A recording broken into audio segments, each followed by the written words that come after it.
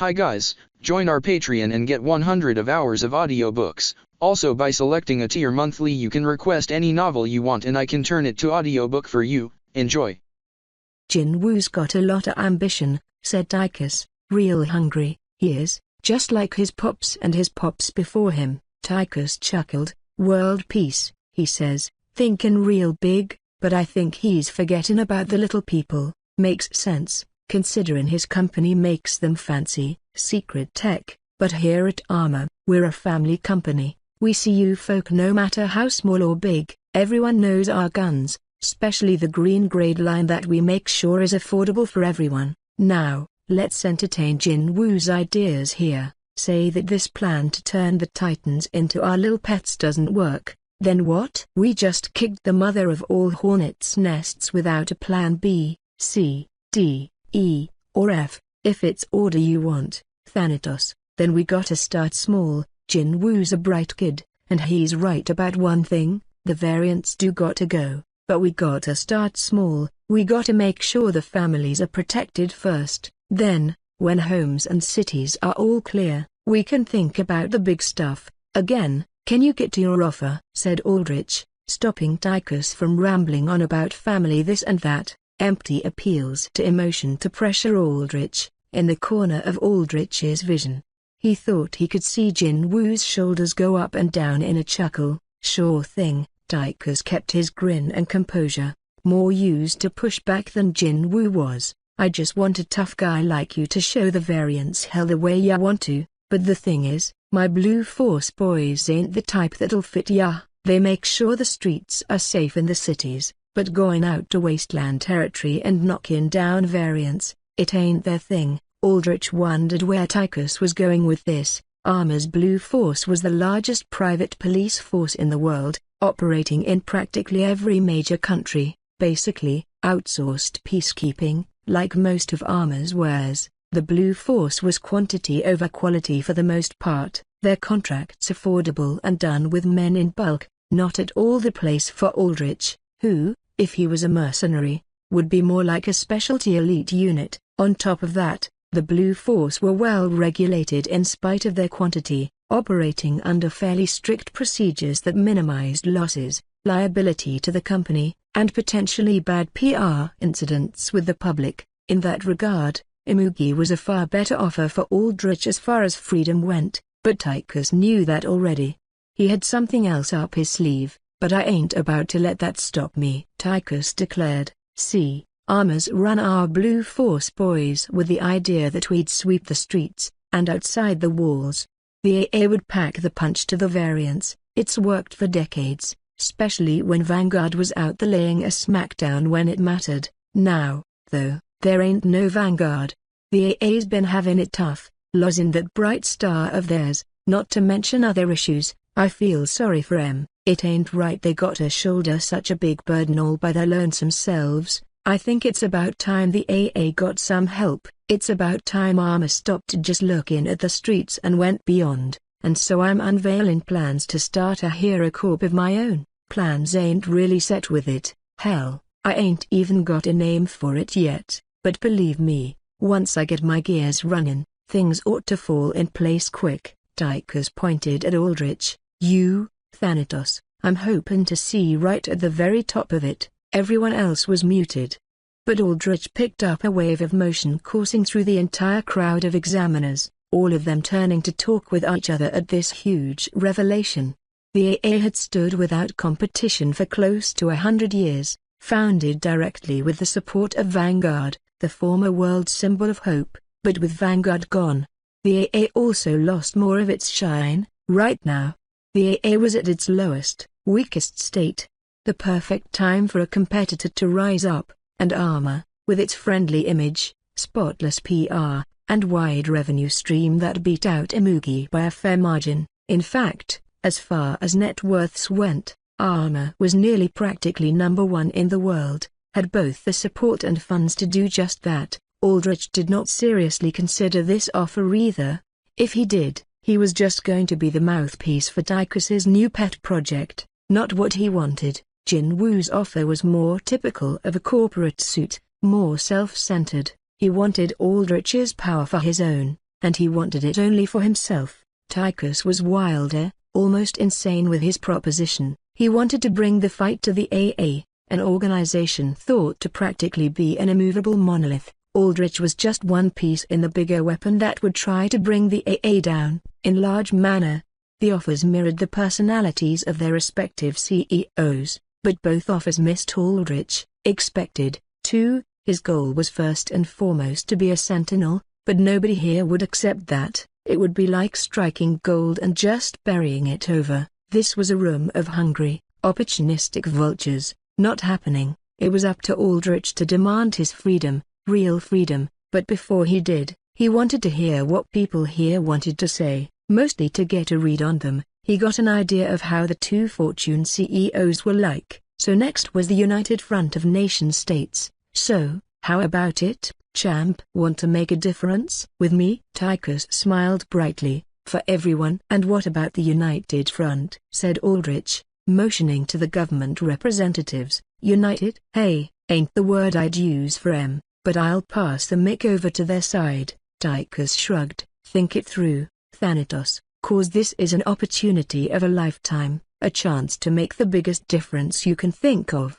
Tychus tipped his cowboy hat and pressed a holograph screen in front of him, removing him from sound projection. I'll present my motion first. The green light shone over the United States. The Secretary of Defense, Emmett Rye, known as the Gator for his crocodilian mutant traits, stood up. On behalf of the United States, Aldrich inspected Emmett. As far as mutants went, his mutation was not severe. His skin had a dark green tint to it from his thick, leathery scales, but overall, he was quite humanoid, with a square face, yellow-glared slit eyes, and visibly sharp teeth that still made it clear that even if he was recognizable as a man, he still very much had quite a bit of mutant in him, but more man than monster. Emmett was dressed up in appropriate military garb decorated with badges to signify outstanding heroism and his position as a general. As far as public information showed, Aldrich knew that Emmett was a war hero who had put his life on the line more times than the average man ever had the balls to do in multiple lifetimes. Aldrich did not know how much of that was PR, but he could respect a man that could risk their lives for others. First, a few questions for Thanatos, said Emmett. Our reports on you show what you did, but little about who you are, and for you to be part of anything defensible, we've got to know you a bit better. So, why don't you introduce yourself? Where do you come from? Who really are you, under that armor of yours? You showed up in Haven, which is U.S. territory. You from there? Jin Woo's voice cut in with a guillotine edge. I'd like to object to this line of questioning. Thanatos should have a right to privacy. Tychus and I have respectfully tread around personal questions, but it seems that the U.S., as usual, lacks tact. I agree with Jin Woo on that one, said Tychus. Ain't right for a man to get hounded so much after what he's been through, locked up like that after he got done saving a whole city. Aldrich understood what was going on here. Emmett, and by extension the United States, naturally wanted more information on him. After all, the Fortune CEOs had done practically no questioning. All they had done was toss their offers in the air. Though Emmett was being friendly, it was obvious that his questioning would soon try to pry into how Aldrich's powers functioned or how many troops he had. The questions were meant to mine data to determine Aldrich's threat level. This reflected the U.S. government's attitude. They treated him as an unknown variable that they still had to figure out whether to oppose or not. Not even the government could directly oppose two Fortune CEOs, so it had cast a yes vote for Thanatos not being a threat. But that did not mean they did not truly consider Aldrich a threat. It just meant they were pressured to say yes at this hearing. If push came to shove and the government did deem him a threat post-hearing, Aldrich had no illusion that they could and would make his own life much harder in both direct and indirect ways. Indirectly, they could cut off support for Haven. Directly, they could send military force against Aldrich, especially if he rejected the protection the CEOs tacitly promised. Speaking of, the Fortune CEOs did not try to block these questions out of generosity. They saw Aldrich basically as their next new shiny and classified project. though less classified in Tychus's case. Even then, if Aldrich was going to be the face of a new hero organization, he probably would not have all his information revealed to begin with. Naturally, the CEOs wanted to minimize knowledge of Aldrich's abilities, origins, literally everything about him, as much as possible, because all of that was valuable information on their new project that other competitors could use. Thanatos can answer for himself, countered Demet. He met Jinwoo's sharp voice with gritty calm, and he can choose to remain silent as well, if that's what he wants. General Rai, what's the end goal of all this questioning? Are you going to offer me something? Or do you want me to share valuable information for nothing? Said Aldrich. Again, he wanted to get to the point. If he did cooperate with the government, where would that get him? The point of this second case is to debate how you should be integrated into global defense, of which the States is a major part of. I have to mention too that your operations so far have all been on U.S. soil, and as an unknown entity, I'm sure you know how much of a headache that poses for both of us. I'm no legal expert or even a proper politician, but even a layman like myself understands that it'll be one massive knot to untie, unless, that is, we can come to an agreement here. Emmett motioned to Jinwoo and Tychus. It's all the rage to work for a big company these days, more money in it compared to a government job, but I'll say this, there are things that the government can do and know that companies, no matter how important they like to think they are, can't get their grubby hands on. And, I don't know if this applies to you, but I still believe there's some honor in serving your country. I see, said Aldrich. This went about how he expected it to go.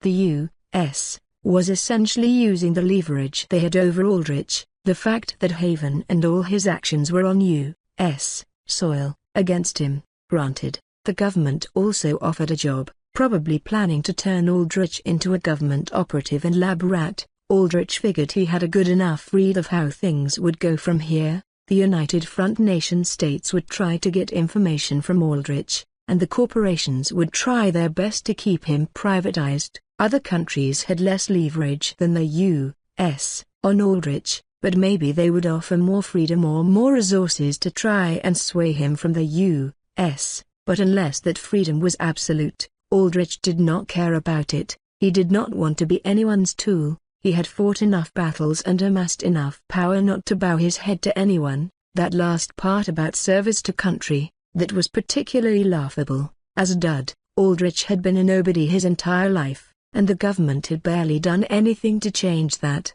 Aldrich had no loyalty to any flag.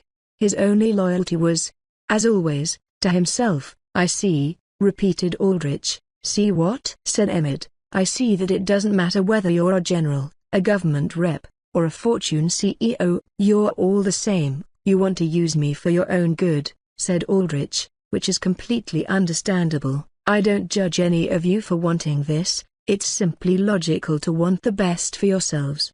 But then again, wouldn't it also be logical for me to look out for myself? The operator chimed in. I will remind the examined that the purpose of this hearing is to determine integration. If you reject motions drafted for you, there will be pushback. Pushback. Locked in a cell for a week after saving thousands of lives sounds like pushback already. Aldrich shrugged. Relax, I'm not here to stand against all of you. If I wanted to, I wouldn't even be here to begin with. Even now, I could disappear without a trace, and none of you could ever catch me. An uncomfortable series of looks switched between many of the examiners, though some, the big dogs like the Fortune CEOs and the reps of the bigger countries, did not bat an eye.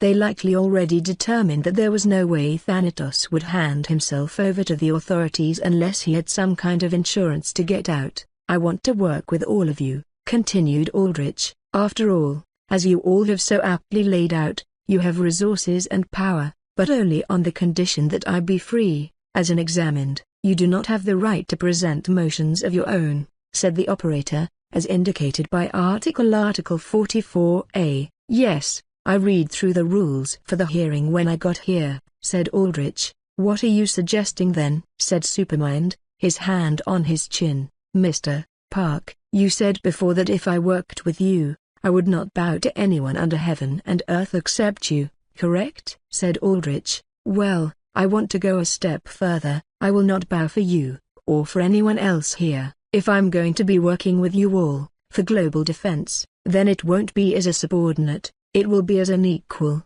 Supermind's X-shaped pupils widened in recognition. The same recognition flickered across the faces of many of the examiners. Dracula, normally utterly emotionless, faintly smiled. "You can't mean," began Supermind. "I want to be recognized as a sentinel. I want my own power, my own authority," said Aldrich. "Authority on par with an entire nation, or a global megacorporation, because that is how much my power is worth." A massive commotion, one far bigger than any before, ran across the whole hearing like lightning, electrifying the examiners. Suited men and women talked among each other, turning their heads, checking screens, phones, devices, anything to try and shed some light on this sudden turnaround. Power on par with nations? Sure, that's debatable. There are some nations out here that are worth nothing without the alliances they're in, said Jinwoo, but equal to us?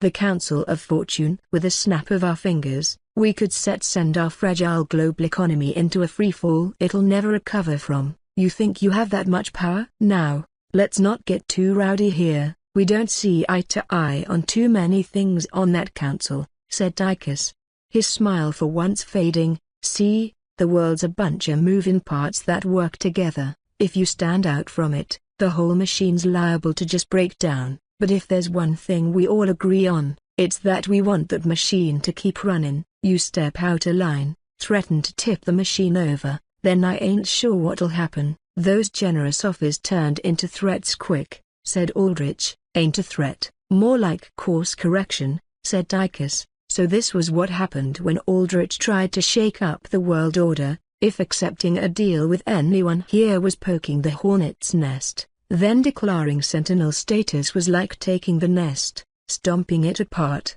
and then torching the hornets. You do understand you'll only complicate your situation even further, said Emmett, becoming a sentinel, an independent actor, and taking over U.S. territory. Tell me, if that isn't an invasion, then what is? I am curious. Dracula spoke, his voice echoing softly with a slight rasp, a voice meant for a night creature. The moment Dracula spoke, everyone else grew quiet, showing, in the end, who really had the most power here. Do you think you have the power to be like us, to be a sentinel, to be beyond everything? Aldrich took in that question.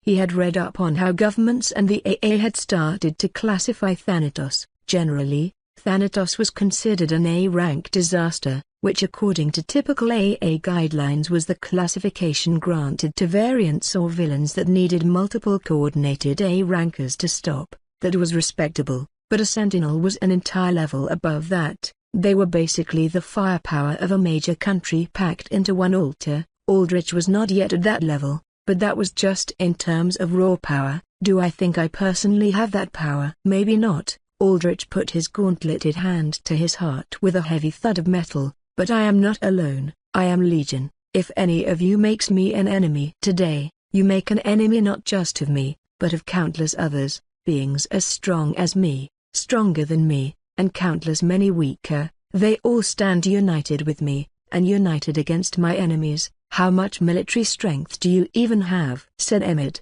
You act like you can stand against the entirety of the U.S., enough to be confident. Enough to make it clear that if all of you today decide to stand against me, I won't be afraid to fight back, said Aldrich. But again, it's your choice whether to accept me or not. Either I become a sentinel, or a villain the likes of which you have never seen since the age of villains. You would stand here and declare the entire world your enemy, said Emmett. I could, said Aldrich. He was bluffing, of course. Taking on the whole world was impossible right now. But escaping deep into the wastelands and building up an unstoppable variant army, that was very, very possible, and making himself into an impossibly large threat incentivized the examiners to grant him sentinel status that much more. Otherwise, instead of a sentinel, they would have a villain on their hands. Ha ha ha, Dracula chuckled, amused. He leaned forward with eager smile. That confidence, I will acknowledge it. I hear from my crows in the underworld that you are to stand against the Trident. Is that true? It is, declared Aldrich. I have a personal stake in seeing their destruction, as do I. Dracula nodded. The trident is like a cancer, it spreads its tumors everywhere, in every government, in every company. Trying to rip them out is impossible. Always, there will be a bribed official, a corrupt politician, a bought-out suit to stand in your way. They stood in my way too long. My family died. I took things into my own hands. I broke all the rules. Now, I am Sentinel. Is this what you wish as well? It's what I need, said Aldrich, staring right at Dracula. Dracula's dark eyes were hard to read, but the intensity behind them, honed by lost love and vengeance, was an intensity that Aldrich could reflect in his own eyes. Operator, Supermind, I acknowledge Sentinel status for Thanatos, said Dracula. This current case has nothing to do with Sentinel status, said the operator. Oh, but it does, said Aldrich. According to your own rules, nothing forbids the examined from ever asking for Sentinel status.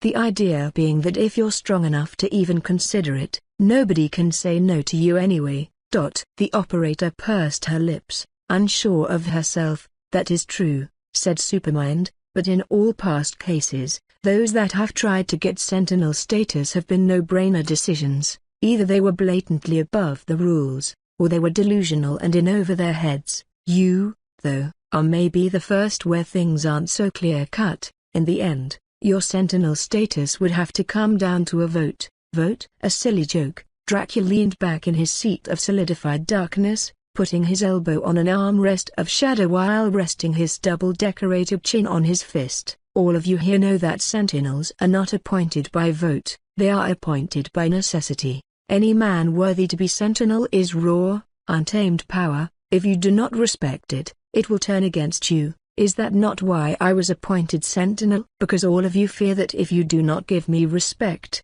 I will swallow one of your countries whole in darkness. But go ahead, cast your votes, and Thanatos, when you are done with this charade, you are free to reach out to me on the matter of the trident. I'll keep that in mind, said Aldrich. He turned to Supermind. Then go ahead and start that vote. Are you sure about this? Like I said, this isn't an open and shut case.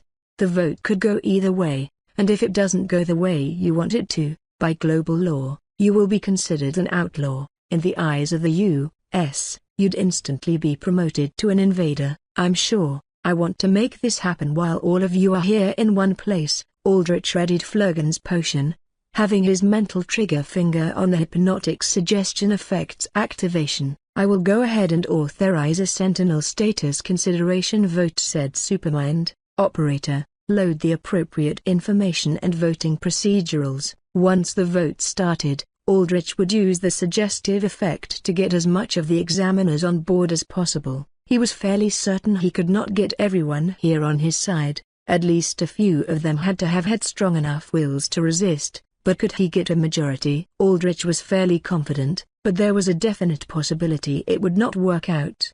In that case, he would default to his plan of setting up base in the wastelands, which he was much more confident in doing now because he had Dracula's support. Not many would dare to go after Aldrich if they thought it meant crossing Dracula. Operator? Supermind furrowed his brows, his hovering wheelchair floating up to the operator's side. The operator seemed to be blankly staring in front of her, as if in a daze. Her eyes turned from teal green to bright, icy blue, the same shade of blue of the frostbots. With a violent motion, the operator whirled around and slammed her fist into Supermind's chest. Her mesh suit arm punched right through Supermind's age-weakened flesh and bone and even popped right through his hovering chair. Sparks crackled out from the hole in the chair outlining the operator's arm, illuminating shreds of viscera and spatters of blood on once clean white plating. Supermind's cross-shaped pupils dilated, then thinned into nothing but blank white. Dark tendrils erupted from the operator's shadow, impaling her up high and away from Supermind. Supermind slumped over, falling forward onto clean white tiles. A gaping hole lay bare in his chest, where his heart used to be.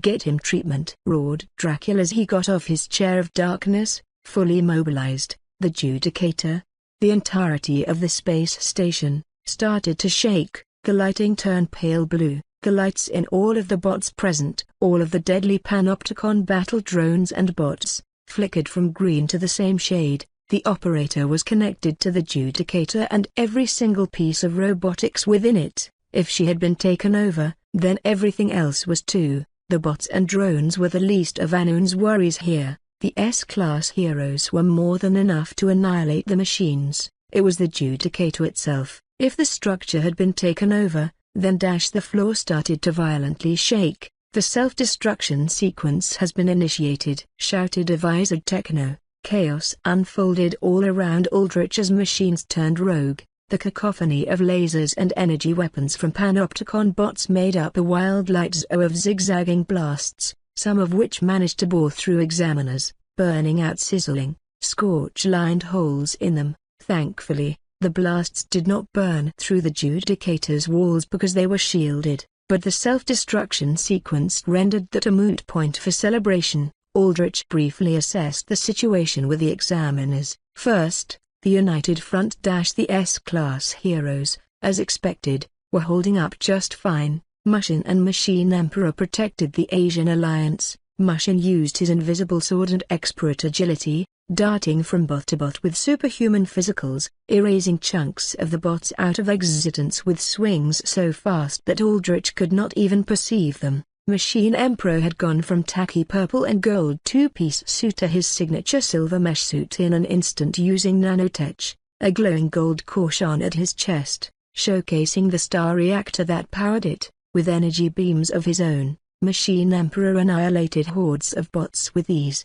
his golden rays melting through the panopticon machines like a molten hot knife through butter. Chain lightning! Indra shouted as he blasted bots with bright blue arcs of electricity that bounced from bot to bot, causing them to short-circuit before turning molten hot and exploding. Chain lightning! Indra flew around rapidly, his body half physical, half energy, as he spammed the same move over and over again. Star Spartan guarded both the Eastern European Bloc and the European Union, flying around rapidly with his spear struck forward, turning into a living comet that blew apart bots at extreme speeds, swiftly changing direction even at awkward angles. Kinesis guarded the United States using her signature mind constructs, bright white energy structures made with force of will. A force field was erected all around the U.S. representatives while she created a machine gun construct that gunned down bots en masse. It was hard to tell whether Kinesis was putting in any effort considering she always had a visored mask on,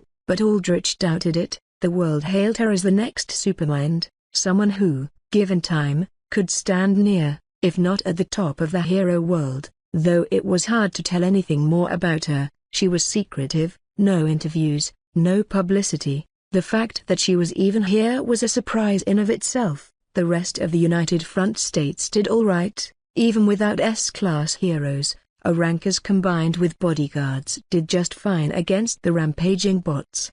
The Antarctic settlers, in particular, were in their element. As a nation-state of mutants that valued strength, their representatives were all tough in their own right. They were their own bodyguards, with claws, jaws, tendrils, spikes, and tails. They tore through the bots like they were scrap. Then, the Fortune CEO's Jin Woo sat in calm against the torrent of lasers. His bodyguards protected Amugi's personnel with ease.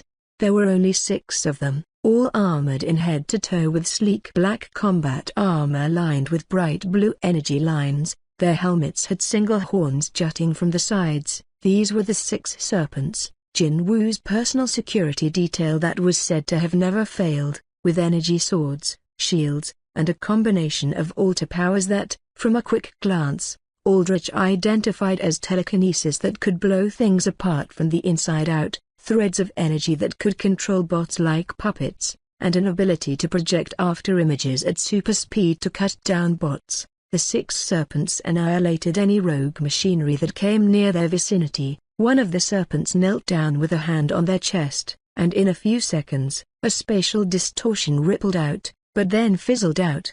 The warped space quickly returning to normal. Aldrich understood what had happened. Jin Woo had tried to warp out, but the Judicator, like all panopticon pillars, was warp-locked. Nothing could warp in or out as a security measure.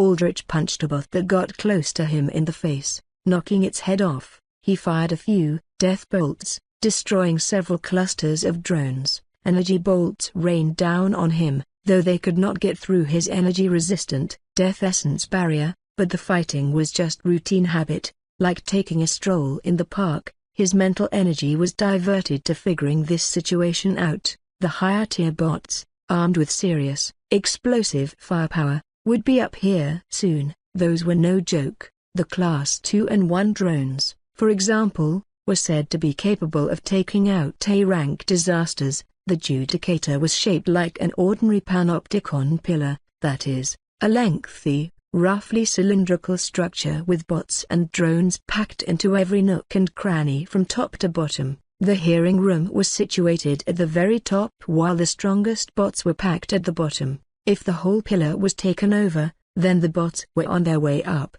From below, Aldrich saw thousands of drones and humanoid bots flying their way up, forming a massive locust swarm of white-plated metal bodies, an apocalyptic plague of mechanical destruction. 3 minutes until this place blows, shouted the techno from before, not to mention the looming threat of self-destruction. Aldrich manifested his new cloak and flew into the air, landing on Supermind's platform. Dracula landed beside him, several combat medics followed, thrusters from their boots and the backs of their combat suits letting them fly in. They knelt over Supermind's body, their compound eye-like green goggles emitting scanning beams all over Supermind's body. A dome of shadows rose up around everyone, blocking out blasts. "Can you see in the dark?" said Dracula. "Yes," said Aldrich. He inspected Supermind. The elderly man's heart was completely pulverized. Yet, remarkably, Supermind was still alive, though barely, the perks of being a top-tier alter. His eyes, now blank, roughly focused on Aldrich, ear irregular. "His condition's too far gone," said one of the medics. "Initiate cryostasis. The least we can do is preserve his body." Aldrich's death sense triggered, and he could see Supermind's body lit in a green silhouette. Near death, however, he could also see something else, a great tint to the silhouette. Supermind was cursed. Aldrich had theorized before that the way that the stranger's attacks seemingly had a curse-like function to it that rendered whatever it killed, such as Randall, unable to be raised as an undead, or rather, one could raise them as a corpse, but not with their soul intact. However, it was impossible to tell. The soul purging was like the purifying or curse effects in Elden World, but other than that, there was nothing to tie it to the game. It could have been an alter power that did the same, or an alien one, but now, it was more obvious. This energy was very much like the curse effect in Elden World, registering as such in his death sense. "Volantis, tell me, is that demonic?"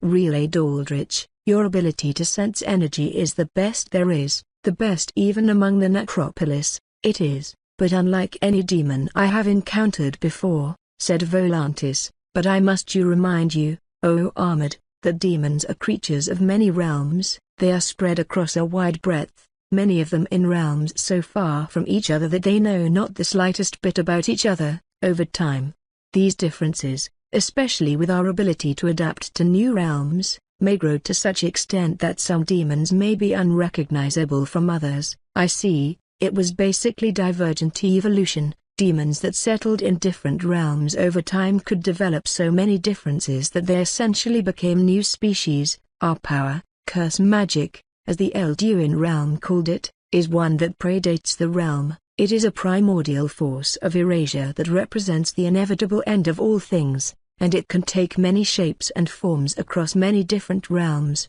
This cursed energy is unlike any I have encountered before." "So a demon from another realm," said Aldrich. "That is my guess." "Good, then I know more about what I'm dealing with." Aldrich mentally took note that the stranger had tried his best to conceal his demonic origins before. With the frostbots, their energy was more concealed, cleaner as it were, harder to trace, but with this, a direct attack, probably from the stranger himself, his energy signature was right here in a much stronger concentration. It would be possible to identify the stranger by analyzing the energy signature. He was sure Medulla and the Death Lord could focus on using Supermind's body far better than Randall's. However, That meant taking Supermind's body. The body of a worldwide treasure and hero. Get the cryo-injection, said the medic. Wait, said Aldrich. Will you restore him? Said Dracula. No, once he dies, he dies. But I can track his killer down with the body. If you can do that, we can too. We can't just give up his body to you, said the medic. You can and you will, if you value finding the killer at all. There are things that I alone can do. Aldrich nodded to Dracula. If I have his body, I can take the next step in breaking the trident apart as well. Listen to him, Dracula ordered, on my authority as a sentinel. The medics looked at each other, unsure what to do. Even with Dracula ordering them, handing over Supermind's body was something they were hesitant to do. Fine, Supermind spoke softly, the last inches of his life barely staying together. A long time ago, back when I fought Zahag, Vanguard, when he still smiled, said something to me. He said, "It takes an irregular to beat an irregular." I thought it was stupid logic, but now, I think, maybe there is some truth to it. Take my body, hopefully, it will help you see. Supermind's breathing slowed, his gaze drifting from Aldrich to the ceiling. Soon, my old friend, I will be the old hero, one of the three greats of old. Drew his last breath. Thank you. Aldrich watched as Supermind's life finally faded away. His emotions towards seeing humans die were muted, but he did feel loss for Supermind. Aldrich had looked up to the Triune when he was a child, just like countless other children. His biggest hero inspiration was Vanguard, but Supermind was a close second. Supermind, the suave, quiet, cool character that contrasted with Vanguard's bombastic loudness. In many ways, Aldrich related more with Supermind than Vanguard, but that was the past, when he always looked up. Now, Aldrich stood at the precipice, at the very edge of the tip of the world. Supermind was an equal to him, and because they were equals, Supermind trusted Aldrich to avenge him. This, above anything else, validated to Aldrich that he belonged here, at the top of the world. Take the body quickly, we have the machines to deal with, said Dracula. Aldrich nodded. He placed his hand on Supermind's chest. Chrissa, I need you to take something in for me. A body, said Aldrich mentally. Another body? They're gross. But okay, father. White threads appeared from Aldrich's hand, wrapping all around Supermind's corpse like silk woven around prey caught in a spider web. With a flash of light, Supermind's body disappeared. What's going on? One of the medics muttered. The other medics looked around, dazed. We are under attack, said Dracula. Once I lower this dome of shadows, treat any injured you find. Roger that, sir. Aldrich, like Dracula, understood what had happened. Supermind had wiped the medics' memories of this encounter to prevent them from spilling any details about the conversation that had just transpired. Dracula's shadow sphere broke apart, and the combat medics flew away with their thrusters, activating energy shields on their arms to deflect a hailstorm of lasers and bullets as they returned to the examiners. That same hailstorm now assailed Aldrich and Dracula. Aldrich's death essence barrier flickered rapidly as bolt after bolt fizzled into nothingness against it. Dracula, on the other hand, just stood there. All the projectiles just sunk into his body, marking out little indents of pure darkness where they disappeared into an endless void. Whenever a bot or drone got too close, tendrils of dark from Dracula's body and shadow would lash out, eviscerating them. That is a fine force field. Personal tech? Asked Dracula. Something like that. Aldrich assessed the situation. The situation was still relatively stable. Only a few examiners, it seemed, had died, with various others injured. The S-class heroes were holding back their strength, mostly because they did not want to make the Judicator explode, unstable as it already was with the self-destruction sequence, but they also had to worry about the much weaker examiners getting caught in the crossfire of their area of effect attacks. This is a waste of time, said Aldrich, his voice projecting loud over the din of battle. With the aid of Volantis, the Judicator is set to explode. It might not take out the toughest of us, but it'll wipe out most of the examiners. The main focus should be in getting out. Dracula tossed Aldrich an earpiece, and he plugged it into his ear. the metal tendrils of his helm dragging the trinket into the side of his bare skull. "I am tired of projecting my voice," said Dracula, "and that will give you access to the network the heroes are using. So, what do you suggest?" "I do not care much whether they die, but to you, I am sure, it is more important. I still need them for my vote." Aldrich tapped the side of his helm, willing Volantis to fiddle with the earpiece. "Can you store people in your shadows?" "I know that there's more space inside them than meets the eye." Dracula shook his head. "My shadows are not a good place to be, anything swallowed within them, crushed to nothingness." "That's fine," said Aldrich. "I have a way out. I just need some coordination." "Coordination in this chaos?" "Doubtful," said Dracula, eyeing the examiners as they ran around, shouted at each other, or hunkered down behind their guards and heroes. In Aldrich's interface, he had his eyes set on Flurgan's potion. Its effects were dormant,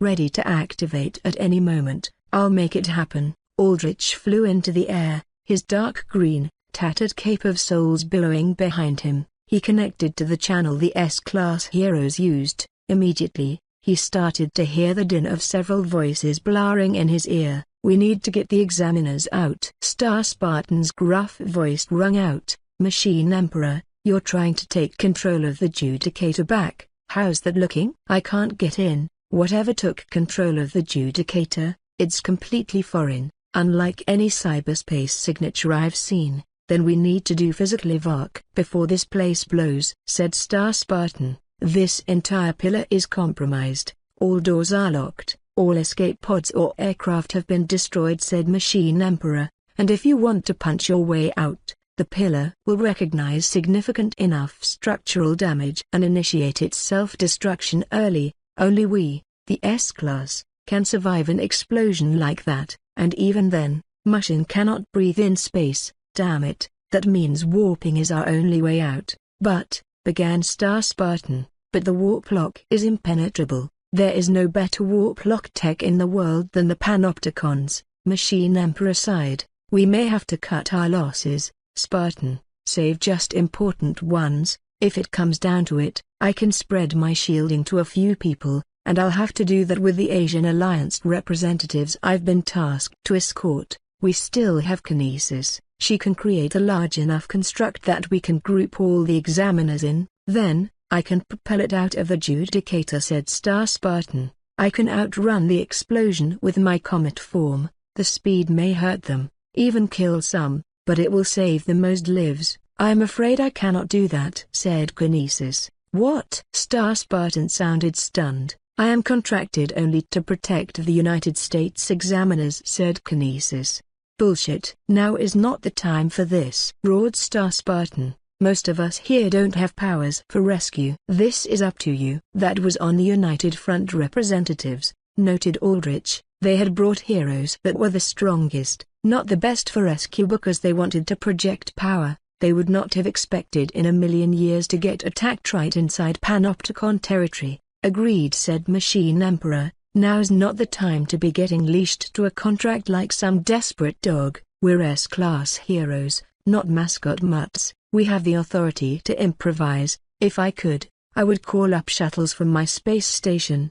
But even if they could get here in time, I'm locked out." "This is up to you, Kinesis. My brother is one of India's examiners, Kinesis. If you don't do this, I'm personally coming after your ass," shouted Indra. "Some of the representatives could have left already by breaching the Judicator's walls," said Mushin, "such as the Fortune CEOs.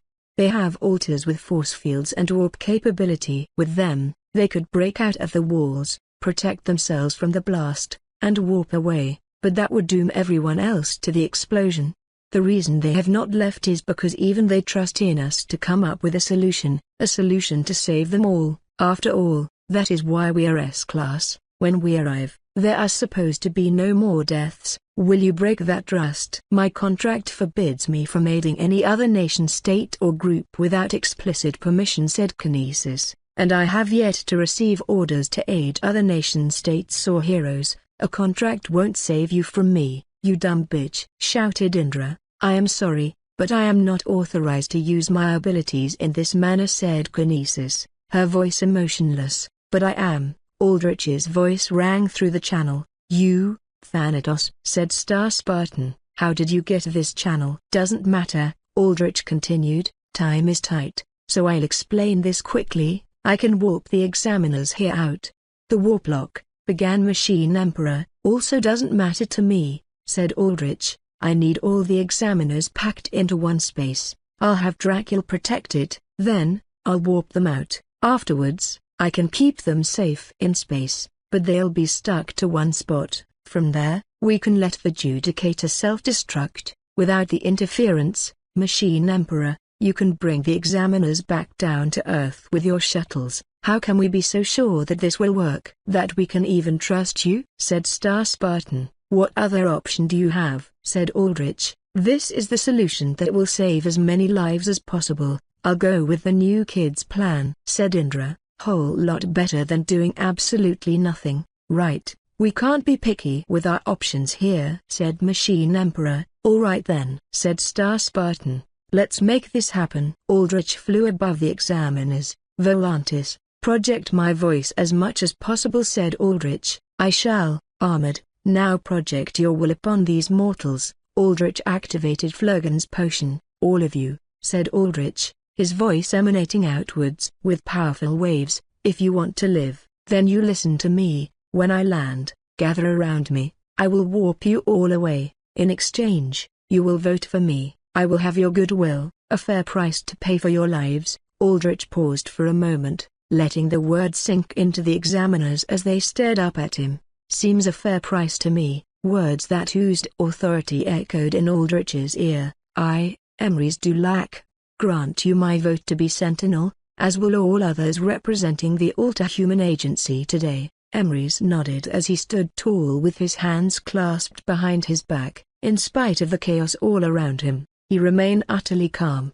his eyes of pure, solid black staring right at Aldrich with a fierce focus, much like the gaze of a hawk. Around him, a rank of heroes dealt with bots, destroying them or shielding against their blasts. "HMPH, my serpents are more than capable enough of protecting me through the Judicator's self-destruction." Jin Woo's voice spoke to Aldrich now, "and I hope to create a fine partnership with you.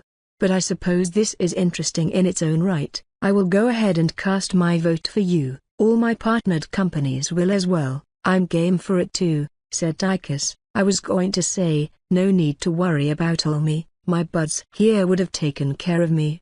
He gestured around himself with chubby arms, pointing out his bodyguards. Unlike with Jin Woo, they seemed to be hired guns, mercenaries, but top of the line and professional enough to Tychus to stay cool and not think about running at all even in this situation. "But it'll be interesting to see what you do as well." "We will acknowledge your sentinel status," said one of the representatives in the European Union. "As will we," said someone from the Asian Alliance. On and on, spurred on by Flurgan's potion, a potion whose effects only intensified when targets were under strong emotions created by, say, the imminent threat of death. Members of the United Front cast their support for Aldrich. "There are too many of you," said Jin Woo, annoyed. "I get it, we acknowledge him, so just gather around before this place blows up before you can all finish your spiel." Aldrich sensed that this was enough support. He landed on the ground, Cape of Souls billowing around him.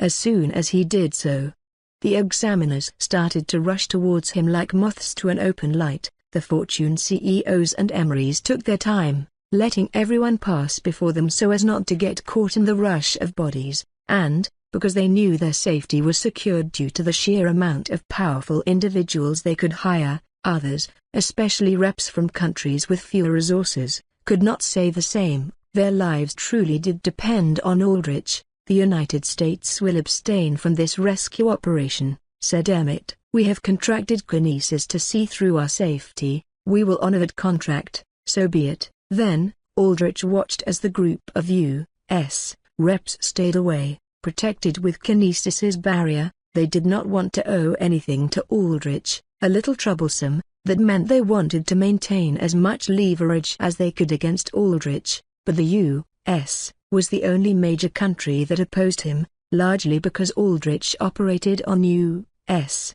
soil. All other countries had far less reason to reject Aldrich's offer, even if, say like China, they had the means to survive the Judicator's detonation and return to Earth safely. Dracula hovered above Aldrich and crossed his arms. He looked down with dark eyes. "Is this all of them?" "Yes," said Aldrich. "I guess there is some merit to keeping them alive." Dracula shrugged. Darkness rippled out from him, expanding rapidly out into a massive spherical barrier that blocked out all damage from outside, protecting the examiners and Aldrich. "Bad news," said Star Spartan. "Class 2 and 1 drones incoming. If they get here in a swarm, we won't be able to hold them off without blowing this whole place apart." "Yeah, they'll be a real pain in the ass," said Machine Emperor. "They're packed with intense firepower, 2 burst fire missiles, compact rail blasters, thermobaric cluster bombs, shit that can level a city in a couple hours.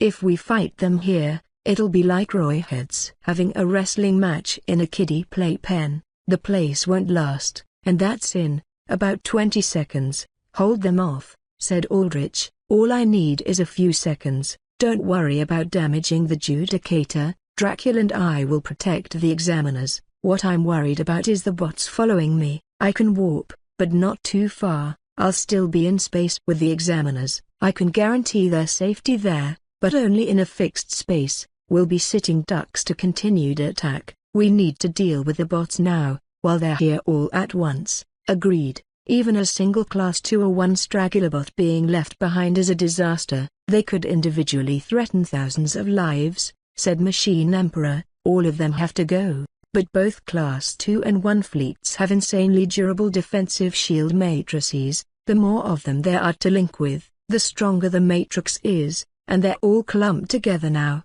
It'll take at least a nuclear bomb to get through that. Then I'll go all out." Star Spartan loosed a battle cry that drowned out the din of the entire battle. His body, already glowing with a golden aura, shone even brighter. The plume of his Spartan helmet flickered like living fire as his eyes, starry like the night sky, narrowed. "I'll crash my way through them all." "All out, huh? No better place for me as well, then." A smile of bloodlust imprinted on Indra's face as he flew up beside Star Spartan, his spiky white hair crackling with intense waves of electricity. "Remember the attack in Turkey, 8 years ago?" "Ah, when he combined our attacks to take down the Moth variants." "Yeah, that one. They said back then we needed the power of a nuke to punch through the hive barrier. That was fun. Let's do that again. The power of a meteor and the heavens combined. Sounds kind of cool, doesn't it?" "What should we call our move?"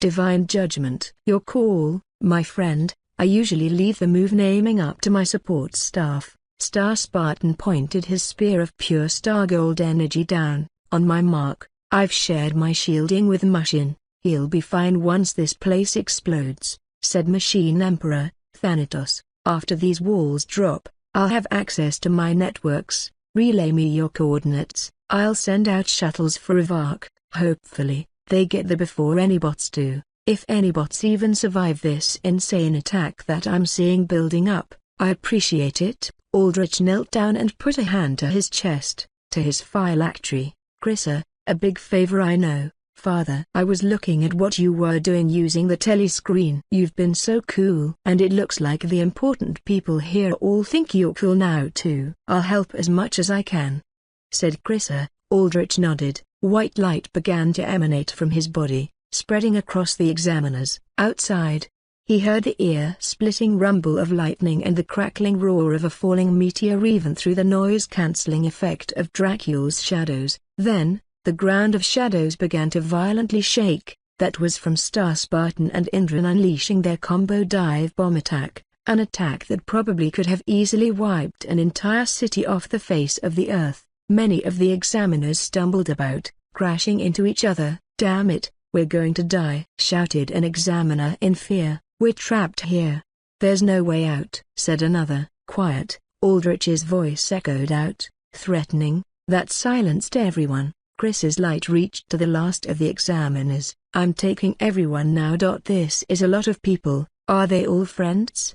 asked Chrissa. "Not quite," said Aldrich. "But hopefully, they will be. Then I'll do my best." With that, The light surrounding everyone intensified. Many of the examiners looked down at their hands curiously as the light settled on their bodies. The light then dimmed down, revealing nothing but darkness. No examiners, no Thanatos. They were all gone. He actually did it. Dracula retracted the darkness into himself. All around him, the Judicator was shaking, sparks flying and parts of the walls breaking off as Star Spartan and Indra drilled their way down against the horde of Class 2 and 1 bots, the sheer aftershock of their descent damaging the Judicator's structural integrity considerably, enough to initiate the self-destruction sequence ahead of time. Impressive, and interesting. I had heard of the possibility of extraterrestrial beings, perhaps. Are you one of them? Dracula remained unfazed as chunks of metal from the damaged ceiling fell all around him. Some of the rubble pieces landed on him, and shadows lashed out, batting them away, even those large enough to have weighed little tons. I do hope you make good on my offer to contact me. Intense light engulfed Dracula as the Judicator exploded. Aldrich, in the next instant, found himself floating in space that he could tell from a distinct feeling of weightlessness. Space was cold, and that was about all he felt from it. The vacuum environment did nothing to Volantis or his lich body. What struck him was how pretty it was, how if he turned from Earth, he could so clearly see the infinite vastness of the cosmos. The inky dark canvas upon which countless little specks of golden stars were scattered. But Aldrich had little time to admire the scenery because most of the examiners could not survive in space. Some of them could, having the ability to levitate or having guards or heroes that could help out, but just as many just floated about, breathless, soon to perish under the harsh emptiness of space. Aldrich clasped his hands together and activated his cloak. The souls making it up groaned, their voices audible even in the soundless expanse of space.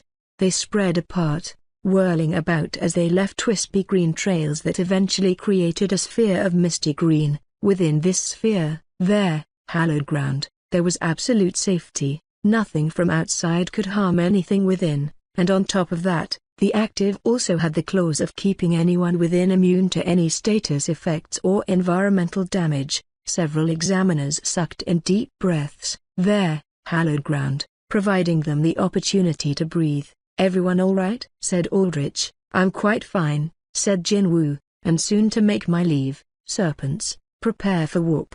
The 6 serpents marched into formation around Jinwoo and his faction of corporate reps. "Now ain't this a fancy ability?" said Tychus.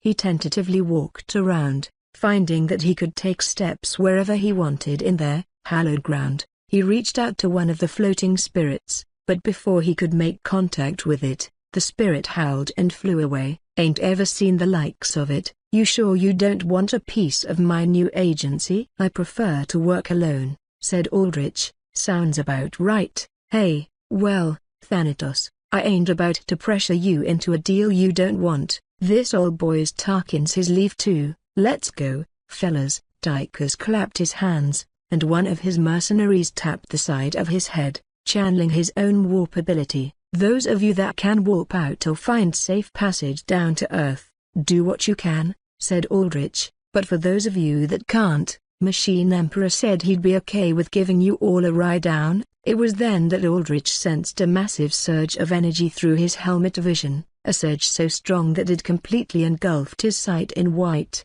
He turned towards the direction of the Judicator. The walls of the hallowed ground were see-through to Aldrich and his units, though to others like the examiners, it was impossible to see through. Aldrich saw an explosion engulf the Judicator, but that was not from the self-destruction sequence. He had seen a pillar self-destruct before on the news when variants had managed to infiltrate it. The explosion was wing, but nothing compared to this. What Aldrich saw was a blast of gold laced with blue electricity so massive that it looked like the sunbeam dropped right there. It was such an enormous blast that it must have been visible from Earth, and the shockwave it generated would have crushed the vast majority of people in their hallowed ground to a pulp. Luckily, their hallowed ground rendered them invulnerable to any outside damage. That was the combined firepower of Indra, Star Spartan, and the Judicator's self-destruction all mixed together. None of the Panopticon bots could have survived that. But what about bots elsewhere? If the stranger could take over one pillar, then what about the others? Aldrich jumped, leaving there, hallowed ground. He floated in space for a second before Volantis unfurled his draconic wings. The wings generated their own lift through magical energy, so Aldrich could still fly through the zero-G environment of space. Chunks of floating, melted debris were the only thing left behind of the Judicator and all its bots. The S-class heroes rapidly approached. Star Spartan rushed in the fastest with his blazing comet form. No surprise, his hero data indicated that Star Spartan could get so fast he could circle the entire planet in 30 minutes, around Mach 60. Behind him was Indra, flying with a trail of lightning crackling behind him. At absolute top speeds, by turning into pure lightning, Indra could reach a high of Mach 350, but he rarely, if ever, did that. His reaction speed did not scale with his top speed, so he was liable to cause significant collateral damage moving as pure lightning, especially since his lightning was far more destructive than its natural equivalent. Machine Emperor flew behind them while carrying Mushin with an arm, and last, but not least, Dracul moved as a formless mass of darkness that shaped into his human self when he got closer. "Glad to see you're all right, Thanatos," said Star Spartan as he stopped before Aldrich, a shockwave of force hitting Aldrich's armor as the S-class hero stopped. "Sorry about that, I try to keep my stops slow, but I was in a rush," said Star Spartan. "An understandable rush, it's fine," Aldrich nodded. From hero data, Star Spartan was one of the good ones. No bad track record, a few botched missions, a few side casualties from the nature of his destructive power, but nothing that his good did not overshadow. "Are the examiners in there?" said Star Spartan, pointing his golden energy spear at the hallowed ground sphere. "Yes, minimal damage, I just need help with the evacuation," said Aldrich. "Crazy." Indra stopped before the hallowed ground. He hovered his hand over the wall of spirits. "What is this shit?" "It's freaky as fuck. You've got some cool powers, my guy. You know who you remind me of? Archmage, from Korea. He's got that crazy fantasy shit going on too." Right, Aldrich knew where Indra was coming from. Archmage was also a S-class hero, one of two from Korea. He was under the rarest trump category of all to powers that did not really fit with all the others. Archmage had a low level of reality warping that let him have the powers of a typical fantasy mage, using magic circles to toss out fireballs, summon elementals, and the like. Decidedly, though, Archmage was an alter with an alter organ. His spells and summons had ether traces in them that typical power scanners could recognize, entirely unlike Aldrich whose power came completely from other sources. But still, Aldrich did want to meet Archmage and see whether there was more than met the eye to the hero's abilities. "Right? That's all you've got to say?" "Come on, your power's amazing," said Indra. He crackled in front of Aldrich and slapped his back, bouncing sparks of electricity between them. Up close, Aldrich could see that Indra was young, almost as young as Aldrich. Indra could not have been older than the early 20s, and he had been a top hero for 10 years already, meaning he was active since he was barely a teenager, a man blessed with godlike strength almost from birth. "But I'll stop bothering you, you did help my brother out, after all." "He's still in there?" said Indra. "He is. You're free to meet up with him," said Aldrich. "Don't mind if I do. I'll have to give him an earful about going to dangerous places without me." "Wait, technically, I was here with him." "Ah, whatever." Indra shrugged and floated into the hallowed ground, where, Aldrich saw, Indra reached out and hugged his older brother. "So much for coordinates, huh?" Machine Emperor got near Aldrich. "You didn't warp that far at all. I can do much better," protested Krissa, though she spoke only in Aldrich's head. "Tell the Tin Man that I can do a lot better if it was just farther."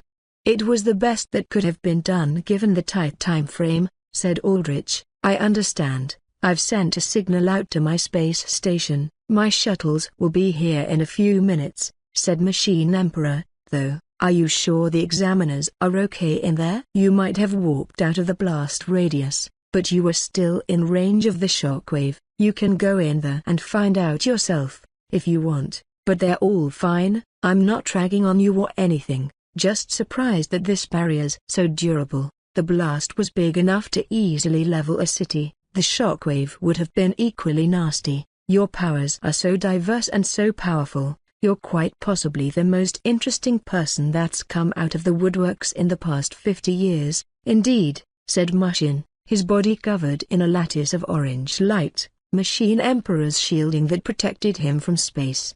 He put a hand to his chin, gazing at Aldrich inquisitively. There goes Dracule. Star Spartan watched as Dracule's formless darkness rippled overhead, passing by and heading down to Earth. He had said what he had wanted to say, so there was no need to waste any more time. Until Aldrich reached out to Dracule, he would probably see little of the Sentinel. I wish he helped out more. A man of his power would help the world greatly, but after getting his vengeance, he's done little, said Star Spartan. Sometimes, the vengeance is all there is, said Aldrich, looking out at Dracule's distantly shrinking form, and once that's gone, there's not much else.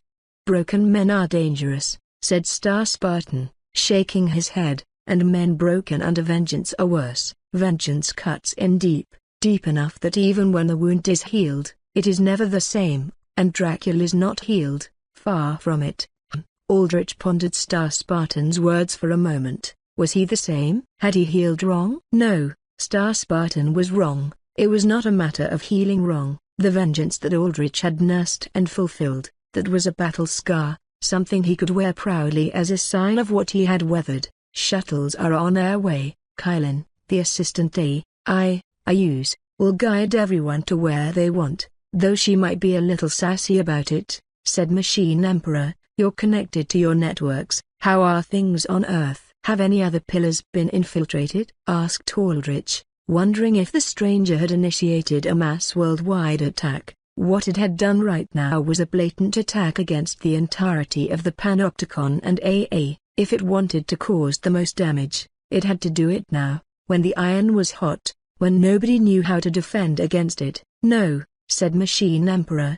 The Panopticons initiated a worldwide shutdown of their pillars until they figure out how to shield themselves from further attacks. I predict most companies will similarly be shutting down services to try and figure out how to protect themselves from similar infiltration. Damn, that means I won't be seeing Lightning Returns 2 on Vision Plus, complained Indra. Lightning Returns? Isn't that your movie? And 2? Isn't that redundant with Returns? Said Machine Emperor. The title's up to the writers. I'm not up for all that brainy stuff, and it's because it's my movie that I want to watch it more, said Indra. Then what about variant defense? The Panopticon handles nearly 70% of all variant attacks worldwide, said Star Spartan. The all-to-human agency will have to pick up the pace if they want to have any hope of salvaging their public trust, which means we'll be working overtime, said Machine Emperor, and Indra groaned. On that note, I have to get going quickly. I assume I'll be needed, pretty badly, too. Good luck everyone. Machine Emperor gave a small salute to Aldrich and Star Spartan before flying away, keeping Mushin in tow. May we meet again. Mushin tried as best as he could to bow to Aldrich before he was whisked away. Aldrich watched as the two S-class heroes left. He wondered how he would stack up against them. Machine Emperor was the weakest out of the S-class here, but he had the most versatility with a whole array of combat suits, each of them suited to a different type of enemy. Machine Emperor's current suit was called the V-Solar, a fairly low-powered one that Aldrich believed he could take out 1 versus 1 now, even without instant death magic, but Machine Emperor did have far stronger suits. The strongest one the public knew was called the V-Nova, and its fiery beams could easily wipe out Aldrich and his legion, if given prep time and battle data. Aldrich was sure Machine Emperor could devise a suit that could best counter Aldrich as well. Mushin was the ultimate single-person combatant. His invisible blade could wipe anything out of existence down to the atomic level. Durability did not matter at all. Aldrich had no vitals to wipe out, and he could regenerate chunks wiped out from him, but that sword was still incredibly dangerous. On top of that, Mushin's hero costume, his grey hack armor, and GI could apply some of his power to turn him invisible for brief periods of time. That, combined with Mushin's incredible physical abilities, particularly his godlike reflexes and combat speed, and Aldrich knew he could not take Mushin one-on-one, not many could, in a solo fight, against humanoid enemies. Mushin was arguably number one. A small, hyper-agile target that could one-shot kill practically anything was a horrible match for anyone one-on-one, but against Aldrich's entire army, a legion that also knew no vitals nor fear, and capable of regenerating under his mist, Mushin would have a much harder time. Once Aldrich upgraded his legion with even tougher units, he was confident he could deal with Mushin. The real top-tier S-class heroes, though, Indra and Star Spartan. They were out of Aldrich's league, even if he used his full legion. They had it all: insane physical stats and destructive power, very much like Solomon Solar. The only way Aldrich could think of a way to take them down was to kill them with instant death magic. Star Spartan was too fast, strong, and durable. Indra was almost perfect to beat Aldrich with his fiery lightning, absurd speed, and destructive area of effect power. "I'm back," said Indra. "How was your brother?" said Star Spartan, holding up well. "Dude's a little shaken up, but he's tough, just like me. He's no dud, that's for sure." "Hey," said Indra, "stop that. Pure human is the better word," said Star Spartan, his tone admonishing, showing the wisdom of additional years and a generally more selfless heart. Yeah, you're too much of a goody two-shoes, sometimes, Spartan." Indra shrugged dismissively. He leered as he saw Kinesis in the distance, flying by with the U.S. examiners in a mind-construct ball of white outlined in black. "You stay a stickler for the rules too much, and you'll end up like her, selfish bitch." Aldrich looked to Earth, ignoring the conversation. The word dud was basically commonplace vocabulary now. It was a slur, yes, but so common that fewer people used the term pure human than they did dud. The fact that Indra used it was not surprising, and there was no point making a ruckus about it right now, and the term dud felt strangely far away from Aldrich now, maybe because he was no longer even human to begin with. It did not feel like it applied to him anymore, and truly, in every aspect, it no longer did. Aldrich stared at Earth. "Kinesis. She's an odd one. I believe this is her first real public appearance," said Star Spartan. "Yeah? I'll make sure to let my 600 million snapshot followers know how much of an asshole she is," said Indra. "I wouldn't do that were I you," said Star Spartan. "Social media is a weapon as potent as any firearm. Aiming it at a fellow S-class hero is questionable. Whatever." Indra pouted. "I still cannot fathom her. Why would she stay so loyal to the terms of her contract to the United States?" said Star Spartan. "She's a government dog," said Aldrich. His skeletal jaw set beneath his helm. Machine Emperor, Mushin, Indra, Star Spartan. These were the wrong heroes to be thinking about fighting. If Aldrich was going to be standing against the United States, his main threat was Kinesis, but there was very little information about her. Her fights were rarely, if ever recorded, only reported about, and she chose to keep her mission records as secretive as possible. She had gotten her S-class position by single-handedly defeating a S-rank variant. What type of variant, how she had done so, and other questions about battle data were all an utter mystery. What Aldrich did know was that she was not going to be a pushover. If she was a government dog, he needed to be ready to kill her. He needed to get stronger. "Maybe that is where she is based," said Star Spartan. "Stop giving her the benefit of the doubt, Spartan. They probably have some dirt on her. Maybe she's into some weird-ass shit that they leak to the public." TCH, Indra nodded to Aldrich. "Yo, Thanatos, if you ever get beef with her, send me a call. If my PR team doesn't shout down my ear, I'll lend a bolt or two to help you out." "Noted," said Aldrich. "Where will you two go from here?" "I have plenty of assignments across Europe," said Star Spartan, "and due to the nature of my powers, I am wanted in many places, now more so than ever." "Same here. I only like taking missions with high up, but damn, I can't just let my home get ass blasted by variants," said Indra. "What about you?" said Star Spartan. now that your status as Sentinel is all but guaranteed. Me? Aldrich put a hand to the pointed chin of his metal and bone helmet. If the stranger was bold enough to make such an attack, that meant he was ready for an all-out conflict, not just with Aldrich, but with the whole world. The Trident's half-baked plans to try and topple Aeon Panopticon, the stranger was probably going to set all that in motion, and Aldrich would be there to stop it. Preparing for war, Aldrich sat in a plush swiveling chair with black leather that shone with a polish that sparkled dollar signs. Facing away from a desk, he looked out at a bullet and bomb-proof glass wall, staring down at Haven from the top of a 40-floor view. Bulky orange and yellow repair bots dotted the streets, carrying steel beams and vats of reinforced concrete. Smaller bots did repairs, filling in cracks and holes in roads and buildings. Flying drones buzzed about, scanning structural integrity and assessing repair procedures for the land-based bots. All of the machinery had the logo of a white hammerhead shark's distinctive head against a circle of black emblazoned upon them.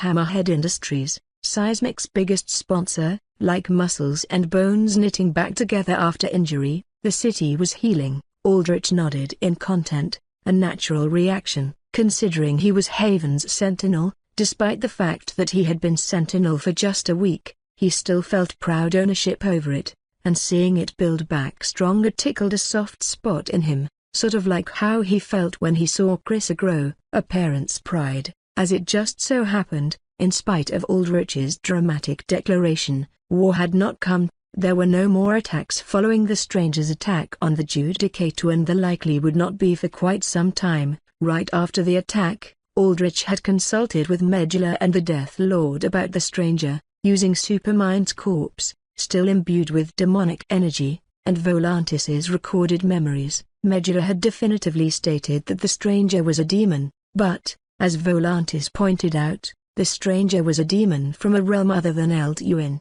As a result, neither Medulla nor the Death Lord knew who exactly the stranger was. They had been able to, however, make general assessments about the stranger. First, the stranger was strong. The magnitude of cursed energy it used in attacking Supermind and the Judicator was considerable, making it at the minimum an archdemon. Archdemons started out at level 70, and unlike with Anhil and Nyla, the archdemons of the trial quest, the stranger was very likely fully incarnated, meaning he did not need a host body to operate and therefore at max strength. Second, the stunt the stranger pulled on the Judicator was something it could not do over and over again. Medulla did not know the specific cursed magic that the stranger used, but she knew as a member of the same species that it was a form of possession, one that could target machines and their neural networks both physically and in cyberspace. Medulla had also identified what she called mana flicker in the cursed energy and the possession spell.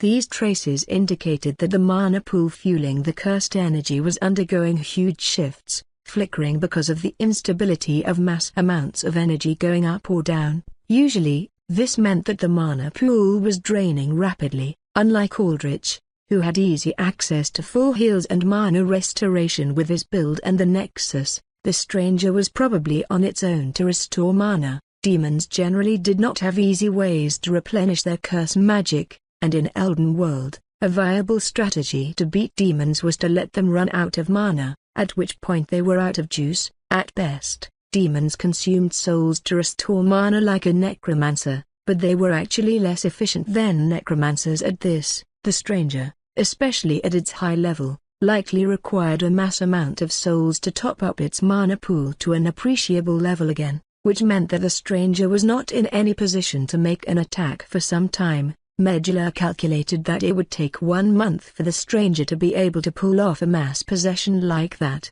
This was also evidenced by Aldrich's nomad contacts that kept tabs on the Trident civil war. The Russian prong had backed down for now, turtling up in specific strongholds or disappearing altogether, and, to confirm the stranger's involvement, there were reports of bots that nobody could detect joining the fray. Aldrich had decided to take the stranger's brief retreat to get settled.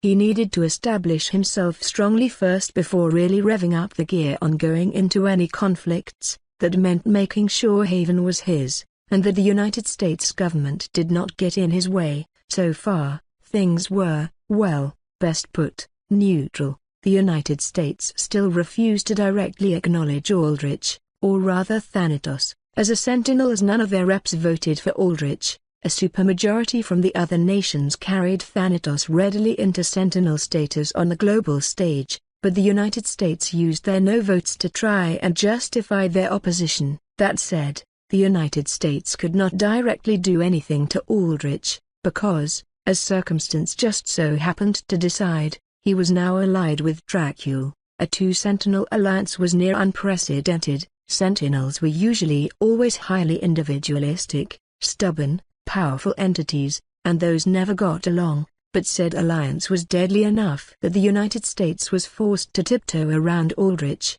Granted, the United States cut Haven off from their economy, prohibiting any trade or supply lines to it. However, Haven managed so far with private industries carrying them, that, and a very comprehensive network of nomads coming to and fro from the city, once Aldrich obtained sentinel status, the nomad chiefs barring Desmond and Zed recognized him. Their tribes used Haven as a large base of operations, and soon enough, practically all of the nomads on the East Coast were calling Haven, well, a haven. Haven afforded them security. Aldrich had set up a defense line of undead summons and variants all along the walls, with the most formidable defense being all the giant sandworms from Aldrich's second trial quest. But most of all, Haven gave the nomads respect. Most cities, especially Tier 2 and 1 cities, considered nomads wasteland pests and forbid them from entry. Haven had no such restrictions.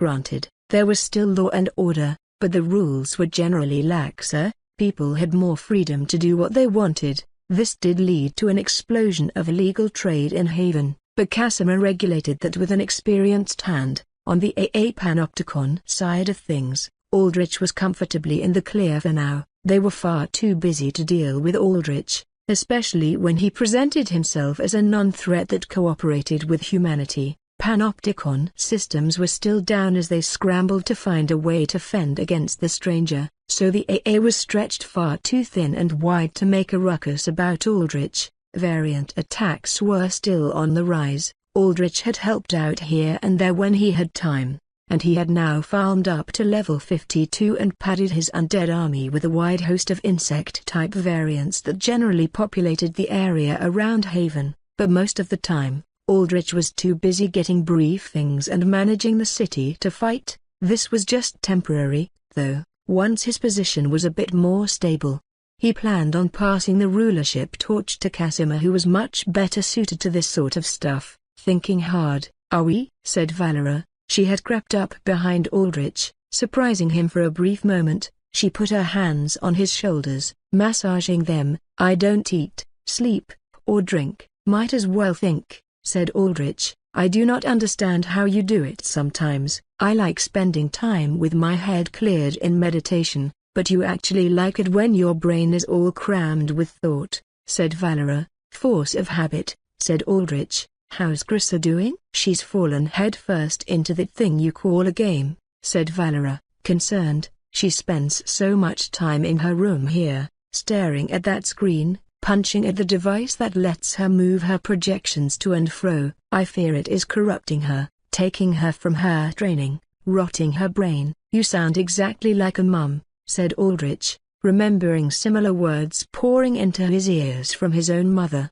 a long time ago. "Hey, do I?" "I suppose I do have to show you I will be an able wife." "No, hold up now, marriage is way down the line." I do not understand it. Among vampires, when passion boils our blood, we choose our mates in the thrill of the moment, and as far as I recall, there's a suspiciously high mortality rate among wedded vampires. Valera shrugged. "A consequence of passion. It is unpredictable." Aldrich wondered if something like that was in line for him in the future, especially considering Valera's berserker abilities. "I want to take my time before going too far. There's still so much to do, so many fights to be had, so many I know." Valera smiled and patted Aldrich's shoulder, perhaps a bit wistfully. "I know." A howling wind blew through the room in spite of the fact that it was completely insulated from the outside. Valera leered. Aldrich perked up. Before Aldrich's desk, visible blue-tinted winds gathered into a sphere which then formed into a tall, slender woman. In contrast to Valera, this woman had no hint of muscle on her frame at all. She was all long legs and skinny runway body. She was wrapped up in a ghostly white dress, and a mass of jet black, wavy hair fell from her head in an untamed waterfall, completely covering her face. She looked like she had jumped right out of a horror movie. Several eyes grew from her hair, wide open with unblinking red pupils. "Vexer," said Aldrich, addressing his second chosen undead, "I come bearing tidings of great interest," said Vexer. She kept her head forward and hanging low, angled so that her flood-of hair would fall in front of her like a veil. "What is it?" said Aldrich. Vexer's title in the game was known as the Kaleidoscope. She was the chosen undead with the most utility for scouting areas, using butterfly summons to cast surveillance networks, explore new areas, or track targets. Her practical combat ability was low, but the idea was that with Vexer around, the player character could use her to limit surprise as a non-factor. Even in multiple playthroughs, there were many parts of the game that were not randomized. Many enemy spawn points, enemy types, or even boss locations could shift around, influenced by the smallest of changes from in-game decisions or just sheer random luck. Vexer could prevent surprise ganks from enemies the player character did not expect. In fact, according to the lore, she was the very creator of the whole floating spy eyeball type of summoning spell. Aldrich had to choose between adding more raw power to himself or utility, and he figured he had enough power for now. Even if he did not, he could get more over time. As for utility, he had to choose between Hadar, the Golden Bone, and Vexer. Hadar would guarantee Haven's prosperity in a purely economical sense, but in light of recent events, especially the surprise attack from the stranger, Aldrich valued surveillance much more. "My darlings have cast their wings across this city of yours. This world is all quite unfamiliar to me and my darlings, but I do believe we have a grasp of it," said Vexer. She gathered her hands together, and they disappeared under her loose white sleeves. Her posture looked very much like that belonging to some wise sage or advisor in an Asian period drama. "And they have found conspirators plotting to take your throne, Great Emperor." "Show us these conspirators," said Valera, crossing her arms. "When you first arrived here, you had no idea what even a car was. I must make sure your judgments are correct." Aldrich raised a brow. Valera still referred to cars as metal beasts out of habit, but he let that slide. Because Valera and Vexer were both his chosen undead, they were bonded to his memories to a degree, which, at the very least, let them navigate the modern world decently. It was a function of the Nether where they were from. The Nether stored souls promised to it, keeping them as summons that those attuned with the dark arts could tap into. However, the souls in the Nether could come from ancient times thousands of years in the past, and so to make sure they did not freak out being summoned in time periods or locations vastly separated from them, their bond with their summoner gave them contextual memories and understanding of their summoner's era. Granted, it was not perfect. For example, Valera calling cars metal beasts or Vex referring to Aldrich as an emperor, for in her life she had been a court advisor. "I can handle myself, shield bearer," said Vexer, "but here, I will show you." Vexen unclasped her sleeves and flicked her hands out like she was tossing sand. Butterflies flew out from under her sleeves, all of them having bright red eyes on their jet black wings. "Swarm vision," chanted Vexer. The butterflies oriented themselves into a circular pattern. The space between them filled in with solid white light which then functioned as a screen for images to project. The screen split into 12 different sections, each showcasing an aerial view of what seemed to be a nomad. From what Aldrich could tell, the nomads came from various different tribes as marked by the insignia on their cloaks. Some of them were familiar, belonging to the chiefs that allied themselves with Aldrich. Others were from various nomad gangs from further out in the wastelands. The nomads all seemed to be doing their own thing, some drinking in a bar, some repairing their rides, some setting up makeshift shops to sell wares, and so on and so forth. "I see nothing of importance," said Valera. "That is because you are a warrior unfit for such subtleties." "Let the Emperor see," said Vexer. Why, you do not get so cocky now that my master has chosen you. You are still merely a second choice. When the time comes to protect him, there is none suited for it better than I," protested Valera, "and, if my darlings do well, there will no longer be a need to raise your weapons in the Emperor's name." As the Grand Regent Sun Shu stated, "The best time to crush a threat is before it becomes one. To resort to raising arms is a final and barbaric resort," said Vexer, "though I do wonder, once my darlings secure the Emperor, what use will there be for you? I suppose we can both be bedwarmers, though as I was once a courtesan,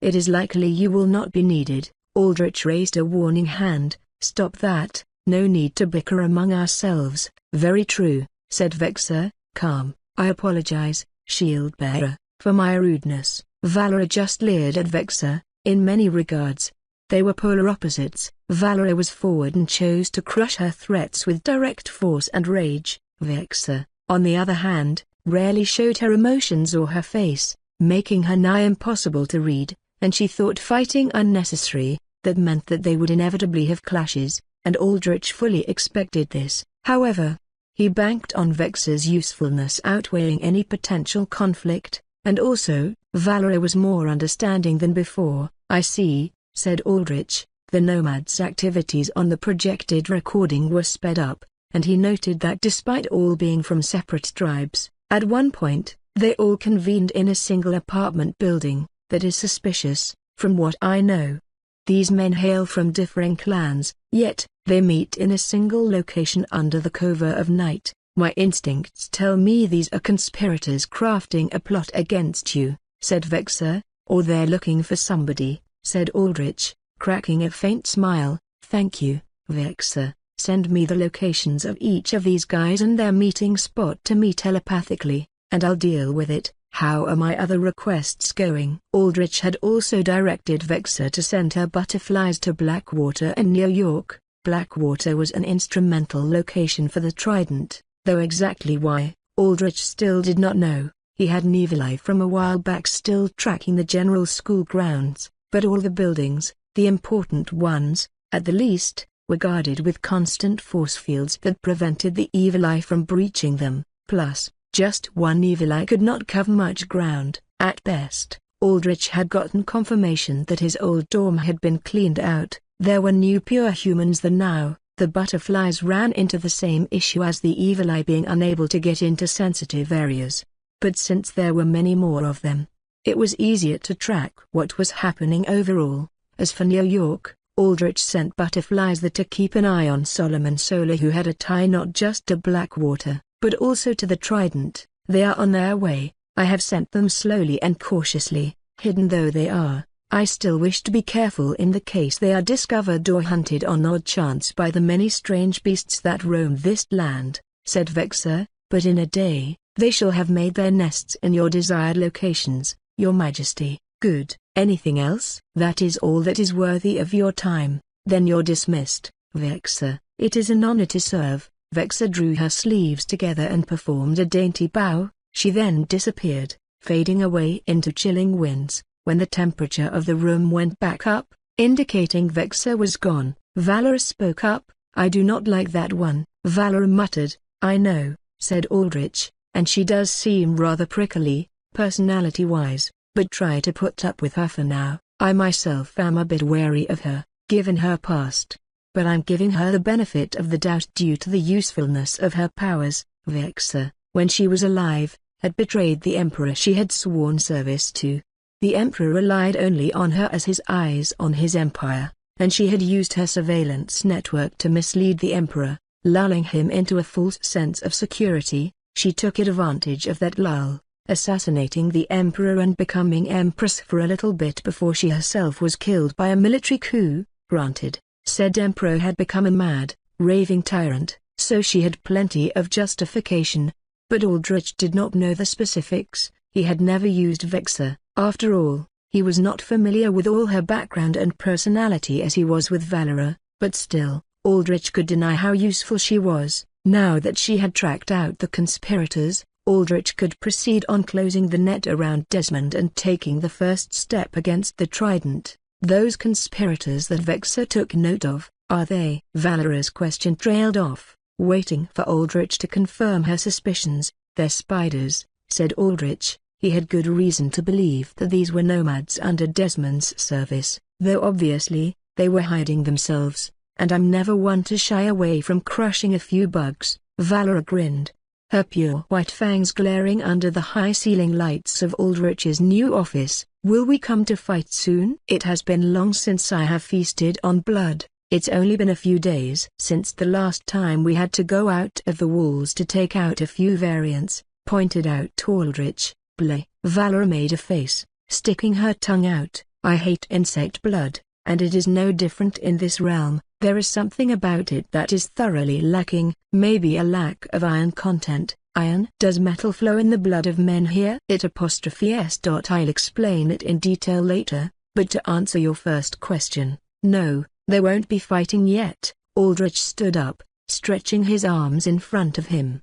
His knuckles cracked as a faint smile flickered at his pale red lips. But you do have something in mind, do you not? I know that smile all too well, said Valera, smiling herself with mischievous intent. What's next? Then, my master? Aldrich materialized his suit jacket and moved to leave his office. Mind games? I've got to break it to you, this is one hell of an upgrade, said V, a balloon of bubblegum expanding from her lips. She sat in a spacious, dark basement, cooled to a chill to prevent jacked-in technos from overheating. All around V were rows and rows of physical servers, stacked up like bookshelves. It sort of reminded Aldrich of Medula's bookshelf, though here, they were arranged in circular fashion with V sitting at the very epicenter, her cord-like hair stretching out in a complex web that interfaced with the technology. More's coming soon, said Aldrich as he looked down at V. He sat almost with a childlike position, legs crossed and arms planted on the ground as her eyes glowed bright blue, flickering rapidly as she processed untold amounts of raw information. All of this is just repurposed stuff from the AA building we're using. Casimir's trying to broker a deal with Araf to get even more, said Aldrich. V whistled. That's big boy fortune money for you, huh? I'd love to play with anything I can get. No offense to Casimir, the Magellan had a lot of processing power, but it doesn't compare to this. The sheer thrill of feeling so much information flow through your head, electrifying your nerves, like you have an entire world just ready to dance at your fingertips. V moaned in pleasure. It's a rush you can't ever beat. Limit the suggestive noises to a minimum, said Valera, though she only said this absent-mindedly, too engrossed in the technology around her. She probably had no idea what she was looking at, so it must have been rather overwhelming for her. That's my bad, I just can't help it with this, said V. How's the city overall? Said Aldrich. V was connected to a central node that let her access information about the entire city like net connectivity, the electric grid, cameras, and, most importantly, the panopticon walls and their various force field generators placed atop key city buildings. Normally, central nodes were entirely operated by the panopticon, but the recent attacks had forced the panopticon to limit their presence as much as possible. AA techno teams were managing the nodes across Tier 1 cities, but for many Tier 3 and even Tier 2 cities, a shortage of available manpower meant that rolling blackouts had become a lot more frequent. For Haven, it was even worse.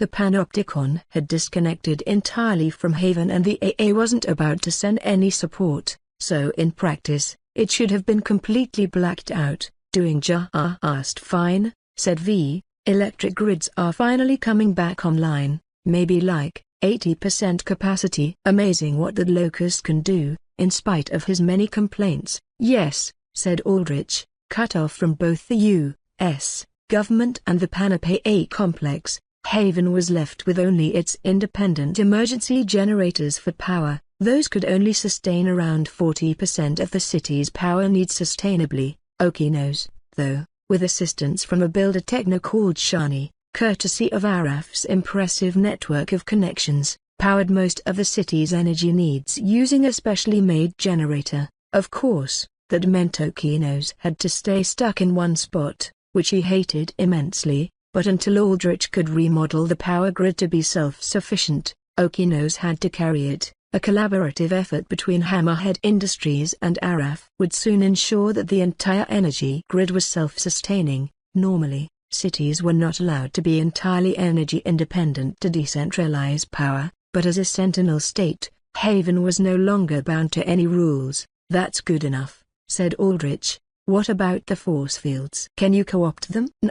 Panopticon tech is still hard-coded to Panopticon personnel," said V, in spite of how much that stranger guy embarrassed the Panop. "I can't pull the same flashy stuff." "I don't blame you, they were using magic," said Aldrich. "Magic, huh? Crazy to think that exists." V shuddered. "Makes me scared I could just get taken over with a snap of a finger." "Not as long as you have that around your neck." Aldrich motioned to a necklace visible on V's low-cut shirt. The string was jet black, shimmering with dark energy, and the jewel consisted of a crystallized eyeball. This was from Medulla, crafted from Nyla's soul fragment. It replicated Nyla's moral ability to absorb and nullify anything which would, in theory, utterly nullify the stranger trying to possess V. At the least, Medulla was nearly entirely certain it would afford enough protection, and Aldrich deferred to her expertise on demonic matters. "It's creepy as hell having an eyeball for a necklace,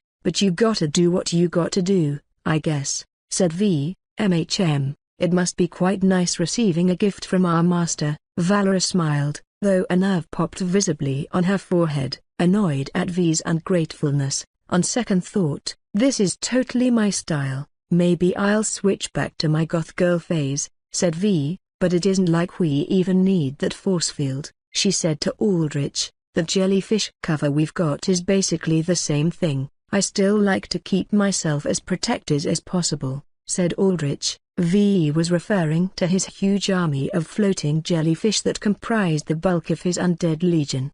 They lay scattered above Haven, creating not just a force field, but also a potent lightning death ray for anything that got too near the city walls, "like double-bagging condoms," said V. "Or wait, doesn't that make the protection worse?" "It makes it worse," said Aldrich. "Condoms?" Valera tilted her head, curious. "Is this a defensive fortification we can acquire? If so, I will gladly search for it." "It's nothing," Aldrich replied quick, shutting down the possibility that Valera would entertain any funny thoughts. "Hey," V smirked at the interaction before her smile grew thin-lipped, serious. "So, boss, I figure we're done with the routine questionings. What did you really need?" "You're starting to get a read of me, huh?" said Aldrich. "Nothing better than some good old-fashioned time to get to know someone," said V. "I want to know if your arachnophobia project is done," said Aldrich. "Oh, yeah, it's been done for a while," said V. Project Arachnophobia, coined by V, not to Aldrich, was V's attempt in creating a bug to infiltrate Desmond's spider web. Desmond's alter power allowed him to create a web of mental links with various technos, many of whom were riders in his tribe. This let Desmond operate one of the largest, most connected, most reliable underground information networks, because though he had many spiders receiving information tips, they all reported back to one head. Much like a hive mind, Aldrich's Grave Ward had picked up snippets of information in Desmond's base, which was how Aldrich got to know how Desmond's alter power worked in the first place. Unfortunately, 3 days ago, their Grave Ward, fragile as it was, had dissolved when the base was struck by an unidentified attack. That said, V still tracked Desmond's operations in the darknet, and he was still very much active, indicating that the attack had not set him back much at all. "But we can't use our bug spray now, can we?" said V. "I need physical contact for this one, have to jack it right into Desmond's neural port." That eyeball you had shacked up in Desmond's base kept tabs on his physical location, but without that, finding Desmond will be like trying to find a needle in a haystack. The dude is ultra giga paranoid. His Moby base has every stealth option known to mankind. He moves all the time. Damn, and I'd worked on this thing really hard, too. "Don't worry, your project's still salvageable," said Aldrich. "I'm going to bring Desmond to us."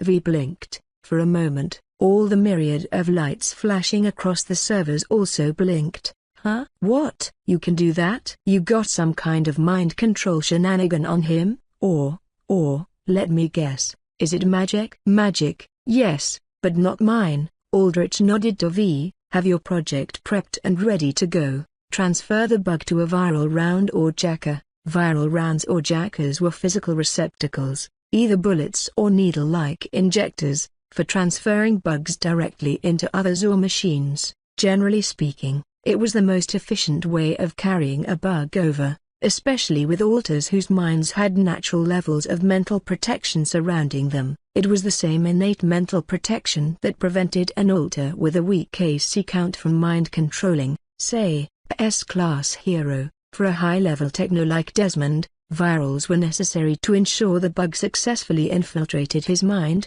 Casimir had plenty of viral rounds and jackers to work with. All V had to do was upload her custom-made bug. Will do, boss. Make sure to show up every once in a while. Yeah? Does get a little lonely down here, locked up in a basement and all, said V. I thought technos liked that kind of environment, said Aldrich. It can get tiring, especially when it's all you've known your whole life, said V. She sighed, her pep fading away. See you soon, boss. Aldrich entered the 30th floor of his new tower base, pressing his hand on a biometric scanner screen that opened up 2 doors of solid, reinforced neosteel.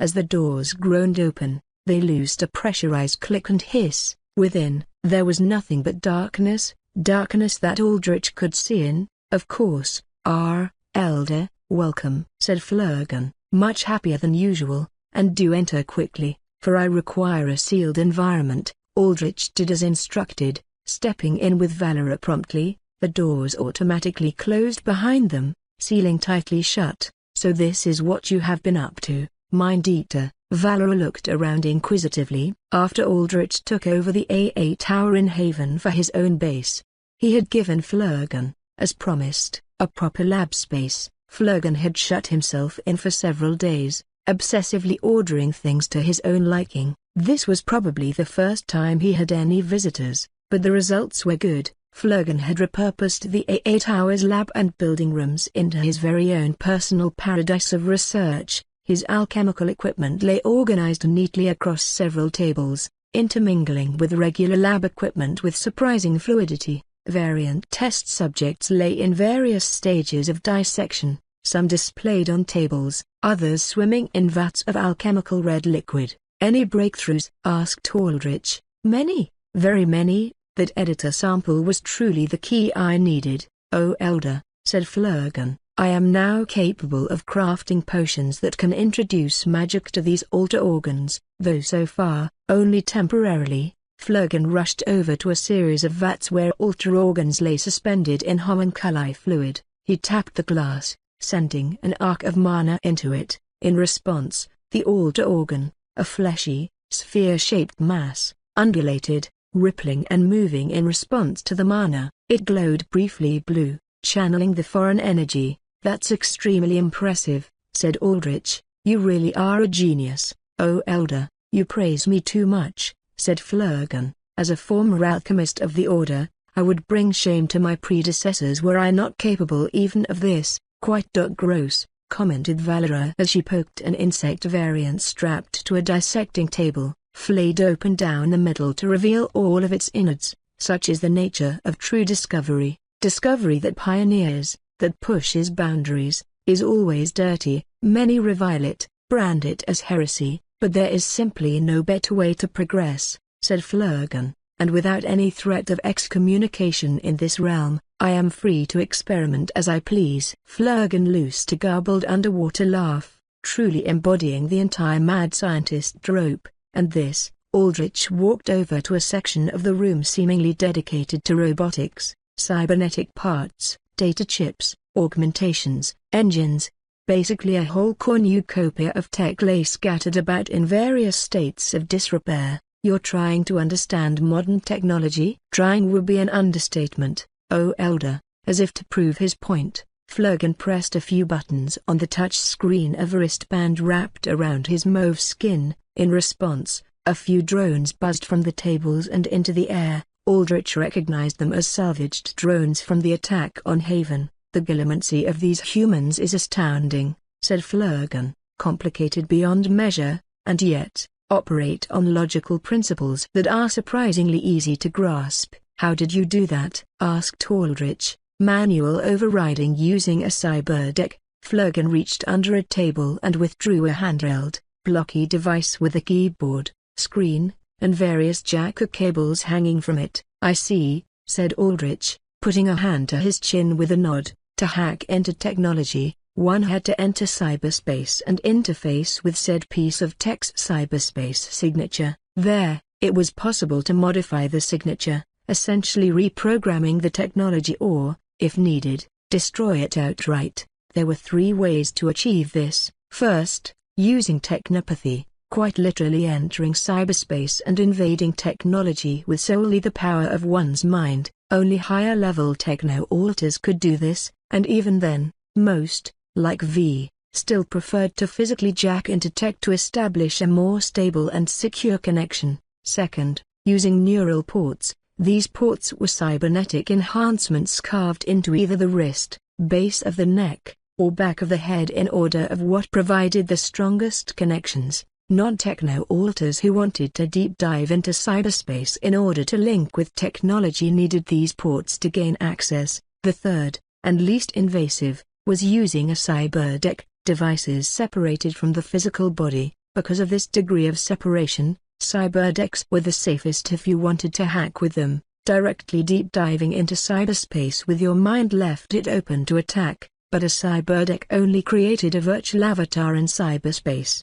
Killing the avatar would fry the cyberdeck, but the person operating the cyberdeck was fine. There were downsides, of course. Manually typing in commands and controls on a cyberdeck was vastly slower than navigating cyberspace with just your thoughts. That reason alone made cyberdecks relatively obsolete. On top of that, the quality of a cyberdeck directly influenced how strong your cyberspace avatar was, and without an avatar with enough processing power and a competent operator, it was impossible to fight someone jacking into cyberspace directly with a neural port, let alone high-level technos that navigated cyberspace like it was their second home. In the past, Aldrich and especially Elaine had programmed their frames using cyberdecks as they could not afford neural ports. I am attempting to look into the potential of entering myself into cyberspace directly, said Flurgan. Either through a neural port or, if I obtain an apartment enough techno-specimen,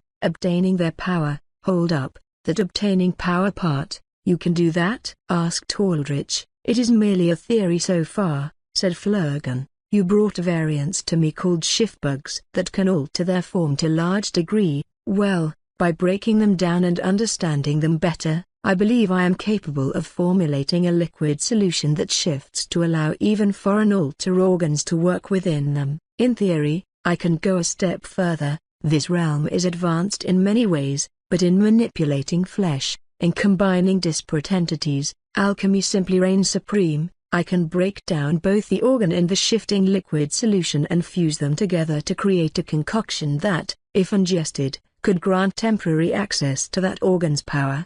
Get on that ASAP, said Aldrich. For that, however, I do require additional samples of shifters, specifically, alter humans. The variant shifting solution seems largely incompatible with alter human organs. Is that so? Indeed, variants themselves do not rely on organs for power. Their whole bodies from claw to gut process ether into strength. Fundamentally, variants and alter humans operate differently. So, basically, Aldrich needed to kidnap a shape-shifting alter. There was Cat, but, well, Flurgan's experiments were decidedly lethal, even for an undead, considering he either broke things down to pure liquid or took out the organ entirely. Aldrich's mist could regenerate alter organs, but it could not change them, nor could it create more of them. Permanently disintegrating an alter organ from one of his undead would not leave them dead, but it would make them powerless. I'll try my best, said Aldrich. I'm sure I'll be hitting some conflict quite soon. On that end, I'm here for Feather. That one. He's in the learning room, said Flurgan, pointing to a suspiciously well-hidden door on the other side of the room. Learning room? Asked Valera, Her brows were furrowed, mouth slightly agape as she tried to figure out what was going on in half of the conversations that Aldrich and Flurgan had just shared. Flurgan nodded. "Where those that must learn to obey the elder go. Learning room, is it?" "Let's see how good of a teacher you are," said Aldrich as he made his way over to the door that Flurgan pointed to. "I have a feeling that it will be gross again," said Valera as she followed behind him. "Such a clumsy and unpleasant word," commented Flurgan. "It is not fit to describe the likes of my research and methodology. Even in teaching others how to serve, I make leaps and strides with every new pupil. That one you are about to see, I am especially proud of." Aldrich put his hand on the door. Ordinarily, this led into a storage space for equipment. There were inscriptions on the door as well, glowing a faint blue, and when his eyes lingered on them, Flurgan called out, "That is a glamour spell that hides the door when active." Aldrich nodded, appreciating Flurgan's carefulness. Unlike most doors in post-altar architecture that seem to have quite the obsession with being automated and sliding, this one was more old-fashioned, needing to be manually opened via a handle. Aldrich grabbed the handle and twisted it, unlocking the door. A pressurized hiss escaped as he slid open the door. Chilling air that smelled like the ocean wafted in his face, introducing quite the scene. "Gross," declared Valera, narrowing her eyes. The storage space, perhaps a 30 by 30 meter square, had been converted entirely into a horrific, alien landscape. The stainless steel walls were covered in dark purple flesh ribbed with undulating protrusions and deep blue veins. Within these veins, many as large as human torsos, it was possible to see the dark silhouette of tailed, tadpole-like creatures swimming about, navigating the fleshscape. Tendrils of flesh grew down from the ceiling to the floor, wrapping around each other to form thick, pillar-like cords. Each of these pillars were ordered neatly in rows that packed the space with precision efficiency. From these pillars grew eyes on flexible stalks, their unblinking,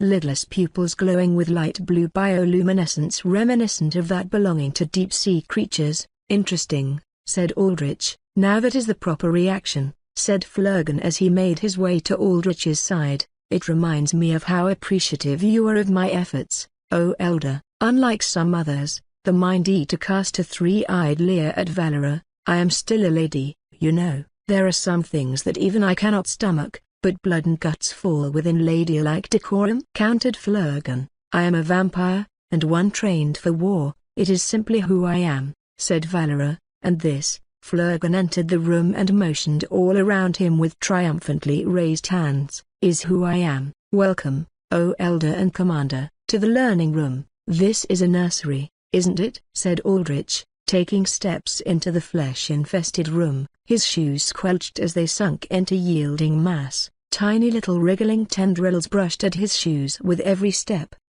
Valera saw the tendrils on the ground, then looked down at her relatively exposed feet in heels. She was dressed in business casual, which was to say, with skirt and all. "Not the best attire for this. I will stay here, if you do not mind, Master." "I don't." Aldrich and Flurgan began to walk side by side. "To answer your question, O Elder, yes, indeed, this is a nursery. Mind-eaters such as myself may reproduce by asexually creating mind leeches and inserting them into other creatures. Upon insertion, the leeches take over their host's body, creating a new mind-eater. However, unless we are connected to a proper elder mind, the leeches are not fertilized. Yet, fertilized or not, the leeches still remain potent tools for mind control," said Flurgan. He tapped at a large blue vein, pointing to the swimming creatures within.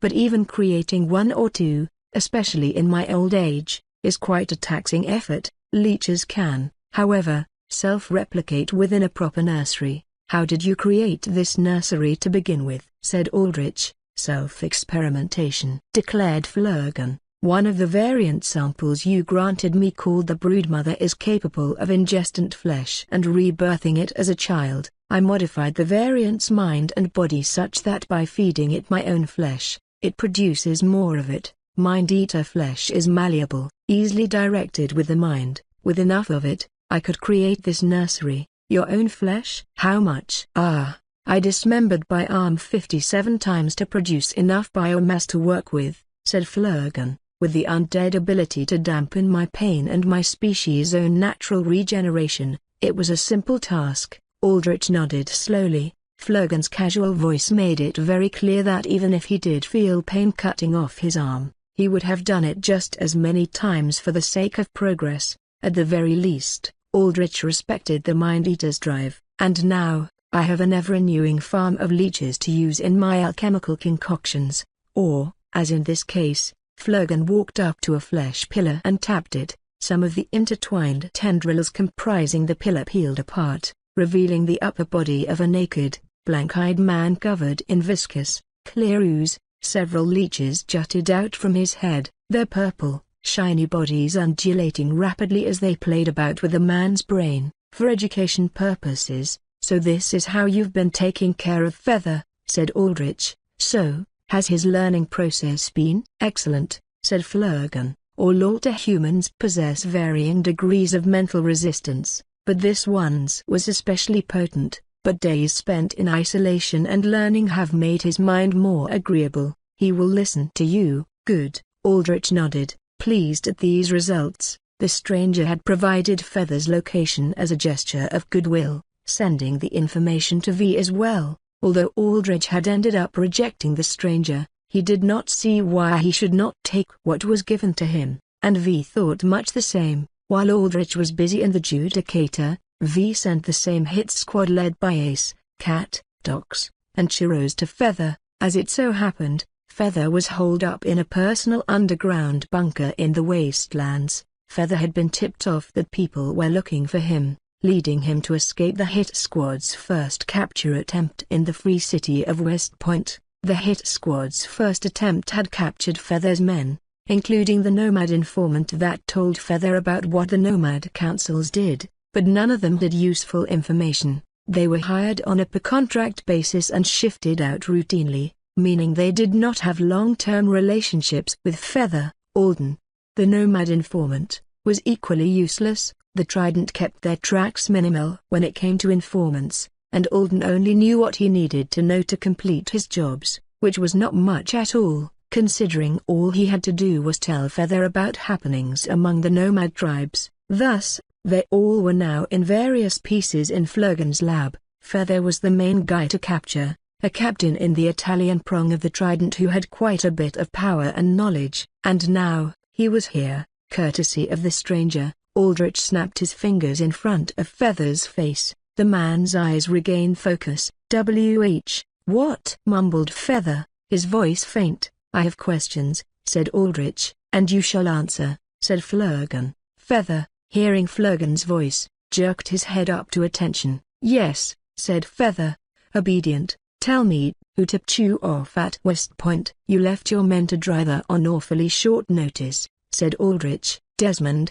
He told me he suspected an attack was coming my way." Desmond, the spider. Aldrich had a good idea it was this guy, but taking him out had been difficult with the hearing coming up so soon and his constant moving. Plus, further research suggested that Desmond's ties with the Trident, specifically the Italian prong, granted him quite the personal security entourage, tough and secure enough that a hit squad would not work unless Aldrich used the likes of Okinos, and Okinos emitted way too much energy to not be noticed from miles away. And how did Desmond know that? Desmond said he had good reason. That's all I know. I trust him. So I listened and scrammed away to my bunker for code red situations like this. I left my men to rot, but they were all temporary mercs. Anyway, I could always replace them. I see. Aldrich was curious as to how Desmond knew the hit squad was coming, but he would find out soon enough from the spider himself.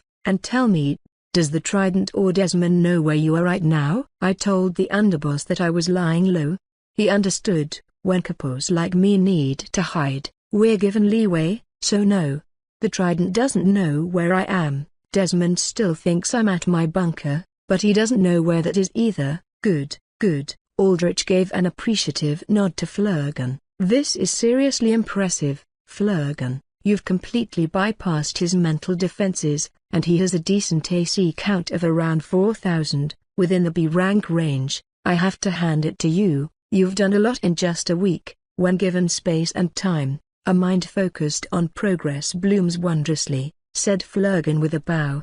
Though as is the nature of progress, there is no end to it. I still fear I am unable to crack the minds of those in the rank range, those holding a concentration of alter cells in the 5,000 and above threshold. Let me guess, if I get you a good enough mind-controlling alter human sample, you can make a breakthrough. You catch on quickly, O Elder. A shifting alter and a mind-controlling alter.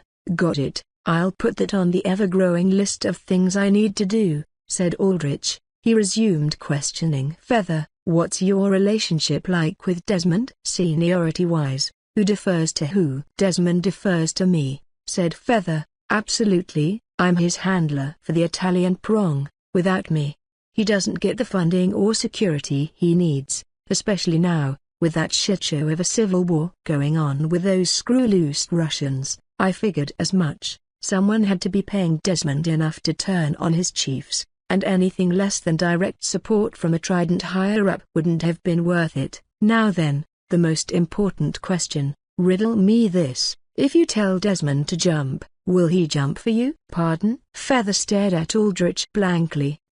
The metaphorical conception of the mind seems to be somewhat damaged, said Flurgan. He tapped notes on his wristpad. I must make note of this for improvement. If you tell Desmond what to do, will he obey you? Clarified Aldrich. Yeah, as long as it's within reason. If you tell him to meet you, would he do it? Here? No, he doesn't know where this is. I don't know where this is. Aldrich side-eyed Flurgan, and the Mind-Eater nodded. It is safe to tell him of our location, O Elder. His mind is mine permanently. What he knows will never spread to anyone else. We're in Haven, said Aldrich. Haven? Huh? No way. Desmond wouldn't step foot within a 50-mile radius of it. Then what about outside of it? At your personal bunker? Feather thought about it for a few seconds. That ought to work. All right then, that's good enough. Aldrich turned around, readying to leave. Flurgan, clean the slime off Feather and get him out of there.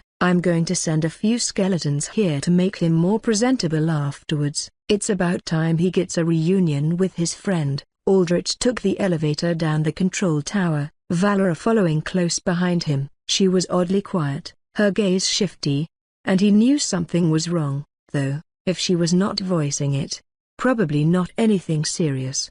He would give her some time to say what was on her mind in silence. In the elevator, Aldrich punched in a code on the control panel, NXSO 101. When that registered, the lights in the elevator, an unassuming white, shifted into red. With a jolt, the elevator began a deep descent down to an underground bunker area where Aldrich kept a copy of a sign he had gotten for reaching level 50 from the Death Lord. It finally felt right having a sign in a proper base, like Flurgan, V, and his many other Legion members. He was also getting settled in, making this place his new home. Master. Have I lately not been doing enough? Valera said finally. What makes you think that? Aldrich said, it is just that. You praise all your underlings from that courtesan to the Mind-Eater, but recently, not me. Is there something wrong? Valera looked at Aldrich with genuine concern. Aldrich shook his head, smiling faintly. So that's what this was. She was just worried, and also needed attention. Nothing he could not handle. No, it's fine. Think of it like this. I'm used to you enough where if I'm not saying anything, that's praise in of itself. It means everything's going smoothly without me having to point it out. Understood, Master. That does make me feel better. Valera sighed. I'm worried, Master, about how things are to be. I know it sounds silly of me, insulting to your efforts, even, but I cherish the quiet we have now. Before, it felt as if we had been fighting every single day, every single moment, and now, there is peace. For once, I have grown to like it, to get attached to it. Maybe. She looked down at her hands, her claws lengthening. I am losing my edge as a warrior. I have never thought this way before, especially when I was in exile. I fought to kill every single day, and I lusted for the fight, but now. Valera looked ahead, at Aldrich's reflection cast in the glossy black surface of the elevator doors. I fear the fight, not for who I am to face, but who I could lose. Loss, it was a terrible word, but at the same time, it could also promise strength. because once you lost enough, once there was nothing more to lose, there was something fierce and savage, primal in its ruthlessness, that rose to fill the void. Valera had experienced it when she was an exile, after she had lost the princess she was sworn to protect. Aldrich had experienced it when he had lost his parents and, later, Adam and Elaine, but the thing about that power, born from loss, was that it was unstable. The moment you started to fill that loss-carved void in with something brighter was the moment you lost the savage rush of strength that came with its emptiness. Even now, Aldrich was afraid of losing that strength. He had promised Valero he would try his best for her as a lover, but it was hard. Just because he said he would did not mean he could undo a lifetime's worth of conditioning. He was afraid that the moment he truly started reciprocating her feelings, seeing her as something more, something precious, a part of himself, that he would grow weak, that he could no longer command her to the throes of danger, and he worried that such weakness could lead to his end. Valera felt the same way. No, she was much further down the road to healing her loss than Aldrich was. She had filled her void with him, and at first, it had given her strength. There was nothing more she wanted to do than to defend and fight with him, but now, fighting came with the risk of losing him, and that outweighed any rush she got from side-by-side fighting. Aldrich did not care whether that made her weaker. He was not that heartless to hold it against her. He understood, but he could not let her waver now when conflict was going to come soon. With Feather as a mind-controlled puppet, Aldrich could send him as a spy for the Italian prong. Not only that, but if Feather managed to lure Desmond into capture, then Aldrich could gain a mass amount of intel into Trident operations. Aldrich, right now, wanted to take over Blackwater, but he needed to strike at the right time. According to Casimir, it was still operating normally as an academy to prevent government investigation, hence the newly recruited pure humans to make it seem like everything was just hunky-dory. But Clint and Gerard had told Aldrich that their riders thought conflict was brewing. Each prong of the Trident was starting to hire mercenaries and mobilize in-house villains towards Blackwater. Conflict was brewing over the academy. If Aldrich took it over too soon, he would face the full wrath of all three Trident prongs. He could not handle that, not when he had to spread his forces thin to maintain Haven. No, he had to strike after everyone else had moved in, precisely when they were all at their weakest fighting each other. For that, Aldrich needed Desmond, whose intel in the Trident would be invaluable. For that, Aldrich needed his Legion's military strength to be top-notch, especially Valera's, for she guaranteed Aldrich's safety. "I know how you feel," began Aldrich. "Truly?" Valera said. "Do you perhaps feel the same?" Aldrich closed his eyes, a twinge of pain strumming at his cold, dead heartstrings. "But I still have more to do. I hope you can understand that." Aldrich wanted Valera to be as strong as possible, to not hesitate. For that, he could not reflect her feelings back to her. Not yet. Valera put a hand on Aldrich's chest, over his heart, as if she could sense the pain. "I do understand. Remember, my master, I am no frail maiden. I am still a guardian knight. Placing duty over my emotions is not new to me." The elevator stopped with an abrupt jolt. The doors slid open, and cold, dry underground air rushed in. "Looks like we're here," said Aldrich. He strode through the doors into the emergency bunker. It was a largely unfinished bunker, courtesy of Haven's Tier 3 status not warranting much funding or effort, but that, in a way, seemed fitting. The bunker was very much more cave than man-made structures, with uneven, rocky ground and ceiling full of rock formations and stalactites. Further in, the ground was carved flat and laid over with metal tiling. Atop the tiling was a miniature base of sorts. Originally, there had been an array of monitors at the end that could interface with the control tower to check on intruders, but Aldrich had torn that all out. He wanted this place to be as low-tech as possible to prevent infiltration. There were not even lights here since he could see in the dark. Well, there was one light. As Aldrich approached, a glowing green sign welcomed him, carved into the air at the end of the room. He held out his arm, and Valera held it as he floated over to the sign, his cape of souls billowing and softly wailing behind him. The sign glowed brighter in Aldrich's presence. He touched it, accessing the nexus. Aldrich and Valera sat around a table in Medula's study. Medula, the Death Lord, and Wakey sat with them. Above them, Supermind's body floated, tethered in place with ghostly blue string made from Wakey's staff of eerie blue flowers. "I see," said Aldrich. "So that's how he knew I was irregular." He looked down at the center of the table where one of Supermind's removed eyeballs stared back at him. The eyeball held Supermind's unique cross-shaped black pupils, but around them, there was a ring of iridescent rainbow. "There, all-seeing eye," said Medula with a tentative nod. She sipped a cup of steaming tea. "It is said to be able to pierce the veil of realms and see that which does not belong. In particular, it is an impressive tool to uncover demons that wish to hide among natives, for the eye will reveal them no matter how well they possess a native body. It explains why the stranger was willing to risk so much, why he angered the entire world. He just wanted to kill Supermind," said Aldrich, "and he didn't care what it took to do it, which leads me to believe that in my world, this was the only thing capable of identifying the stranger. Fortunately, you took the body before it was destroyed," said Medula. She narrowed her crimson eyes, inspecting Supermind's body. "This specimen is quite magnificent in its own right. The amount of power that must have flowed through it when it was yet in its prime would have been considerable.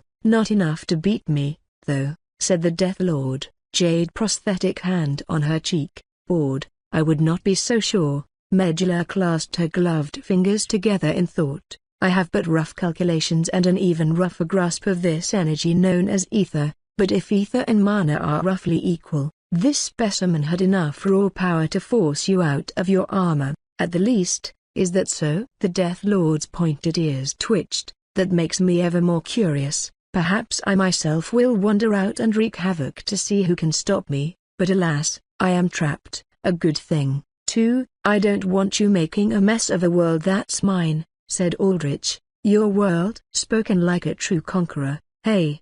The Death Lord laughed. "But I like this attitude of yours. I know you have recently acquired territory of your own. It seems that has made you more receptive to the idea of conquest." "Control, not conquest," countered Aldrich. "Oft-times, they are the same thing." The Death Lord shrugged. "But think of it as you may, so long as you grow strong enough to take my power, I do not care much what you think, as long as it does not make you boring." "That eye," said Aldrich, changing the subject. "Do you think Volantis could incorporate it into himself? He does have the shattered bone necromancy, after all, and that's all about stitching parts. Alter-human and variant parts are too foreign for him. But there, all-seeing eye, is from Elduin." "Correction, not from Elduin per se," said Medula. "There, all-seeing eye, exists across many realms. It is a naturally occurring phenomenon that we demons are taught to be wary of, though exceedingly rare."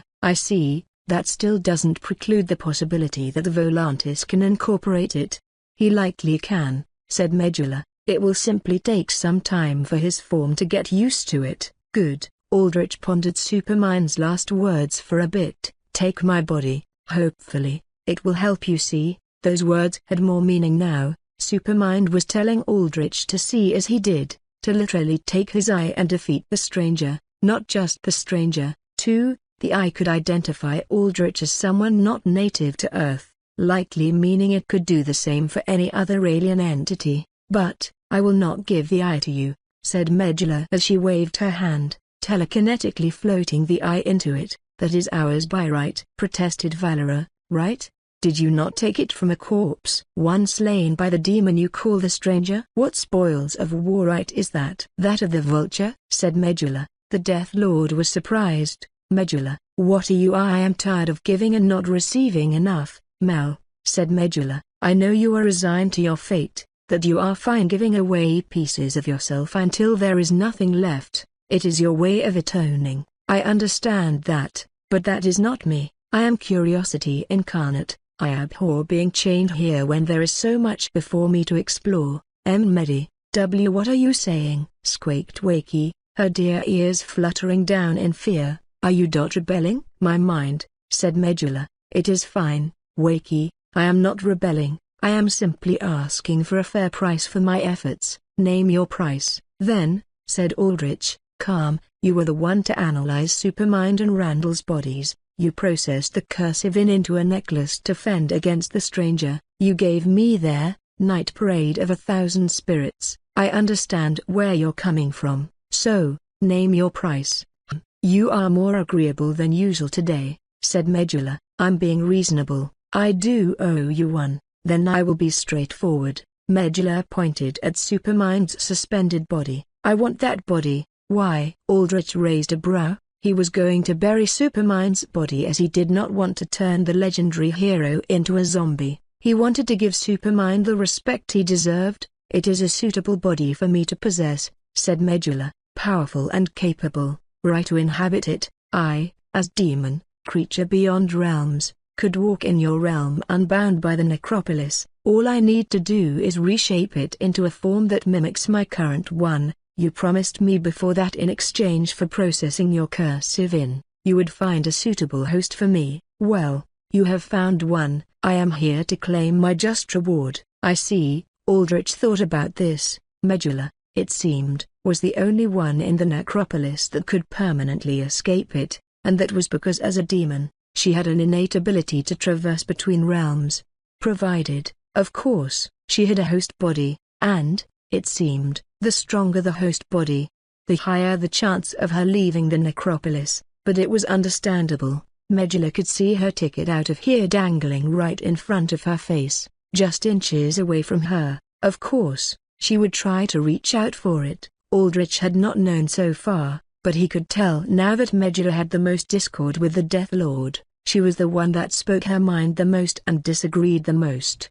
The one that had the least loyalty. That did not mean Medulla was not loyal. She certainly was, but not loyal enough to stay in an eternal prison when she had a way out. Aldrich was not too worried about her annihilating the altar world if she got out. Medulla was a benevolent demon in that she despised killing. All she really cared about was learning new things, but he still did not want to give her Supermind's body. It was too powerful. If she managed to rejuvenate it once she possessed it, she would be nigh unstoppable. And Medulla did not have as much leverage as her attitude would make it seem. Yes, she could live on Earth permanently with a strong host body, but she could not make the jump from the necropolis to Earth by herself. Otherwise, she would have already tried. Aldrich needed to take her out manually in the first place. You do understand that even if you make that host body, unless I personally take you out of here, you're still stuck here, right? Said Aldrich. I know. That is why I am keeping the body and the eye, said Medulla. Aldrich glanced at the Death Lord, wondering if she would intervene. Oh Mal, can't you stop this? I hate fighting among friends, said Wakey as she nudged the Death Lord's shoulder. I will let the usurper talk. When necessary, I will intervene, declared the Death Lord. You demons, always a greedy lot, muttered Valera, but she deferred to Aldrich to negotiate. Let's cut a deal, then, said Aldrich. It best be a good deal. Usurper, said Medulla, depends on how reasonable you are. Aldrich continued, that body has importance to me. I want to bury it. Same with the other one. I cannot give it to you, but, he raised a finger, I can give you this, in time. A time I assume is nothing compared to your immortal lifespan. I am going to initiate a wide-scale attack in an area populated with altars, many of them strong just like that one. I had asked for a favor once, when I lost my divine flask. It was for you to cast Outworld imprisonment, when I needed you to. Another favor, is it? Said Medulla, annoyed. A favor for both of us. If I remember correctly, Outworld imprisonment creates a prison realm that's neutral. It has no natives, so it doesn't reject anyone, which means as long as it's active, you can move around in it without a host body. That is correct. Then here's the deal, not a favor, a deal, something that can work for both of us. You cast Outworld imprisonment to start my attack, as promised. Normally, after that, you go back to the necropolis. This time, though, you stay inside the prison realm. There, you can take your pick of whoever you want to be your next host. Medulla rubbed her forehead, sighing. Why should I take this deal? Can I simply not keep this body forever mine? There is nothing you can do about it. Like I said, I want us to be reasonable here, said Aldrich, because if we get unreasonable, That tends to teeter us to extremes, and I am very much in home with extremes. Is that so? Tell me, what is your idea of an extreme? Countered Medulla. That body is a worldwide treasure in the all-to-world. Even now, people are looking for it, among them, the most powerful beings on the planet. I could tip the world off and lead them to a sign, join them all as my party members, and help them reclaim what is rightfully theirs. This realm is powerful, yes, but against an attack from an entire world? The odds are questionable. You would dare to invade the necropolis? Medulla narrowed her crimson eyes as they burned with infernal glint. To ruin that which has given you so much already? Why, you are going to attack us? Squeaked Wakey. Not an attack, just helping my world take back what's theirs, said Aldrich, as if you are not the one that sent this body to us for analysis in the first place,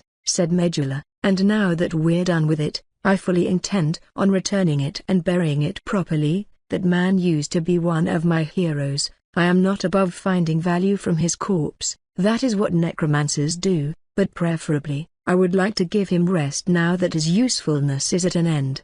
The truth was, Aldrich would have raised Supermind as a zombie if he had to. He had done so with Adam and Elaine to survive when he first got his powers, after all, and they meant more to him than Supermind, but he was not in a situation of life or death at this point, and he did not want to give that corpse to Medulla. This was, of course, quite a big bluff on Aldrich's part. Leading the heroes into the sign was nothing short of disastrous for both Aldrich and the necropolis.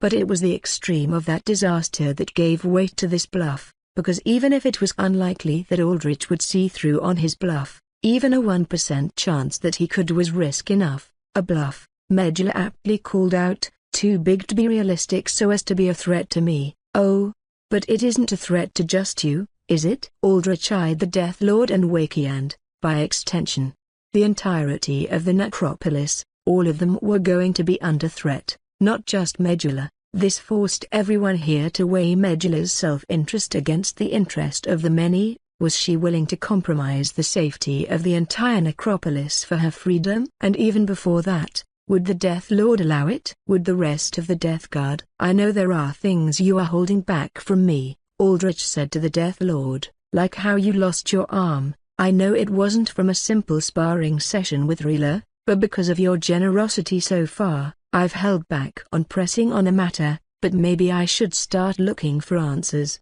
You would dare to threaten my realm? The Death Lord's fangs bared, her canines lengthening into serpentine curves. She gripped the edge of the grey stone table and shattered the chunk off of it with ease. Her magical aura surged, raging out in a purple and green aura that looked cascaded far into the ceiling. The entire library shook, cracks starting to etch their way across every large surface. Wakey whimpered as she put her hands over her head and shut her eyes. Medulla herself stood up in alarm, the white energy signature of dimensional magic rippling around her gloved hands. Valera instantly stood up, utterly fearless in the might of a level 100 boss. She positioned herself right beside Aldrich, ready to manifest her shield, but Aldrich remained calm, staring back at the Death Lord's gleaming lavender eyes without giving a single inch. If he died, she died, not just her, but everyone around her, and, Aldrich knew, she cared about the people under her. Otherwise, she would have had a mindless army. He knew that because he did just the same with his own legion. If he died, the entire realm collapsed. Mass genocide. The Death Lord laughed, a deep, hearty laugh with her hands around her robed belly. She hunched over, the peals of her laughter echoing about, each ring of mirth lowering the intensity of her flowering aura bit by bit until, finally, when she was done laughing, the energy was gone. Oh, what entertainment! The Death Lord shook her head. In my thousands of years of life, not a single being has challenged me so fearlessly as you, usurper. Not even the gods I slew. No. They whimpered and begged and averted their rune-filled eyes the most. The sheer audacity to suggest an invasion of my realm. It tickles my stone-covered heart so. So, what will it be? Said Aldrich. I would let you and the Medulla bicker more, but I cannot risk the necropolis for it, and you, usurper, may just be insane enough to follow through on that bluff of yours. The Death Lord spoke to Medulla, Take that deal, Medulla. I do not need deals, I need, began Medulla. Take it. The Death Lord's voice was firm, extremely uncharacteristic of her usual laid-back nature. It showed that underneath her veil of casualness, she was still very much the warlord conqueror that had slaughtered millions, which brought a question to Aldrich's mind: what exactly was she atoning for? What could hit her conscience so hard that she was willing to just fade away without even trying to change her fate like Medulla? And you need to make a contract with me before you can gallivant around my world freely, said Aldrich. More conditions, said Medulla. Just a simple one, said Aldrich, that being this: you will not disturb the balance of the world. You may travel and learn and defend yourself, but influencing the world directly, killing a mass amount of people, spreading your name to crowds or to other realms that could find my world, raising acolytes, not happening. You will not give your name, your origins, your magic, or access to any of it all.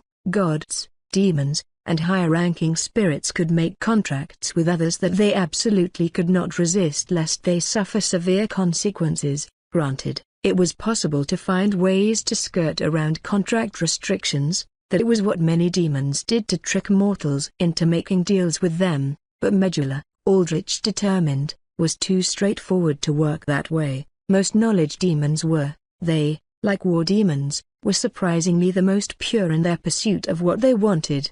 They wanted knowledge and to spread it among their chosen followers. Granted, these followers usually ended up being zealous, questionably brainwashed cultists, but it was generally a better faith than making a contract with, say, a war demon who gave you power at the cost of unquenchable bloodthirst, or a secret demon who would want nothing more than to see you fall into despair and destruction. Is that your perception of a simple contract? Said Medulla. Yes, was all Aldrich had to offer. I think it's simple enough, said the Death Lord. Simple enough for you to accept this deal? No? Though the Death Lord posed a question, the tone behind it was very much not questioning. I suppose I did see something like this coming. You do hold the fate of this entire realm in your own life, only I have the tools to escape your grasp over us, this glorified prison, but I cannot ignore my comrades either. Medulla glanced at Wakey before she sighed. It was worth a try, I suppose. I will take the deal, usurper, though note that it is very much under duress. I'm glad we came to an understanding, said Aldrich, a reasonable one. Aldrich flew through the air with Volantis fully armored around him. Beforehand, the living armor had been playing with Chrysa in the control tower, or rather, training with her, giving her light sparring sessions with a live enemy. Draconic wings stretched out to Aldrich's sides, generating their magical flight field to keep him soaring through the skies. It was dark as it got. To keep cover, inside his boundary were Chrysa, Valera, Chiros, and Feather. He made sure to bring all Elden World units for this mission to avoid as much tech-based surveillance as possible. Even flying was a little risky, as satellite surveillance could detect fast-flying, human-sized objects, courtesy of there being so many of them around now post-altering. But in the wastelands, where Aldrich currently flew, satellites had less coverage, especially in airspace that geostorms passed by. The energy trail they left created a sort of glare that prevented even the best satellites from really picking up on what was going on there. Flying alters could therefore reliably fly in stealth by mapping out paths where geostorms had passed through within the past 7 days. The glare was invisible to the naked eye, but to anything lens and tech-based, it was astoundingly disruptive. Some people speculated that geostorms, like variants, could adapt to technology as they were both parts of nature. Others thought that was terrible logic and reaching. Regardless, it helped Aldrich stay low and out of sight. The path he followed was one that Gerard and his eagle riders mapped out for him, and if word around the nomad community was true, Gerard was the absolute best at pathing through the wastelands undetected, courtesy of his age and experience. ACD, alter-cell detection. Satellites were just about the only things that worked out here, being capable of tracking dense alter-cell energy signatures through even storm glare. But because Aldrich used 100% Elden World power sources, he was, functionally speaking, completely invisible. The only thing that could catch Aldrich right now something like radar, but he doubted any flying vehicle was around him, not here in the wastelands. "How is the new eye, Volantis?" said Aldrich. "It is quite something," said Volantis. Supermind's all-seeing eye opened up on the forehead of Aldrich's faceplate via a slit that popped through the metal. The eye goggled around lazily, the rainbow-ringed pupil unable to focus. "I can stitch it to my form, but I require a day to reliably make it mine." "A day? Not bad at all. How did Krissa do today?" "Krissa slept right now, all tuckered out and tired from fighting all day." Valera kept watch over her, putting her to bed by recounting glorious tales of her many battles as an exile. Surprisingly, Krissa loved them, even with the rather questionably gory descriptions that Valera loved to put in. Looking at them through his mind, Aldrich could see a proper bond forming. Valera, at heart, was a good caretaker. Loss had made her cold and unforgiving, but when she let someone get close to her, they became her everything. At first, that was just Aldrich, but she eagerly welcomed Krissa too.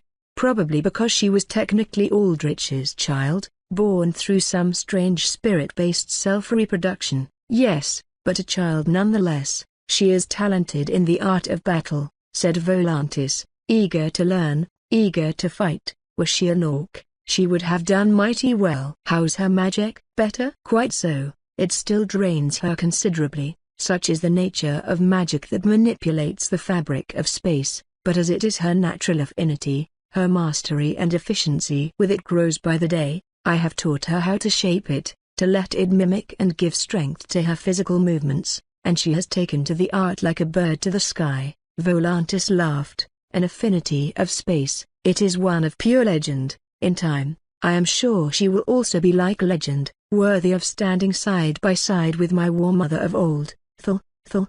The orc war mother who had led Volantis when he was still flesh and bone, indisputably the strongest recorded orc as well, sitting at level 85, very close to the realm of the gods themselves, one of few known god-slayers as well. "I'm curious, Volantis, do you still have any loyalty to Thul?" asked Aldrich. "I am grateful to her, she accepted me in spite of my grave sins, but loyalty? No, she is gone, far gone, and I have chosen to bind you as my armored. That is not a decision lightly made, and it is not a decision lightly broken." "I see." Aldrich looked down. The wastelands had changed considerably here. Instead of endless swathes of dry, cracked earth, he beheld quite the odd forest. It was comprised of just a small gathering of giant trees, many as tall as 60 meters and incredibly wide to boot. A wild network of vines connected the treetops together, creating a thick net of biomass where strange car-sized flowers and plants grew,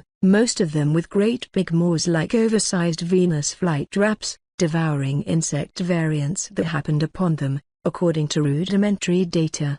The predominant type of variant here were flying insects, but there was not much more information than that. Not even the AA scouted reliably this far deep into the wastelands. This, remarkably, was where Feather had his bunker. According to Feather, most of the variants were insect types that lived on and nest in the treetops and vine network. They did not bother with anything on the forest floor, however, because even a cursory AC scan would identify thousands of variants mingling in the trees. Nobody dared to step into it. Aldrich lowered altitude, floating into the thick of the giant forest low to the ground to prevent attention from any of the bugs above. None of them were really big threats, averaging at the D rank, but it would still be annoying to get swarmed by thousands of them at once. On the forest floor, Aldrich felt a distinct sense of emptiness. Everything was quiet, eerily so. The treetops where the insect variants lived were so high up that any noise they made did not carry down. "Strange," said Aldrich as he meandered about, looking for the bunker. Apparently, it was not even underground. That was how confident Feather was that nobody would look for him here. One would think that with a lush forest like this, you would find life at the bottom, too. "It is indeed an oddity. I am still getting used to the novelty of this new realm," said Volantis.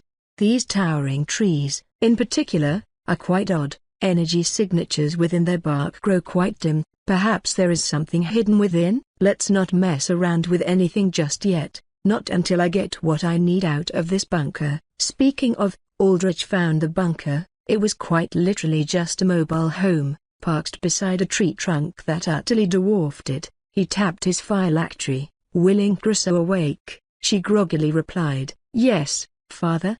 "Can you bring our new guest out?" said Aldrich. "Okay." Crusoe yawned audibly.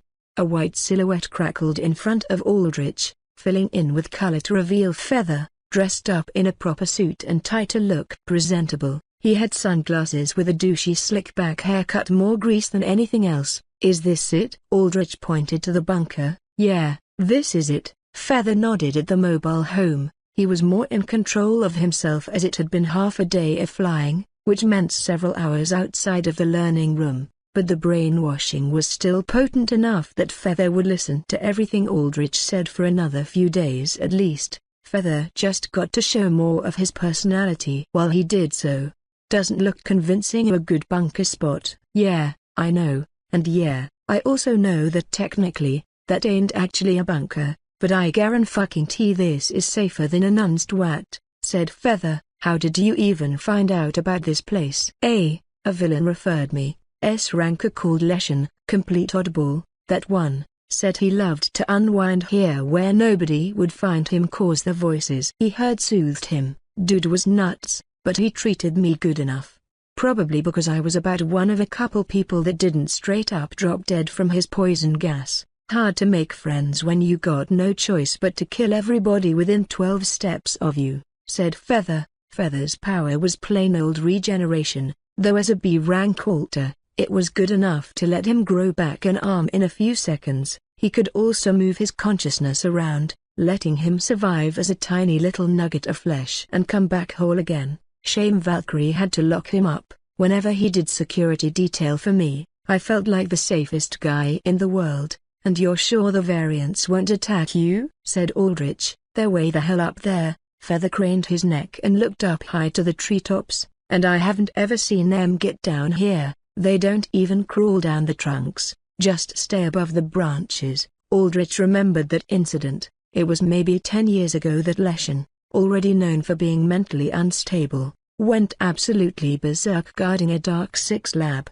He grew an entire forest of toxic and carnivorous plants, destroying the lab and everyone in it. The flesh-eating forest would have spread uncontrollably had Valkyrie, a S-class hero who also used plant-based powers, not subdued Leshan. Now, Leshan was probably rotting in some hidden null cell. "Alright then, your friend Desmond is going to be coming here soon, so let's get started making you presentable." Aldrich stepped up to Feather, dwarfing the average-sized man. "What are you?" began Feather, but he was cut off when Aldrich slammed his fist into the man's stomach, goring through the flesh. Desmond's red-tinted eyes fidgeted, looking from side to side, up to down, everywhere for a threat. All he saw were dirt and trees, giant trees, in front of them. He felt small, constantly watched. Out of every bad feeling in the world, Desmond hated the idea of being watched the most. It was one of the reasons why he hated coming to this bunker.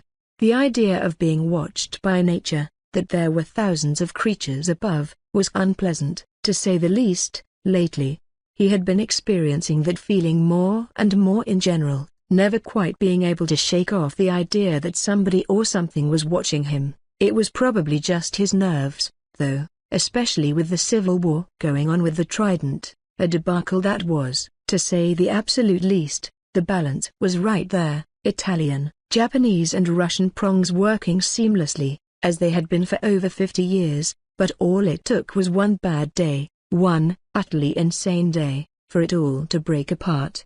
Desmond still remembered the meeting with the three prongs, the speech the Russian prong rep said before he blew himself up. "All of you are thinking too small, you care about balance and the profits that come with it. All you see is this tiny little rock that you call your home, that you think is special, and because of that, you're caged, like dogs, old, mangy dogs. Now, it's time to put the dogs down." Just like that, war on the tide of mass variant attacks, war against not only the Italian and Japanese prongs, but the entire world, the AA Panop complex, as well. What was the Russian prong thinking? What was Ivan thinking?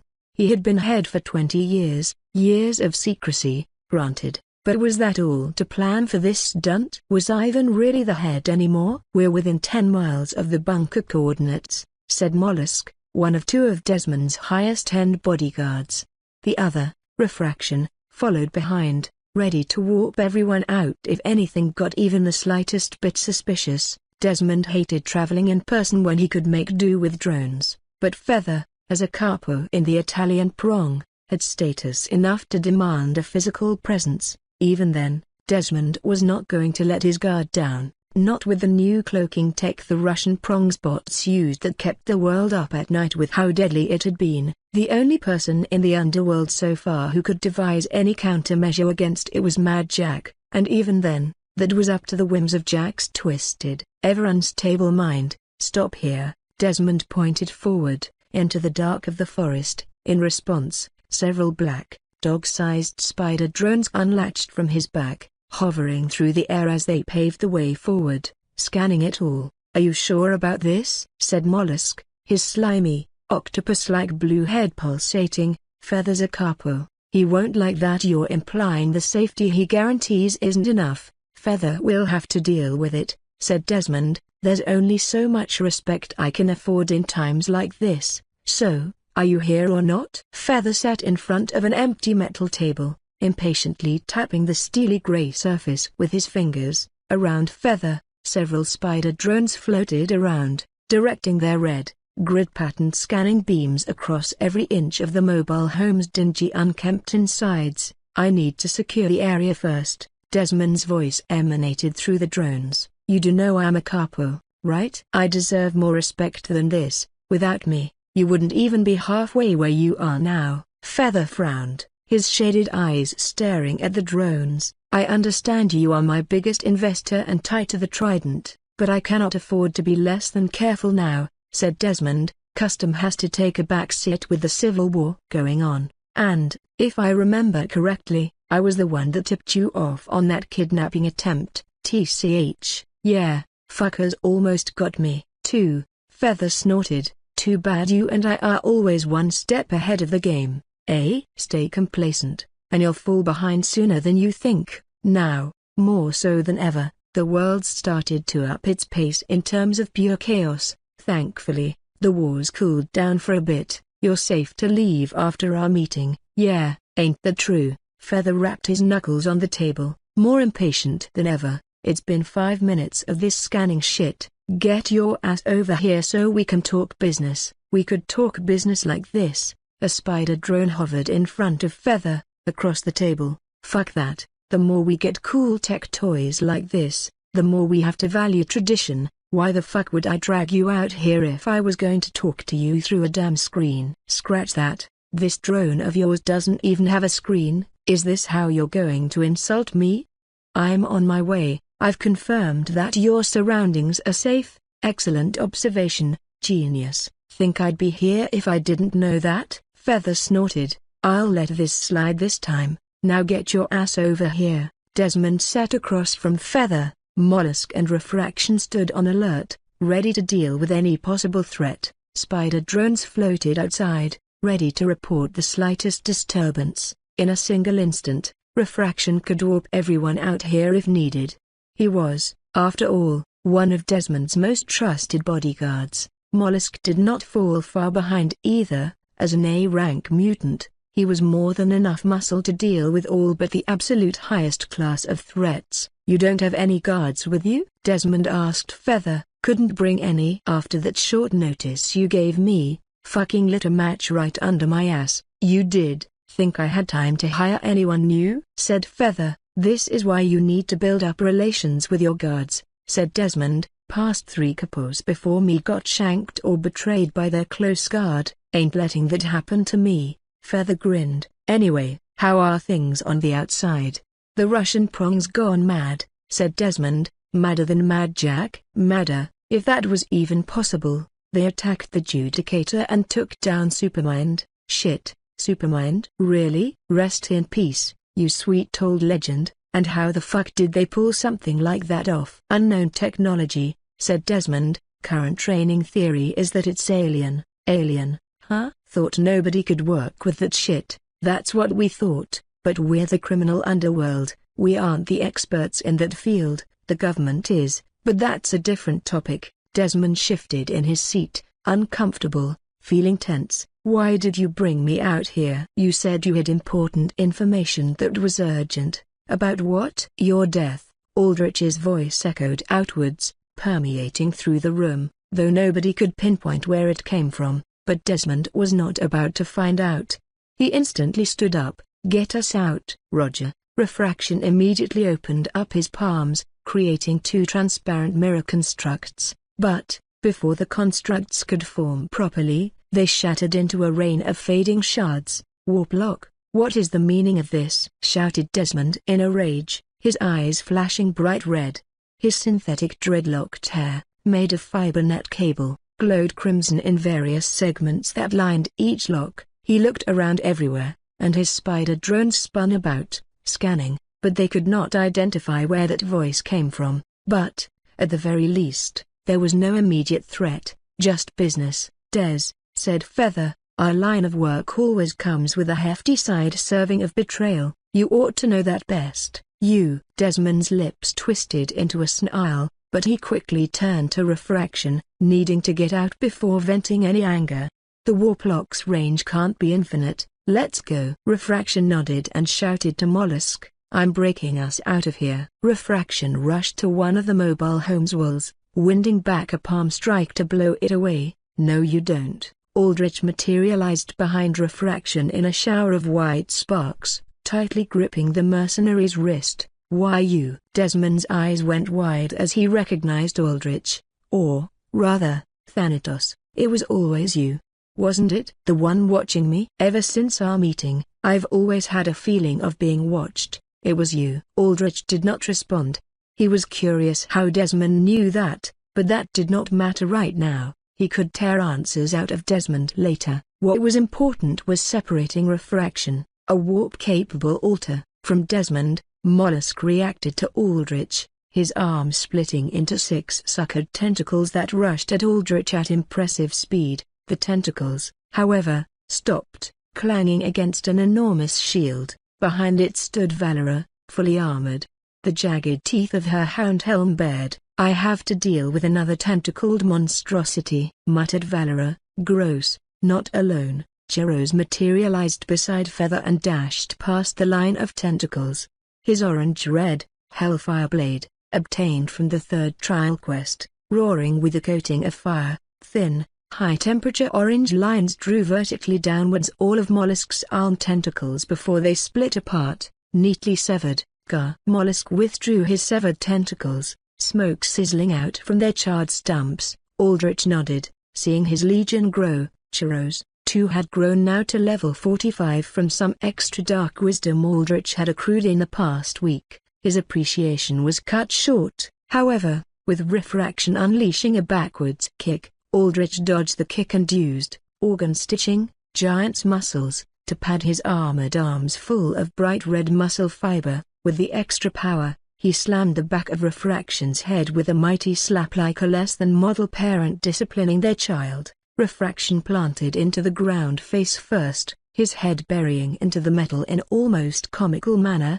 He grew still, unconscious, that it was Desmond's ticket out of here gone. How? I scanned this entire area. I made sure there were no threats, said Desmond, shrinking back against a wall as Aldrich approached. Desmond had no real combat capabilities. His alter power was entirely utility-based. His drones could take out maybe D-rank alters, but Thanatos, not a snowball's chance in hell. Mollusk could not make a move as he faced both Valera and Chiros. Aldrich opened a palm towards Feather. Fuck. Feather grabbed his stomach in pain before it burst open. The phylactery flew out, landing in Aldrich's open hand. He placed it back into his chest, the armor plating opening up and snugly wrapping back around it. Feather's gaping stomach wound closed back up in a few seconds with his regeneration. What? What was that?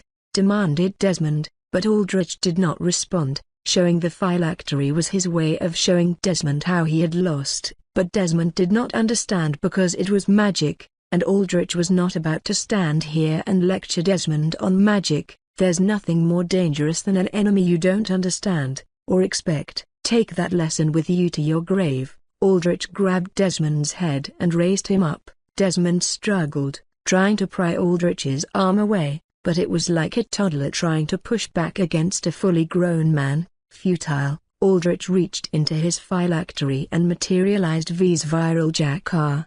He clicked a button on the end of the syringe-like construct, and a three-pronged needle port extended out the other end, a line of purple energy glowing bright through it. Desmond's eyes widened in panic, knowing what was going to happen. Wait! Aldrich jammed the jacker into the back of Desmond's head. Sparks and arcs of electricity crackled around Desmond's head, and he seized violently until his eyes glazed. At that point, Desmond went limp. V's bug worked perfectly, as promised. Good job with the warp lock, Chrissa. I know it's a new technique, but you did great, said Aldrich. Now, can you take this guy in?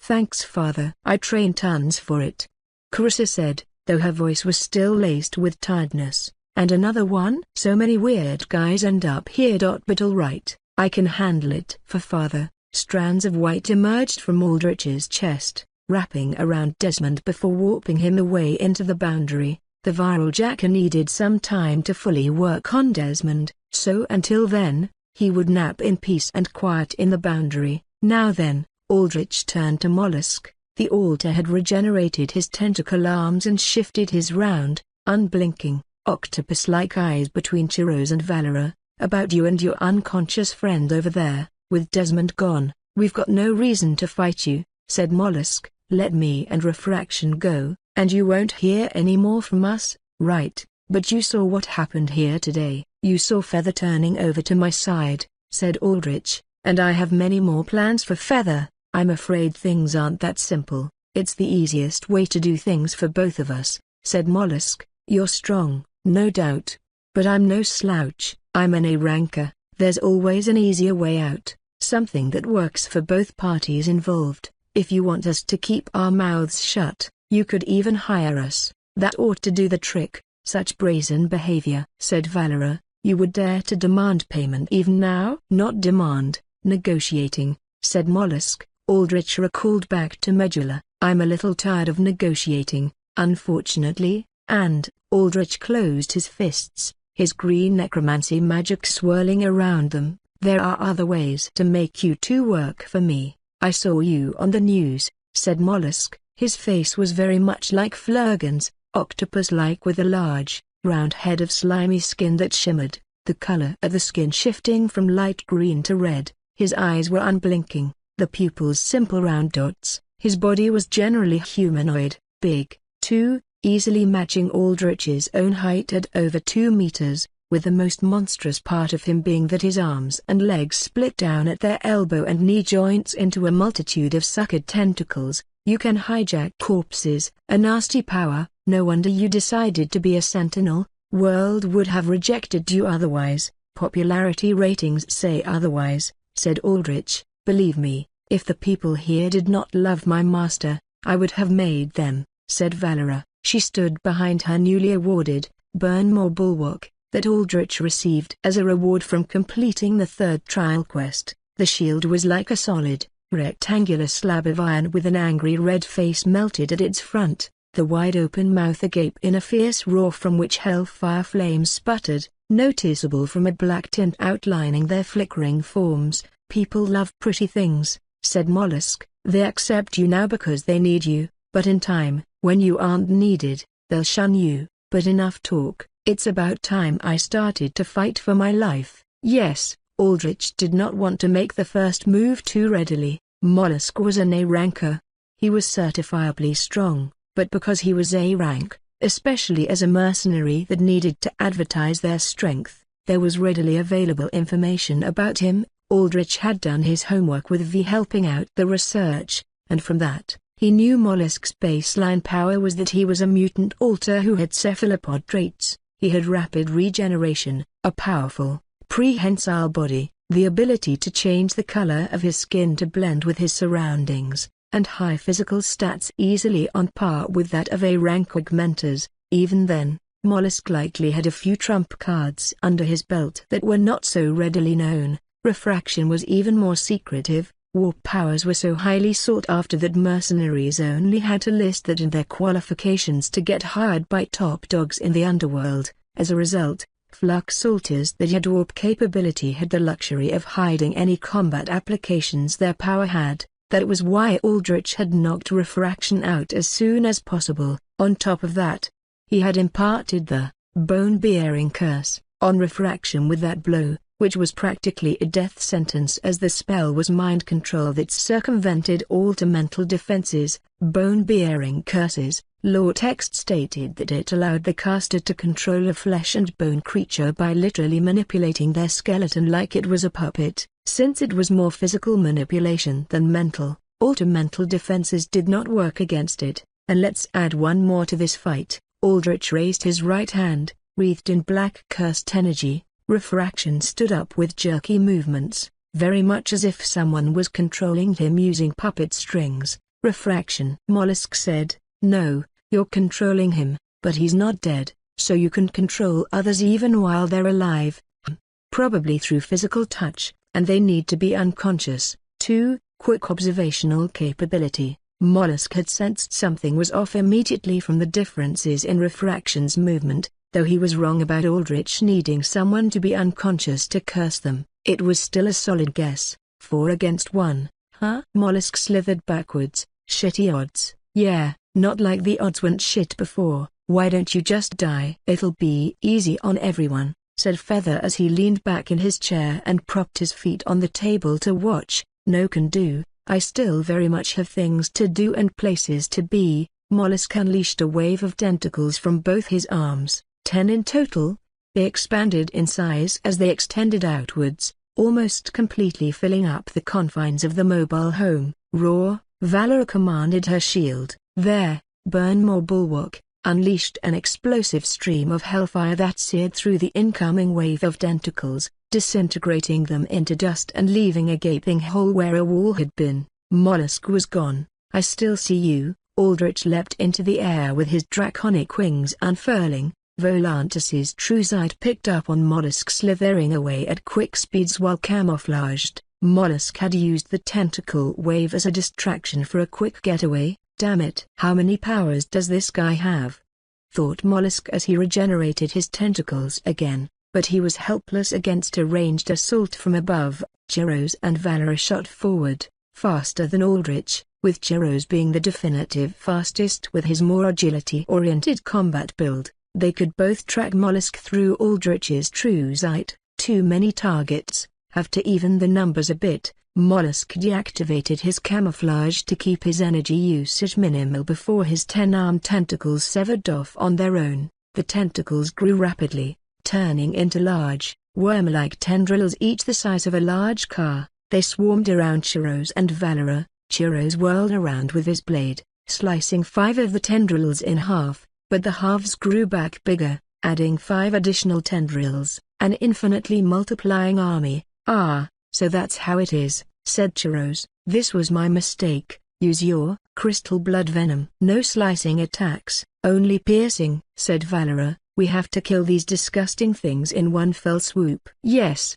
Commander." Chiros dug his nails into his palm and dripped blood on his blade. A crimson aura emanated from the fiery weapon. He flipped over 2 tendrils, slamming into where he was, each slam strong enough to blow apart big chunks in the dirt. Chiros stabbed into both tendrils as he gracefully soared past them. Glowing red lines like veins permeated through the point of contact as the venom spread. "Roar, roar, melt, you slimy nuisances!" shouted Valora as she used her shield like a flamethrower, unleashing a mass amount of fire that disintegrated any tentacle in sight. The tendrils, however, seemed to have capable minds of their own, and though Valora engulfed a good 6 of them in flames, rendering them down to ashes, many of them escaped, dodging backwards. Meanwhile, Aldrich pursued Mollusk. Mollusk's stunt in removing his arm tentacles had worked to give him space and isolate Valora and Chiros. However, all Mollusk could do now was run, slithering through the forest at high speeds, easily beating out any race car. Notably, Mollusk did not regenerate his arm tentacles, or rather, he could not. It was very likely that creating autonomous tendrils like that was much more taxing energy-wise. Aldrich fired 2 death bolts, and they homed in on Mollusk. Aldrich had trained to improve his mana control, and that meant he could now more freely direct the trajectory of his spells. Mollusk, however, was fast. He zigzagged at rapid speeds, trying to throw the bolts off. When he noticed the bolts changing direction to follow him, he leapt up, latched onto a tree trunk, and then went around it in an instant by extending one of his tentacles several dozen meters like a climbing hook, attaching it onto the bark with its suckers before reeling himself in. This threw the bolts off, causing them to smash into the bark with explosive green impacts. On the other side of the trunk, though, refraction awaited. Having scaled the tree with sheer running speed, Aldrich commanded refraction to use his powers to attack. Refraction, however, only punched Mollusk in the face. Mollusk's soft body easily rolled with the impact, minimizing the force greatly. With a swift movement, he unlatched one of his leg tentacles and wrapped it around refraction before tossing the altar away. I see, it looks like their bone-bearing curse isn't as good as undead control. If I don't know how an altar's power works, I can't get them to use it, said Aldrich. Refraction was also noticeably less coordinated than a properly controlled undead was. This made Aldrich assess that bone-bearing curse should be used more as a disruption tool to disable enemies rather than actual proper mind control. Still, I can't deny that this guy is strong, thought Aldrich. Mollusk had very much trained his body's abilities to a honed knife's edge. He used every aspect of his biology exceedingly well. His soft, squishy body coupled with a slime and martial arts experience to roll with hits meant that most physical blows were completely useless against him. On top of that, slashing attacks ran the risk of just multiplying more tentacles. His coordination in moving with his tentacles, using them to climb and maneuver, was also outstanding, and he had very good tactical awareness, instantly cutting Valera and Chiros off at the cost of half his tentacles without a moment of hesitation. If Mollusk was not fighting at a numbers disadvantage, Aldrich estimated that the mutant would win against Chiros 8 times out of 10 and fight a very long but losing fight against Valera, quite respectable, and all the more reason to add Mollusk to Aldrich's legion. Aldrich floated in the air, firing death bolts, mostly to keep Mollusk moving. Mollusk dodged like mad, moving about the cratered tree trunk to dodge the incoming bolts. The way the altar moved was erratic, utterly inhuman, and, coupled with his capable speed, and Aldrich had a hard time tracking him. Aldrich could only fire 2 bolts at a time, so he could not exactly overwhelm Mollusk with them either. He could, however, use the bolts like suppressive fire, keeping Mollusk from doing anything while he planned his next moves. He decided to use more of his newly outfitted arsenal. He had padded out his spell count to 20 now, the maximum he could sit on until he hit level 60, as he had wanted before. He had now augmented his instant death magic considerably with 2 unique and powerful spells. The first one was Anti-Life Beam. It was a 6th circle spell that instantly disintegrated any unit that did not have enough vitality and health. If it could not instantly kill, it dealt continual disintegrating damage, with constant exposure under the ray continually edging targets closer and closer to complete disintegration. It also had the useful trait of very quickly dusting non-living materials, making it the perfect siege-breaking attack. It was mostly Aldrich's way to clear out fodder since it was relatively cheap and one-shot weaker enemies in crowdfalls, but it took too long against tough targets to be reliable as instant death magic. That was the nature of most instant death magics, though, since it was such a broken mechanic to one-shot an enemy through their durability or health. It was balanced in many ways. Boss units, for example, were generally immune to the effect, and, most of the time, instant death magic was resisted by high vitality.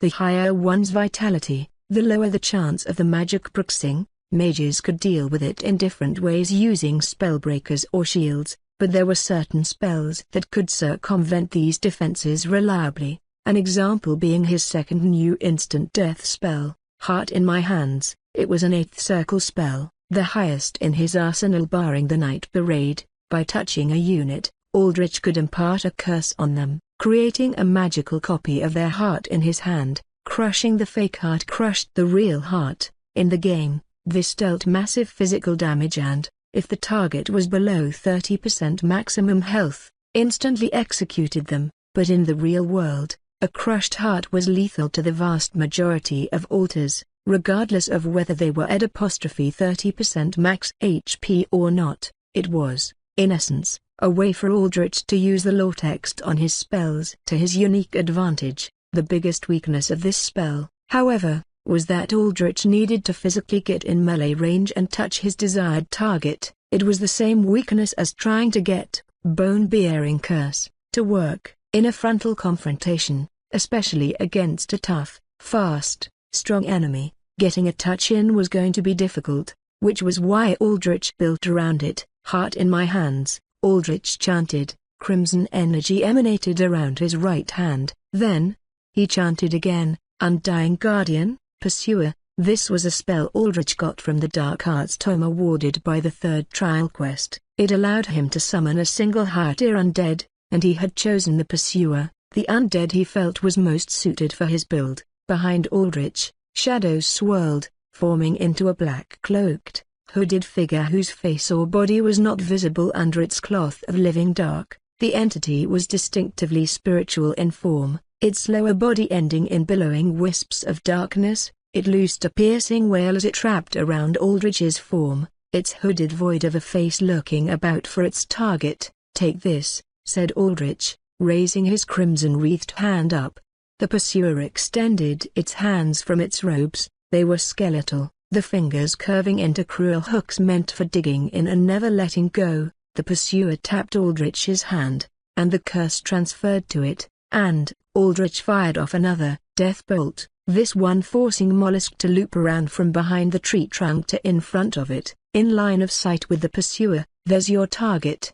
The Pursuer shrieked, letting go of Aldrich and speeding forwards at remarkable speeds. Once the Pursuer locked onto a target, it would never let go. As a spiritual entity, it was immune to physical attacks, could phase through walls, and had rapid regeneration. Unless it was destroyed all at once, it would keep coming back. Once the Pursuer latched onto its target, it would transfer any debuffs or curses the summoner put on it. On top of that, the Pursuer would deal significant damage, acting like a parasite that drained its target's life force, slowing enemies while continually dealing damage. It also lowered resistances, including instant death resistance, dramatically. Basically, it turned into a massive pain in the ass for its target. The only issue with the Pursuer was that if Aldrich sent it out, he could not recall it, and high-tier undead like it required an entire day to resummon. What the hell is that?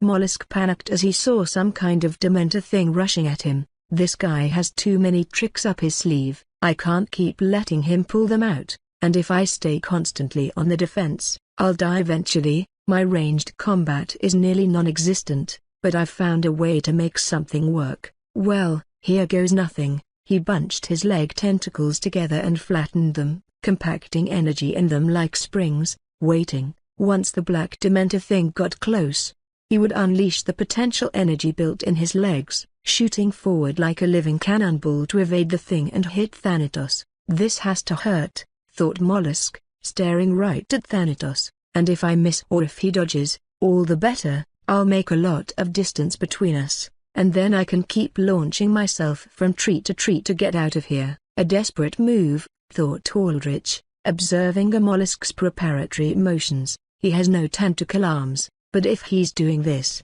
he must have a way of hurting me beyond just slamming his mass into me at super speed. Mollusk did not have his arm tentacles anymore, but he did have deadly neurotoxins in his slime and, at his chest, a hidden, retractable beak that could easily crush the likes of Diamond. By extending it at the very last moment, he could essentially act like a spear, shattering right through Thanatos. When the Pursuer came close, he extended his leg tentacles, shooting himself forward at Aldrich at dizzying speeds that could easily rival a missile. The output of this attack is tremendous, said Volantis, his telepathic words transmitting to Aldrich at accelerated speed. I cannot use a defensive stitching for I am maintaining flight. Use your cloak's hallowed ground, armored. No, we have to take the attack directly. If we dodge, he can get away. In fact, I'll wager that's what he's planning. Hallowed ground turns us intangible.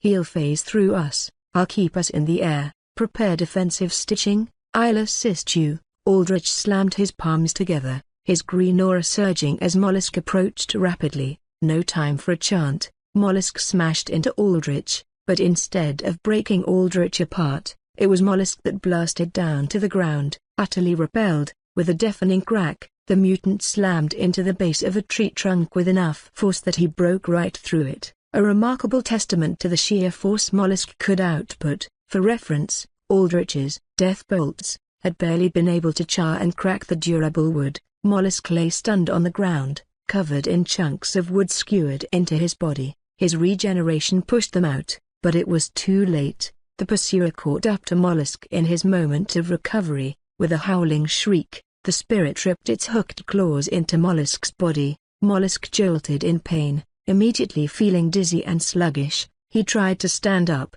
but found that every single movement felt hard, as if his entire body was made out of stone. He was not getting away anymore. Damn, guess this is the end of the line for me, said Mollusk as he stood up.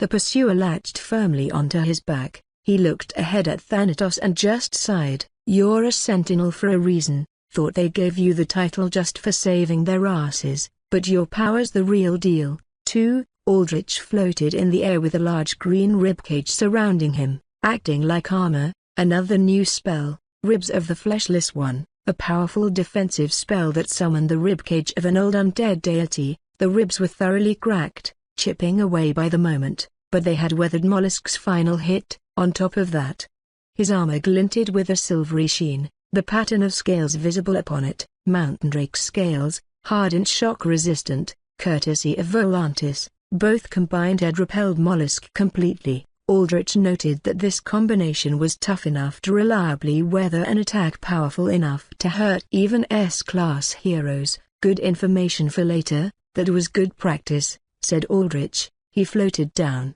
his cloak billowing behind him. That's all I was in the end. Ha, practice, said Mollusk. He did not seem bitter, more amused than anything else. Aldrich held his right hand up, a magic construct heart forming in his palm. Practice is more than could be said for plenty before you. A compliment. I'll take it before I die. I rarely get any of those. Hey, Aldrich nodded in acknowledgement. Pure humans faced horrible discrimination in post-alter society, but arguably severely malformed mutants had it even worse, for they were legitimate monsters. Most of the time, mutant alters that mutated too far from alter human physiology were generally stronger, but also more mentally unstable and liable as a threat to society. Hence, they were shunned not only as dangers, but as freaks of nature. It was why there was a nation-state of mutants in the Arctic. They escaped society to make their own.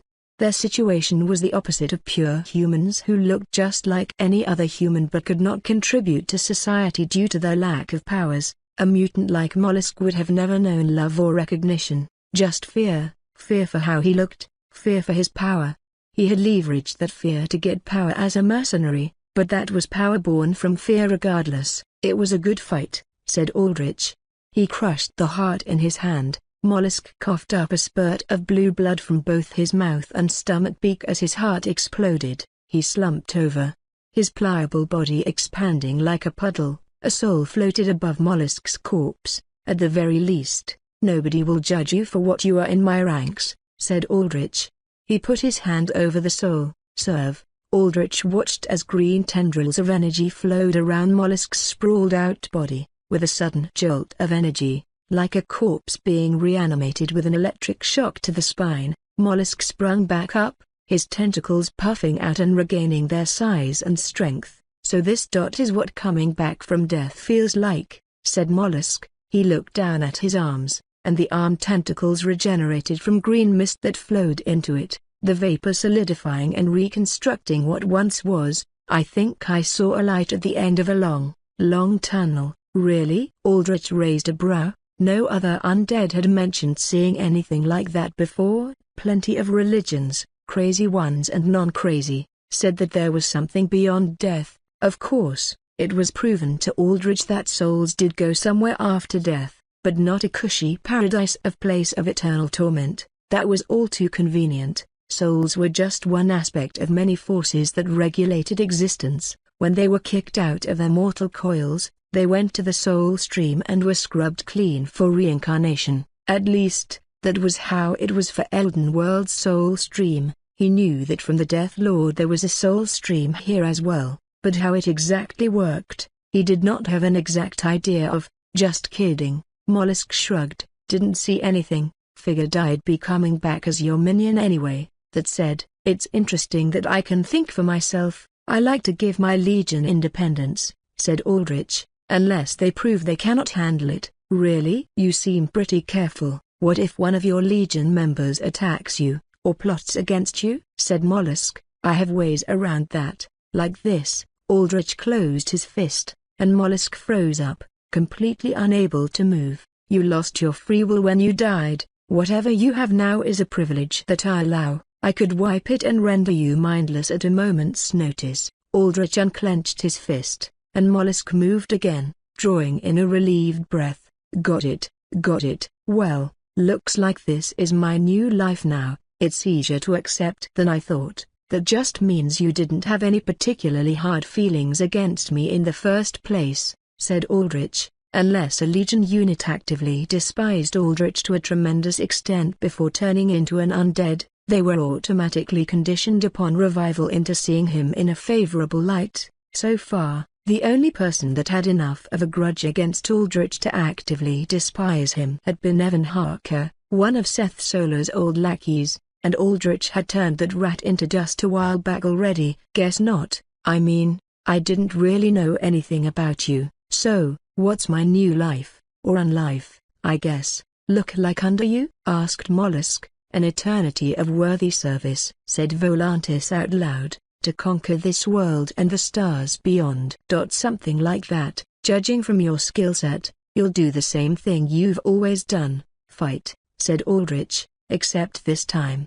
I'm sure that nobody will judge you for what you are, they'll judge you for your strength, which you have plenty of. Really now? Mollusk sounded disbelieving. Is this how things are in your sentinel state? I have variants, alters, and pure humans living side by side together. Do you really think how you look matters at all? Said Aldrich. Touche. Mollusk nodded. How's the pay? Is there pay? Do you have health insurance? Pay time off? Vacation time? I'll refer you to someone that can answer those questions better than me, said Aldrich, Casimir's mask popping in his thoughts. The guy always could make anything he offered sound good. For now, prepare to head back to my state. Well, I'm ready when you are, said Mollusk. I need to add your friend into my service in a more permanent capacity first. Aldrich waved his hand, and refraction landed in front of him. I didn't get to see you fight at all, but you'll have your chance to impress me later. Aldrich rammed his fist through refraction's chest, punching through his heart. Refraction grew limp. There, bone-bearing curse, left his body in dark, wispy trails. This doesn't bother you? Aldrich withdrew his hand. The blood and gore wrapped around his arm faded away, Volantis absorbing it. He's a business partner, not really a friend. I never had close friends, said Mollusk, and in the underworld, this isn't exactly new. If you reach the A or, hell, even B rank, and you die in enemy territory, you can't bet your ass that your corpse is going to get experimented on, regardless of whether you're a mutant like me or not. I see. Well, it isn't like the AA is any better in that regard. All of us do what we need to stay one step ahead, said Aldrich. He knew that the AA, at least to the public, stated that they gave respectful burials to their villains, but when they could get away with it, when the villains were too important and had no family connections, it was a near-open secret that they experimented on those corpses. Yeah, just the way things are, said Mollusk. Serve. Aldrich pointed at Refraction, and Refraction stood up with a groan, the hole in his chest filling up with regenerative mist. What happened? Said Refraction. He looked at Aldrich, then down at the shrinking hole in his chest. Shit, I lost. Didn't I? Yeah, you got taken out pretty much instantly, and Desmond had the nerve to pay you more than me. Discrimination, I ought to tell you, complained Mollusk. Come on, you and I both know it's because of my warp power, said Refraction, crossing his black and gold color-themed combat suit defensively, and I'll have you know I am quite open-minded. I appreciate everyone human equally, pure human, mutant, or whatever, then you'll have no issue serving under me, said Aldrich. Aldrich could not see Refraction's facial expression as it was hidden under a helmet, but he did not sense open hostility. I don't have a choice to go against you, do I? No, you don't, was Aldrich's very simple answer. But yes, you'll get paid. Mollusk can fill you in on the rest of the details as we head to Haven. In that moment, a woman's voice rung out, Master. Valera flew in from above, landing before Aldrich with a crash while holding Feather slung across her shoulder. Churros leapt in behind her, more elegantly landing on the tips of his feet with nary a sound, his long white hair flowing behind him in luscious, sparkling waves. We have dispatched those foul tendrils, and we are here to. Valera looked at Mollusk. You ended this already? That, I did, said Aldrich. Damn it, lady, you broke half my ribs with that landing, complained Feather, still held like a sack by Valera. Be grateful you even got to touch a lady like myself. Valera dropped Feather down unceremoniously, and he crashed onto the dirt. You're too important to be out in the open, go back to the boundary. Aldrich put a hand on Feather's shoulder and warped him away to his inner realm. I was useless again, muttered Valera. No, you did well holding those tendrils off, said Aldrich. If they were here, they would have caused me serious trouble. The pursuer was immune to physical attacks, but it still had a physical form. That is, if a physical attack smacked it away, it would take 0 damage but still be sent flying. 10 tendrils defending Mollusk would have made the pursuer's job a lot more difficult, to say the least. My tentacles are not foul, said Mollusk, but he's right, it's impressive. Each of those tendrils, when I detach them at least, are around 70% as strong as I am. That's my strongest move. Valera nodded at Mollusk. You have a better attitude than the other tentacled one in our ranks. There's another one like me, Mollusk said curiously. Now that Aldrich thought about it, Mollusk and Flurgan were pretty similar appearance-wise. Mollusk was like a more beefed-up, roided-out version of Flurgan. Sort of. Cool, can't wait to meet the guy. Then we set road for Haven. I've gotten everything I need from here, said Aldrich. That was when he heard a rumble, a deep,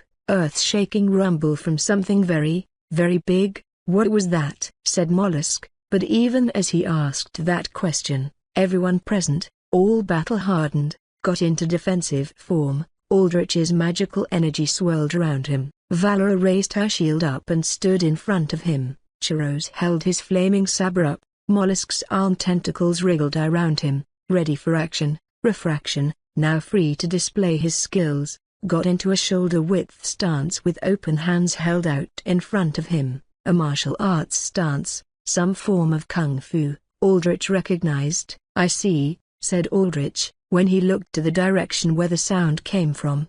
He saw that it emanated from one of the giant trees, the one that Mollusk smashed through.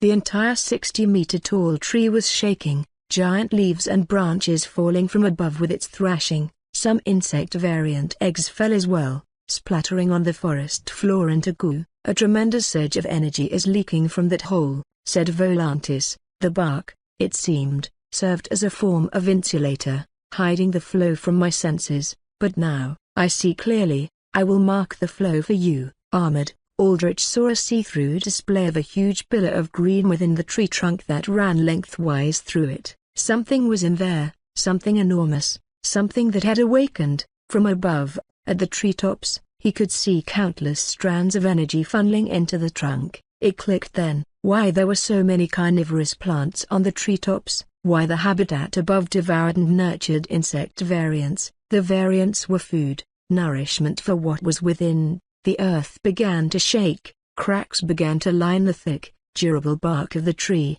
Loud impacts resonated throughout the forest as the trunk shook from something within banging against it. like a chrysalis splintering, the butterfly within struggling to emerge. Refraction, you've got a scanner in your helmet, read that, said Mollusk as he swatted away a huge branch from landing on his head. I'm on it. Refraction put a hand to the golden visor of his helmet. Shit. That reading's astronomical. Variant AC ratings are always inflated, but this is disaster class. At the very least, a B+ rank disaster, maybe A, maybe higher. Whatever's in there hasn't broken out fully yet. The readings aren't completely accurate, but I don't like what I'm seeing. Refraction slammed his hands together. Aldrich noticed and mentally got Chrissa to stop her warp lock. Thanks, Father. Keeping that lock thingy up makes me really sleepy. But I have to stay up and watch this. More exciting stuff is happening. When Refraction pulled his hands apart, he generated two large, golden rectangular mirrors from his palms. He put one mirror on one side of the group, then another on the other side. We're getting out of here, said Refraction, shouting to be heard over the din of shaking earth, crashing tree branches, and the buzzing of hundreds of flying insect variants roused by the sudden disturbance. Once my mirrors collapse on each other, I can warp us far. I don't know where exactly, but definitely not here. Aldrich raised a hand. Wait, have your warp ready, but don't take us out of here completely. What do you mean? Wait, said Refraction. There's almost 100 of these giant trees around. Imagine if all of them start unleashing what they're keeping hold up, not to mention the variants in their branches. Observe carefully, said Churros, pointing his blade to the other colossal trunks in the distance. None of them are moving, only this one, and the insects are flying away. Not to us, said Valera, having a potent, danger sense, skill. They're flying away because this is dangerous, said Refraction. I said wait, said Aldrich. As a mercenary, you're naturally risk-averse. You've always picked and chosen what's best for you. But you aren't a mercenary anymore, and if you defy me, I'm taking your free will. If it helps you feel any better, I can regenerate you from almost any injury. The tree trunk broke apart, the many shards of its bark, most as large as houses, falling to the ground with thudding impact. An iridescent shine emanated from where the tree was, localized around two pairs of butterfly wings crumpled up in sap. Even then, condensed as they were, it was easy to tell just from their length that once those wings fanned out, they would dwarf entire city blocks under their majestic shadow. The wings attached to a huge, 30-meter-long segmented body colored dark brown like wood. No, it was wood. The creature was made out of bark, gnarled patterns and tree rings running across its entire body. 6 giant, insectoid wooden legs started to spread out from its abdomen, now free from their tree trunk cocoon. Despite not having functional wings, the creature remained suspended in the air. The butterfly monster's tail ended in a curved, sickle-like stinger encased in glowing green energy, not the pale, deathly shade of green that Aldrich's magic had, but a deep, verdant green that brimmed with life. The tail hovered right above the forest floor, and where the dark green light touched, life sprung wildly. Vines and plants and trees all sprouted up in a matter of seconds, twisting around each other in a frenzy of uncontrolled growth. The creature's head was not insectoid, it was surprisingly human in its general shape and structure. Unlike its body of dark, almost black wood,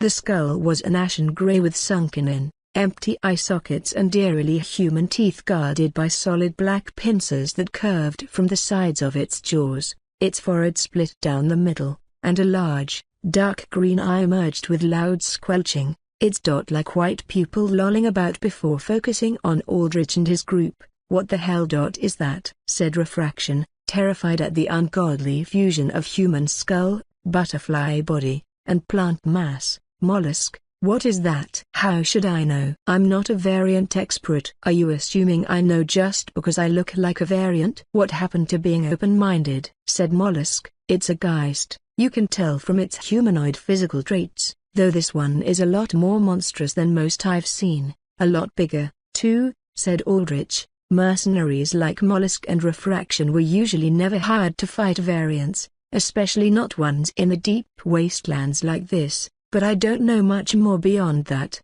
Then we have to leave. Geists exist only to eat human guts, said Refraction. His mirror portal's still up and ready to go. That thing could have any number of powers, and we're right in its territory. The Geist, or Boss Geist, as Aldrich now dubbed it, clicked its pincers and unleashed a haunting wail so loud it would have ruptured the eardrums of the average alter-human. Hearing this, insect variants from the treetops fled en masse, darkening the sky with their panicked numbers. The Boss Geist hovered towards Aldrich, its pincers open in aggression. No warping, not now, keep your distance, focus on luring it out of the forest. What are you planning? Said Mollusk. My legion has been lacking a proper boss-type monster, hasn't it, Valera? Something that really makes an impact when you land on a battlefield with it, said Aldrich. Valera grinned like mad under her helm, anticipating great battle. Yes, very much so, my master. Refraction stared at Aldrich and Valera, and even under his golden helmet visor, it was easy to tell he was dumbfounded. You two are actually eager to fight that thing? Yes, shouted Valera as she started to take steps forward. The fighting is secondary, said Aldrich. I enjoy it. But what I see is a massive opportunity for my new state. In particular, the moment he saw that the Boss Geist could manipulate plant life was the moment he decided that he needed to raise this creature. He currently had an Arceles tree seed from the third trial quest. It currently could not grow into a full Arcelo tree without the divine blessing of growth from an elven nature goddess. Normally, in-game, Aldrich would have turned it into an item buff or an item, but he figured he could try to unlock its full lore potential. Hiring nomads with chlorokinetic powers yielded no results, arguably because they were too weak. The other alternative was to ask the strongest chlorokinetics in the world, Valkyrie, S-class hero and arguably the best fighter in the planet, or a sentinel from Africa. Too many issues and risks dealing with them, though. First off, Valkyrie was part of New Dawn, Solomon Solar's team, and Aura was a reclusive sentinel who only managed his own state, nothing more. But maybe this variant would suffice, at the very least. With it, Aldrich would not have to worry about farmland and crop-based resources.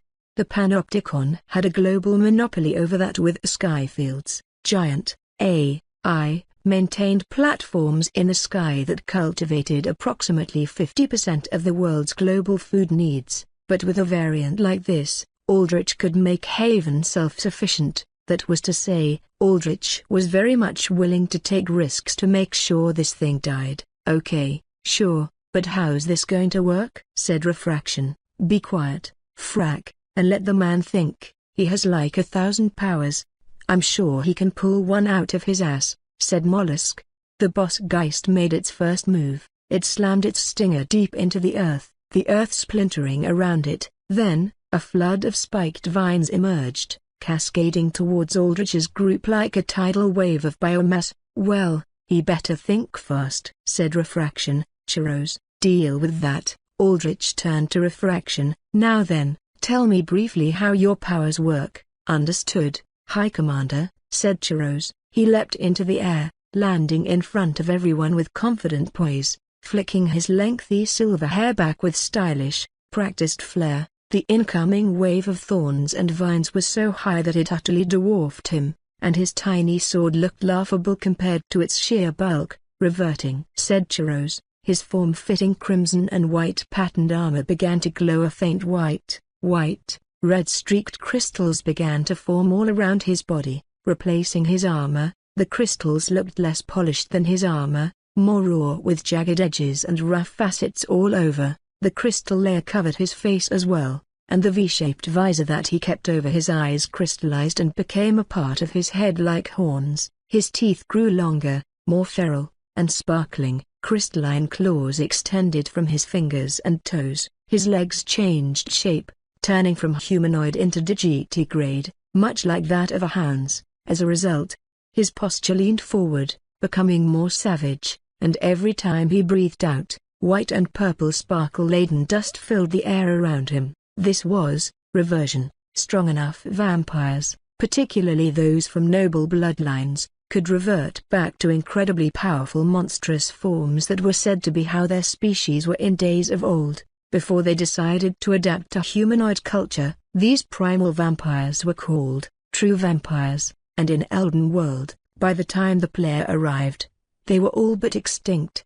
but their power was undeniable. Even one fully matured, true vampire, was a kingdom-level threat. Reversion tapped into that primal power, and it gave vampires a massive boost in their racial abilities at the cost of making them more blood-drunk. Chiros, however, could only revert 50%, meaning he could only get halfway to his true vampire form, that kept his sanity and coordination intact, though it did remove his ability to talk. With a roar, he emitted a huge cloud of sparkling dust towards the incoming vine wave. He then took his Hellfire Blade, and swung it horizontally, unleashing a slash of black outlined flames.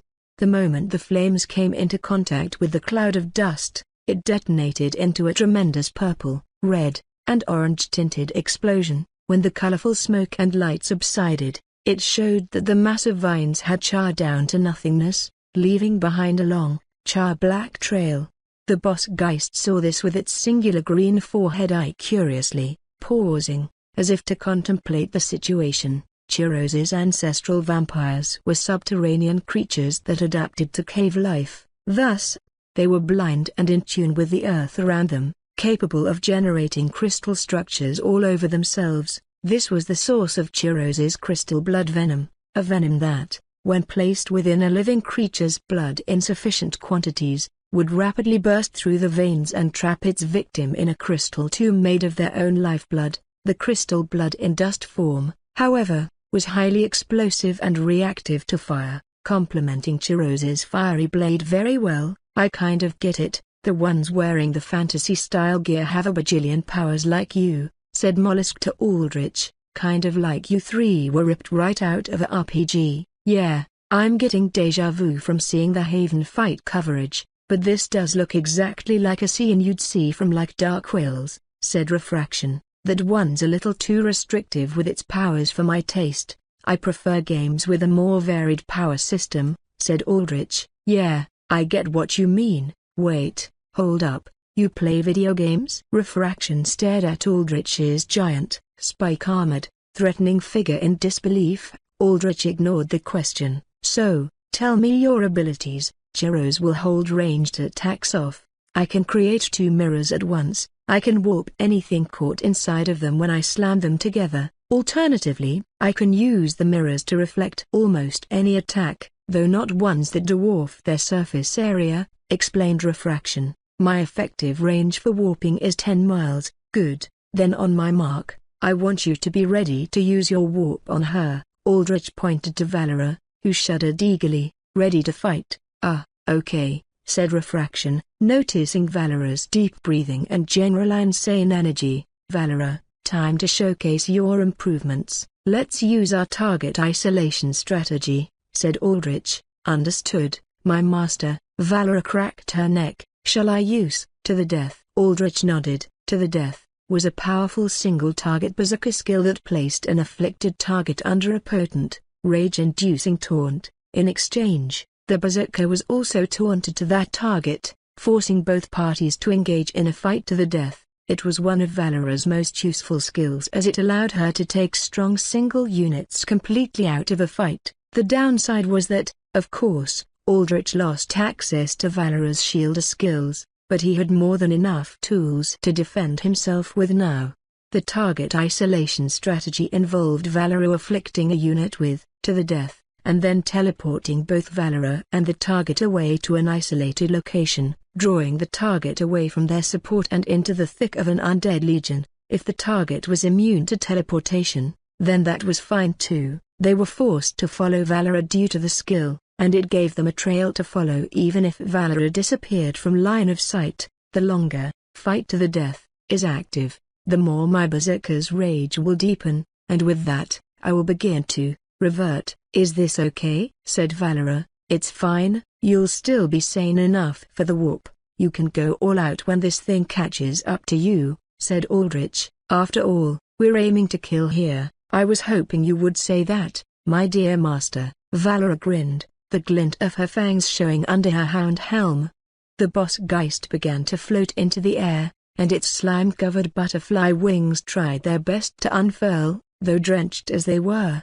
They still could not fan out. It bat its wings towards Aldrich, sending a gust of rainbow-speckled wind. "Stand behind her," commanded Aldrich. Valera knew what to do. Even in the midst of her ever-increasing bloodlust, Chiros grunted and leapt backwards, still maintaining the elegant flow of his motions while reverting. He flipped and landed behind Valera as she switched places with him at the very front. She slammed her shield down and used an active skill called Guardian's Veil. A dome of shimmering red emerged all around Aldrich and the rest of his newly raised party, creating a defensive barrier. Shielders like Valera relied mostly on physical defense to block attacks, which meant that in general, area of effect abilities that flowed past their shields, such as energy attacks or in this case air particles, served as natural counters, but that did not mean shielders were entirely defenseless. They had some barrier-type abilities, but they just were not as effective or sustainable as mages who were more specialized in magically constructing them.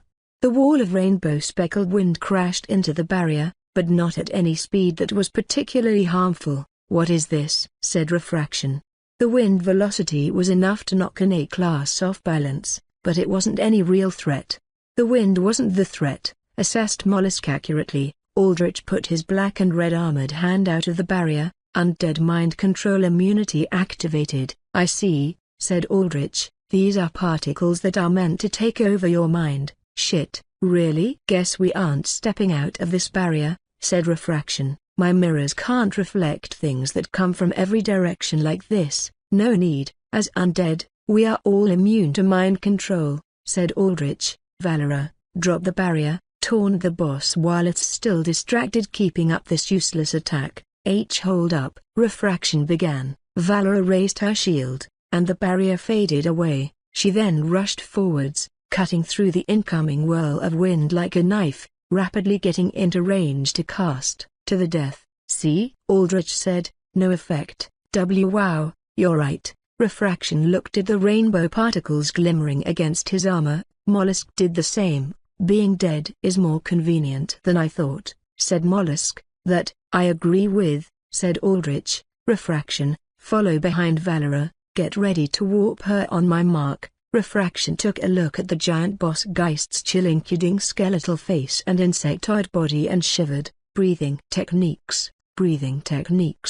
He breathed in, deep. After exhaling, his body language changed entirely.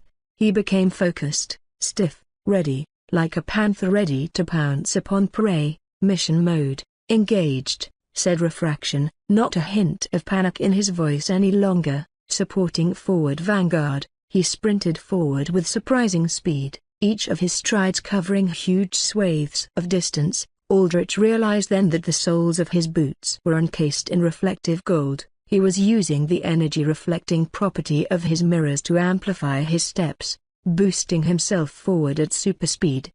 "So he's from Ember," said Aldrich. Ember was the same mercenary training group that Docs came from, famous for instilling in their recruits secondary personalities that were deadly efficient, focused, and ruthless. Docs was from the very same group, though several years younger than Refraction. "Yeah, all of them are batshit crazy, deep down," said Mollusk, watching Refraction speed ahead, rapidly catching up with Valera. "I haven't met a single Ember that didn't give me the creeps." Refraction's conditioning is pretty lax, but even he turns into a completely different person. "I honestly like him better this way," commented Aldrich. "He gets stuff done like this." Mollusk shrugged. "But it's no way to really live. You aren't yourself. The real you gets shoved and crammed away into a dark corner of your mind, and it gets really tiring to not accept who you are like that for long."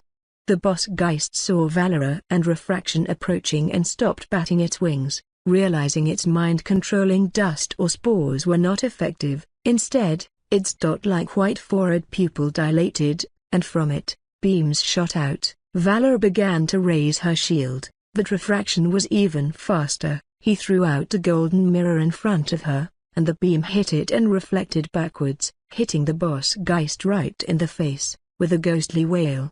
The boss Geist recoiled, its 6 legs writhing as it dealt with a rapidly withering chunk in its bony cheek. The ashen wood there rotted, sloughs of blackened bark flecking away. "So its stinger injects life but its eyes take it away," said Aldrich. "Indeed," said Volantis, "a curious creature. I am still greatly saddened that I cannot stitch the beasts and warriors of this realm into my body. Give Flurgan some time, and we'll figure that out," said Aldrich. "To the death," Valera shouted, now within 50 meters of the boss gist. She raised her fist towards the creature, and a deep red aura raged around her. The same aura enveloped the boss Geist, indicating that the spell's conditions had been fulfilled. With another piercing wail, the boss Geist attacked Valera with much more open hostility than before, slamming its giant stinger down like a club. Now, Aldrich commanded refraction, in one fluid motion, sent out 2 mirrors from either of his hands and then clasped his palms together, slamming the mirrors against each other with Valera in between. The mirrors disappeared, revealing that Valera was gone. The stinger crashed into where she had been, shattering the earth. A wild uprising of vines, thorns, and brightly toxic flora emerged. Refraction dodged, air walking away by stepping on mirrors. However, the boss Geist ignored refraction. It ignored everyone. It instead followed a blood-red trail in the air that unspooled far out, away from the forest, toward where Valera was. Valera, teleported outside of the forest, shivered as she waited out in the open. She dropped her shield, and it dematerialized. She had enough presence of mind to stand still, heeding her master's orders to draw out the boss. But when the boss came, she would unleash herself fully. Black, bat-like wings began to sprout from her back as bloody red waves of energy swirled around her. The boss Geist moved full speed along the red trail. Rather than floating rather slowly, it landed upon the ground and skittered forward with all the frenzy of an overloaded locomotive, its 6 huge legs driving up piles of dirt. "Permission to engage the target while it is distracted?" Refraction said, having warped to Aldrich's side. They watched as the boss Geist ignored them, barreling past. "You warped her out of the forest, correct?" said Aldrich. "Correct." "Then let it go, to the death. Can get broken by outside interference like damage," said Aldrich. "Understood." "Control," said Refraction. "In the meanwhile, we follow the Geist until it's outside the forest. It hasn't triggered any of the other trees to hatch, and I intend on letting things stay that way," said Aldrich. He took to the air, Volantis's draconic wings unfurling. Shiro's used air step, a common martial arts skill to walk on air, to follow Aldrich. Refraction followed with his own version, walking on mirrors he generated beneath his boots. "It seems we have a problem." Mollusk stared up at them. "I can't fly." "Here." Aldrich reached behind his back, grasped his cloak of souls, and tossed it towards Mollusk. The cloak billowed forth, wrapping behind Mollusk and lifting him in the air. "Cool. I can count on one hand the number of times I've flown before," said Mollusk. "Don't get used to it," said Aldrich. "The cloak is personal property, mostly. I'll take what I can get," said Mollusk. Together, Aldrich and everyone followed close behind the boss Geist, making sure that it kept following their, to the death, trail without disturbing other trees. The boss Geist was fast enough that it only took a few minutes for it to get out of the forest, a solid distance of 30 miles covered with the force of 6 raging, bloodlusted legs. As the Geist moved, its butterfly wings rapidly vibrated, flinging slime off to dry themselves. By the time the Geist exited the forest, the wings would be fully functional. "How will we keep the target grounded?" said Refraction. "To the death. We'll keep it fighting Valera," said Aldrich. "Like a taunt, in a game," said Mollusk. "Precisely that," said Aldrich. "But you said the taunt wears off if we hit the thing, right? Doesn't that mean that we're just going to be bystanders?" "It'll come down literally to a 1 versus 1, and I'm not sure she can handle this from what I've seen. Don't get me wrong, she's tough, but variants like this, disaster variants, you need to deal with in groups, or at least that's what the AA says, right? Conventional wisdom dictates that to fight something like an A-rank disaster variant, You need at least a group of 10 A-rank heroes, but that's primarily a judgment call based on the fact that disaster variants will have many strong powers whereas a hero will only have one. The numbers make up for that power deficit. In our case, though, we have enough power flexibility to compensate, be that as it may. But does she really have the firepower needed to take this thing down? Look at its face. Refraction reflected back its rot beam thing, but the wound's completely healed already. She doesn't need to kill it all by herself. We can support her, just not directly. To prove his point, Aldrich cast Heart in My Hands, wrapping his right hand in crimson. He could not recast his pursuer because of its long cooldown, but the boss Geist would not pay him attention anyway. He flew downwards and gently tapped the boss Geist's back, initiating the curse. Heart in My Hands showed a grey indicator on Aldrich's vision that meant that it did not work on the boss Geist for it had no heart. However, it did not just rupture hearts, it was a flat-out execute if the cursed target went below 30% max HP whether they had a heart or not. Valera had ways to increase the threshold up to 50%. All she had to do was solo the boss Geist down to half health, at which point Aldrich could instantly end this fight. He flew back up, the boss Geist ignoring him as he had technically not done any damage to it. As long as you don't damage it directly, the taunt still holds up. Got it, said Mollusk. That means I'll be useless. I don't have any support type abilities. Chiros grunted, affirming that he too was a combatant, not a supporter. I can be of assistance, said Refraction. I know, but hold off for a while, said Aldrich. Lately, Valera had been feeling a little down here and there, believing she hadn't quite gotten a chance to prove her worth. I want to give her a chance to show off. Valera waited atop a hill-like formation of boulders, trembling as her bloodlust continually grew. Her shield was planted like a gravestone beside her, embedded into the rock, to the death, enforced Berserker's Rage on her, and that skill continually increased physical stats while providing increasing damage reduction at the cost of sanity. At the end of the rage, she also suffered a large portion of the negated damage all at once. In Valera's case, her Berserker class abilities had started to merge with her emerging racial abilities. Berserker's Rage was now Bloody Berserker's Rage. The basic effects of the rage were the same, but it had the bonus effect of continually increasing her aversion until it hit her max of 80%, at which point she became less a knight and more a wild monster. Valera's noble blood of Ethel belonged to an ancient, true vampire, called a gore drinker.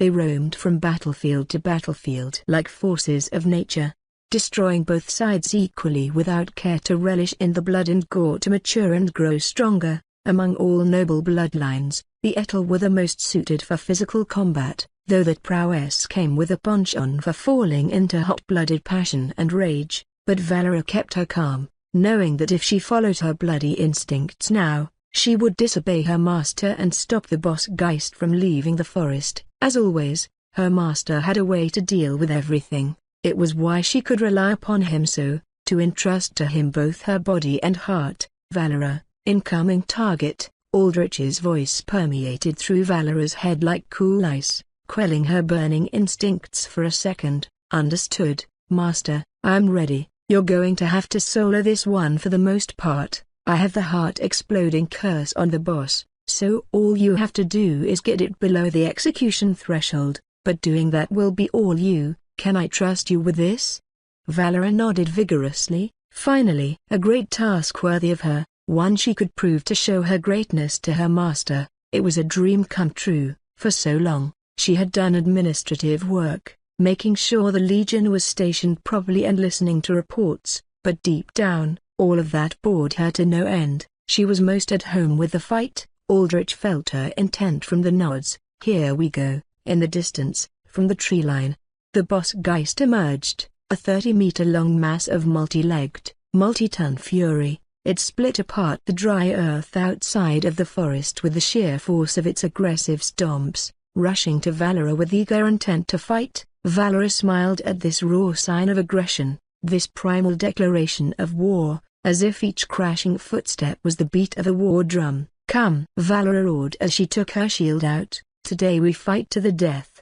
The boss Geist spotted Valera and fully unfurled its wings, taking to the air. Its wingspan was mythical in its scale, reaching 60 meters, covering the sun and casting a great shadow upon the earth. It reminded her of when she and her master had fought Kryos, archdragon of eternal winter, how the dragon's great wings utterly covered the sun, drenching the world in darkness steeped in bitter cold. No, this hardly measured up to that. That was one of the greatest battles Valera had fought with her master, when they were at the peaks of their power at level 100, one of the moments she held close to her heart, when she knew she was making her summoned life matter after the failure of her original life, but it still made her blood boil all the same. What proper knight would not see a great beast, one that could shade the sun itself, and not see a creature to slay? Especially a knight sworn in service to a man of her master's caliber, no less. With a howling, alien wail, the boss Geist's eye-patterned rainbow wings glowed bright. Hundreds, no, thousands of streaks of iridescent light emerged from them, soaring in the air in beautiful arcs aimed in a large-scale artillery bombardment straight at Valera's position. Valera leapt off her hill, black wings stretched out from her back, claws tipped at their ends. She soared in the sky, her shield held up. The rainbow light bolts crashed against her shield in an unending stream, a heavy storm of destruction, each raindrop of light unloading high-temperature explosions that scorched her skin, but she grinned wildly and just pushed forward, splitting through that unceasing rain with her shield held up high and her wings beating strong. No less was expected of her as a guardian knight, and no less would she give. That was her motto as she soared into the fray of light. Aldrich watched the fight take place from high above, away from the thick of the mass destruction. "She's going through all that?" said Mollusk, dumbfounded. Valera flew against the tide of rainbow light, getting within 100 meters of the boss Geist now. The hill she once stood on eviscerated under the endless barrage, each bolt carving out huge, molten chunks in the rocks until they had eaten the entire hill up into nothing but a steaming crater.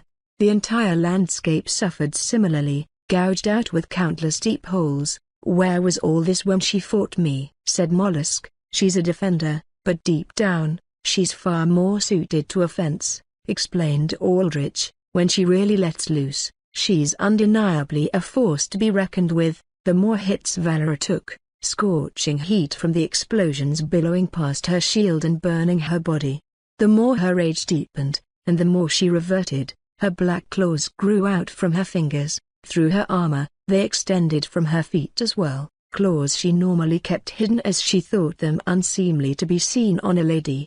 Her wings grew, dark spikes emerged from her elbows, her overall muscle mass swelled, her bones snapped and reconfigured into a bigger frame. A raging red aura whirled around her before solidifying into gleaming red, plate-like flesh that wrapped tight around her body, turning into natural armor that covered her from head to toe. From her back and shoulders, spines of red began to jut out, now fully erasing her knightly stature and replacing it with primal, vampiric, monstrous brawn. This was her Crimson Exoskeleton, an upgrade of her Crimson Furnace ability that generated a spherical barrier of blood around her. It not only granted her an incredibly durable natural layer of armor, but it also boosted her physical abilities. On top of that, the spines and spikes gave her access to slashing damage. Like her Crimson Furnace, the exoskeleton could also drink in blood to regenerate and,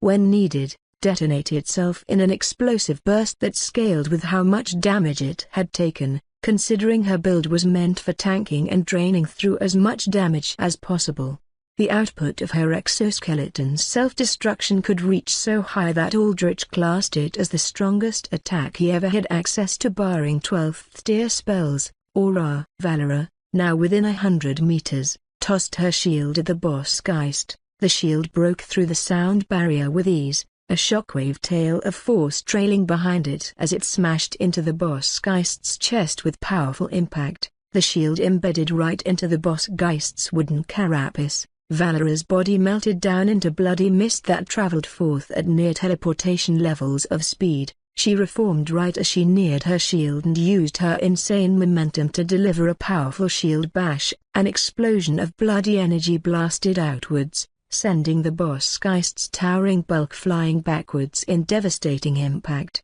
That was Bloodburst. It was the signature ability of her vampiric bloodline that allowed them to wreath their blows in bloody energy. Upon impact, the energy accelerated outwards in all directions rapidly, creating an explosion of kinetic force. She's getting stronger and stronger. At this point, there's no question that in a pure 1 versus 1, I'd simply be out of her league. Thought Aldrich. Unlike me, she's had the luxury of investing all of her power into direct combat stats like strength, agility, and vitality, and she has an affinity in all of them on top of building around it. The difference between a mage type like Aldrich that had to invest most stats in magic and attunement and a pure warrior like Valera was starkly evident. What do you think, Frack? What would you rate her as a threat? Said Mollusk. I would not take an assignment on her, said Refraction simply, but if I had to offer an estimate, she would be an A-rank disaster at the minimum.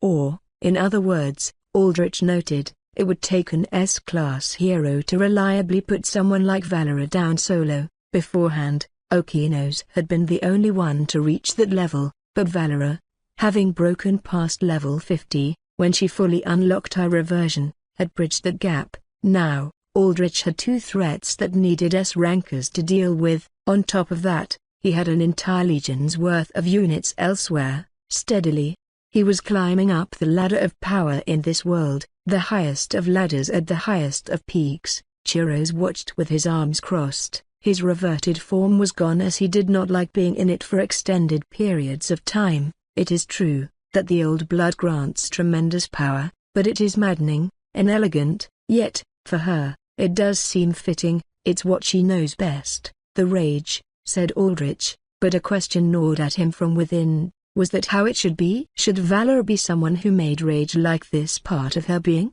Wasn't it better for her to move past it, to bury it? For her sake? Aldrich pushed that question aside for now. It circled back to the conversation in the elevator. He needed her to be strong for this war. After it was all done, she could rest, he could rest with her.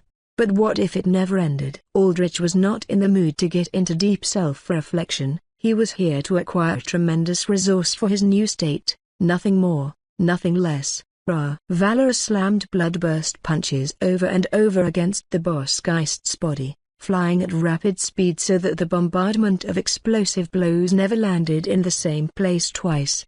The boss Geist buffeted about in midair, huge holes cracking into its carapace. Valera soared above the boss Geist's skull and then went down rapidly, her head-wrapped fists held together overhead to slam down like a hammer. The boss Geist reacted, twisting its head a full 360 degrees to clamp down on her with its black pincers. Valera could not really think clearly anymore, but her battle instincts were sharper than ever. She knew when danger was coming, she could feel it, and those pincers were deadly sharp, even against her exoskeleton, but she did not care. She went straight down, smashing her fists down on the Geist's head. Meanwhile, the pincers clamped shut, severing her in half from the midsection. The bloodburst blow sent the Geist hurtling down to the ground head first, a huge dent in its ashen skull. It had sunken in its forehead eye to avoid damage. But now it was exposed, its skull roofing smashed inward into pieces. With the skull fully exposed, it was possible to see that the eye was the only fleshy part in the entire head. Residing in the hollow of its skull chamber, countless green vines kept the eye tethered within the skull.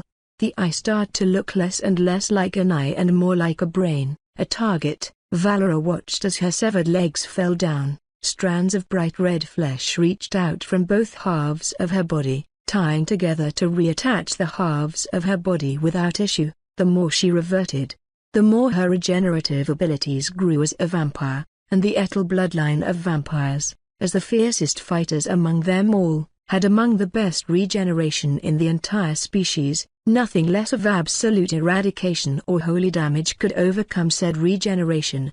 Reversion 60%. Another pair of wings erupted from Valera's lower back. A tail covered in spikes like a brutal torturer's weapon grew out from her exoskeleton. The only emotion she felt now was rage, pure, blinding, hot, seething rage. Everything that caused her rage boiled within her, bubbling out from the depths of her dark memories in a scorching swell. She remembered her father's death, the eradication of her entire bloodline, the death of the princess she had loved as a sister, the constant hunts against her, the way they looked at her like an object, a bounty to take, and, when she grew too strong, too feared for mere bounty hunters, when she made her own attacks against those that had taken everything from her, the way they looked at her like a deranged demon when they were the ones to force that life on her. The boss Geist looked up at Valera with its eye, and Valera looked back down with her claws upraised. She had long since dematerialized her shield, for she knew she did not have the wits to use any martial arts skills. She could not even properly see, really. Her exoskeleton flesh covered her eyes, returning her physical form ever closer to ancient true vampires of the night who, in eternal dark, never had the need to evolve eyesight. The Geist could tell Valera's target clearly, its eye. In response, the Geist routed its stinger into the ground. The barren wasteland earth turned into a lush forest in an instant, fully grown trees, giant thorns, toxic flowers, powerful vines, poisonous spores, fungal growths, and countless other flora emerged in an entire ecosystem turned into colossal battering ram. Valera roared as she met the avalanche of plant life head-on. She clenched her claws together into fists and punched down as fast as possible, with machine gun speed. Her blows, each of them charged with bloodburst, blew apart the incoming forest chunk by chunk. She punched faster than the forest could grow, and slowly but surely, she made her way down, closer and closer to that eye she would rip and tear apart. Reversion. 70% her memories of the past faded away. They no longer gave her as much rage as they used to. Instead, the image of her master appeared in her mind, her master, hurt, broken, dead. That gave her more rage, fresh rage, the rage to sustain her reversion further. She punched with even more vigor, growing another pair of arms with her exoskeleton to double her efforts. Eventually, she broke past the forest to see the eye gazing at her. Right in front of her, she unloaded a mighty punch upon it, sending it flying back into its skull cavity. Surprisingly, the eye was durable enough to withstand that punch. Though it leaked white-tinted blood from tears the bloodburst explosion caused, Valera landed inside the skull, the claws on all four of her arms unsheathed, ready to tear soft flesh instead of punching. In response, the eye's shining white pupil dilated, illuminating Valera in a spotlight of rot. She took struggling steps forward, her blood armor turning black and rotting away and regenerating in near equal speeds. The light had a weight to it that made it harder to move, and the closer one was to it. On top of that, the closer she got, the more severe the rot became until, right in front of the eye, it overpowered her regeneration. Patches in her exoskeleton became visible, and underneath, chunks of her flesh started to decay. Valera, moving slowly, sunk her claws into the eye. Warm blood squirted outwards as she reached in deeper and deeper. The exoskeleton covering her eyes rotted away, and she was left staring into pure, blinding white light. There, she was again confronted with the image of Aldrich's death. Him lying on her lap, not in restful sleep, but in true death. But this time, she did not feel anger, she felt fear. Reversion disabled without the rage to sustain her reversion. Valera reeled from the lost power and regenerative boosts, stepping back, her body breaking apart in every direction. Was she going to lose?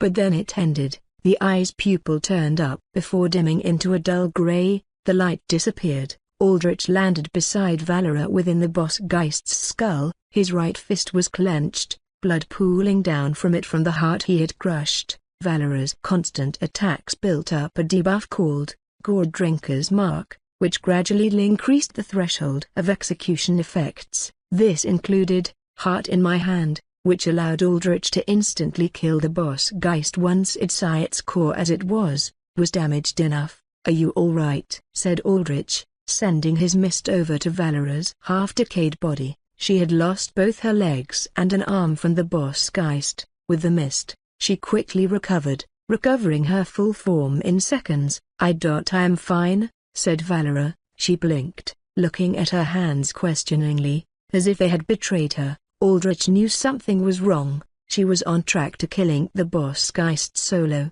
but her reversion had stopped midway. Did the boss have a way to disable your reversion? No. I don't know. Valera clenched her fists and sighed. Then, she smiled. Do not worry about me, Master. It was a simple mistake, but I will not make it again. For now, let us bask in the glory of our victory. Another strong one among our ranks is always a cause for celebration. Valera motioned to the boss Geist's eye. From the eye, Aldrich could see that a soul floated above. I want to make sure there isn't anything hidden between us, said Aldrich. Are you sure you're okay? He asked while he put his hand over the gleaming green soul. Casting, raise undead. Since this was a boss-grade monster, his health and mana began to funnel into the soul in a helix of green and blue. Though, since this Geist was weaker than Okino's, Aldrich doubted he would run out of health or mana before raising it. Churros, Refraction, and Mollusk were above, standing atop a mirror platform. Aldrich had wanted to keep them there for privacy's sake.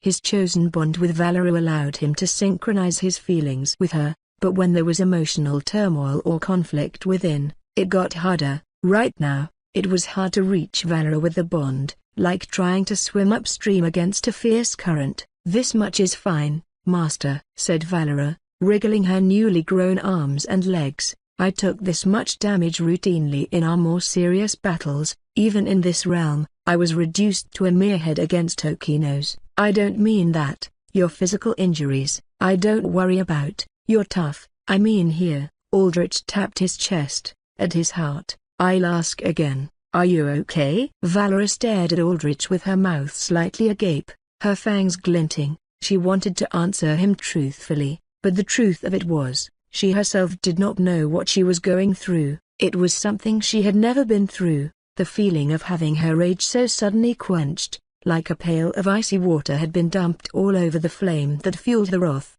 Cold, cold fear, but she knew before her own feelings that her master's goals came first. It was her duty as his guardian to ensure that, to that end, she could not fail. She could not show weakness, not now, not ever. I am fine, said Valera resolutely, a simple slip-up, that is all. I assure you it will not happen again. Aldrich nodded. He could tell things were not 100% okay, but he was not going to pressure Valera. He wanted to give her time to think things through on her own first. He knew that what he had said back in the elevator, about wanting her to put aside her feelings and fears until things were over, was a lot to ask for. He had always thought that, when it came to emotions, he was better at reacting than reaching out. Or, maybe, that was just what he thought to cope with the fact that he did not really know how to reach out to others, not in the same way that normal people did. He remembered when Seismic comforted the men and women in Haven during the attack. Seismic managed to connect with the personal lives of each human there to make them feel listened to, protected. Aldrich had copied that well enough to gain the trust of the citizens, but at the core of it all, it was still just that, a copy. It was because, frankly, he did not care about the Haven citizens too much. Rather, he cared as much as a lich could, but it was difficult for him to care beyond a certain threshold. Things were different with Valera, though. She was his chosen undead. He cared more. She deserved just as much for all she had done, but that was the things got difficult enough where Aldrich figured that the best thing to do here was let her know she was heard and supported, to give her an open channel in case she needed it. Just know that I'm always available to talk things through. He turned to the soul and focused on raising the Geist. After several seconds of draining his health and mana, the process was complete. Aldrich felt a connection tether to the boss Geist as their relationship as undead and master stabilized. There was something he was deeply curious about. Variants, for the most part, lacked souls. Now, that did not mean they lacked sentience, it simply meant they lacked a spiritual marker that would enter the soul stream upon their deaths. There were plenty of creatures that had sentience but no souls, if Elden World was to be believed. Sufficiently advanced Gillums, for example, could think and feel but had no soul. Many monsters had sentience, but not all had souls, though in many cases, the more intelligent and emotionally developed a sentient being was, the higher the chance that they could, over time, develop a soul from scratch. It just required time to accumulate to solidify the personality and memories and emotions to create a distinct soul. Variants seemed to follow a similar pattern. Regular animal-like variants lacked a soul, but there were a few exceptions like Okinos, the Geist and, now, this boss Geist. What exactly was it about the Geists and Okinos that set them apart? Aldrich's Geist in particular seemed quite odd. It had only started to really think for itself after becoming an undead, and when questioned, remembered very little of its past life before Aldrich. Then how did it have a soul when all the other variants lacked one? But perhaps this boss Geist was different? Perhaps it would remember? The boss Geist's splattered eye began to reform, the flesh regenerating on its own, the skull began to reform as well, the bark growing back in strips. "Let's go," said Aldrich. He jumped out of the skull, and Valera followed close behind, in front of the boss Geist's giant skull face. Aldrich waited, its singular forehead eye popped back out on its forehead, staring down at Aldrich in recognition. "Can you speak?" said Aldrich. You are my new master?" A voice rang in Aldrich's head. This was telepathy, but not the kind inherent in the undead master bond. It was the boss Geist's own ability. "I am," said Aldrich, "a new master." "Who did you serve beforehand? Do you remember?" "I," began the boss Geist, but it paused. Aldrich was about to press the variant further, but it was then that he felt a bright white light flash in his mind, blinding his vision and headspace. In the next instant, Aldrich found himself standing in what looked like a circular chamber of rock. The chamber was enormous, probably easily the size of an entire city, and in the distance, at its center, he spied a floating white orb of pure energy. That orb served as the only light source, and a faltering one at that. Compared to the vast, dark expanse around it, the orb was small. Its light, though bright, dwarfed by the encroaching darkness around it, darkness that did not seem natural. It was too thick, too powerful, as if shade and shadow had layered atop each other in a condensation of all things black meant to choke out whatever light it could get its tendrils on. "What is this place?" Aldrich asked Volantis, requesting the living armor do a scan, but he realized that he was not wearing any armor. All he had on was his soul weave suit. Aldrich's death knell started to ring by his hip with a clear, crisp jingle. It was the kindred resonance that played when there was a soul nearby that was similar to his own. This was the very first time the bell had ever played that resonance. "Welcome to my boundary, kindred." Aldrich recognized this tone. Distinctively coded female, and yet, utterly neutral in its inflection, almost robotic. This was the voice, the entity that once controlled Okinos. He turned around to the source of the sound and beheld someone that should have been dead for 60 years, a tall, hunched-over figure dressed in an odd patchwork of robes. There were robes of fur. There were robes of leathery skin, robes of scaled skin, robes of slimy flesh that looked like it would have belonged to mollusk, to many sorts of deep-sea creatures. There were even robes layered in sheets of glinting metal and crystal, all of many different colors, the bright and dull shades shimmering and shifting in constant, dizzying flux to create an amalgamate pattern of hues that seemed oddly maddening. No, it was maddening. Undead mental immunity triggered the robes hid its wearer's body, but Aldrich could tell it was vaguely humanoid and large, easily 4 meters tall, tall enough that he had to look up at its hooded face, a face with no discernible features, just a bright white spiral pattern surrounded by a void of starry black that formed its face. If it could even be called that, it looked like if Aldrich reached into the hood, his hand would pass right through, into a void. This subtly bizarre being was someone that Aldrich recognized, someone that practically every single person in the world who gave a single damn about history would recognize, one of the 2 most influential figures in the post-altering era, the one whose death had been ground zero for the monstering itself. This was Zahak, the greatest villain of all time. "This one sees that you are surprised, kindred," said Zahak, "and at unease. You easily have the power to kill me as I am," said Aldrich. "Your battles with Vanguard reshaped entire landscapes. You by yourself could have wiped out all of humanity. Hell, After dying, you almost did with the monstering. There's no reason I shouldn't be on guard. You do not have true physical existence here. Zahak, to prove his words, reached out a hand covered in so many layers of cloth that it was impossible to see the skin to Aldrich. Aldrich raised his arms in a guard, but Zahak's arm phased through him. There is no means by which this one may harm you, continued Zahak, and the connection we share now is but fleeting and unstable, generated in the brief instant where your outer might overwrites my own, intertwining our essences in the slightest of moments, a connection far too weak to offer you harm to the mind, and this one is not here to harm you, kindred. Aldrich had heard voice recordings of Zahak before, and they distinctively presented the villain as male, though due to the nature of the villain's ability to consume and take on the forms of others, that voice could shift freely, but it did not feel like this was Zahak. Granted, information about Zahak's actual personality was sparse.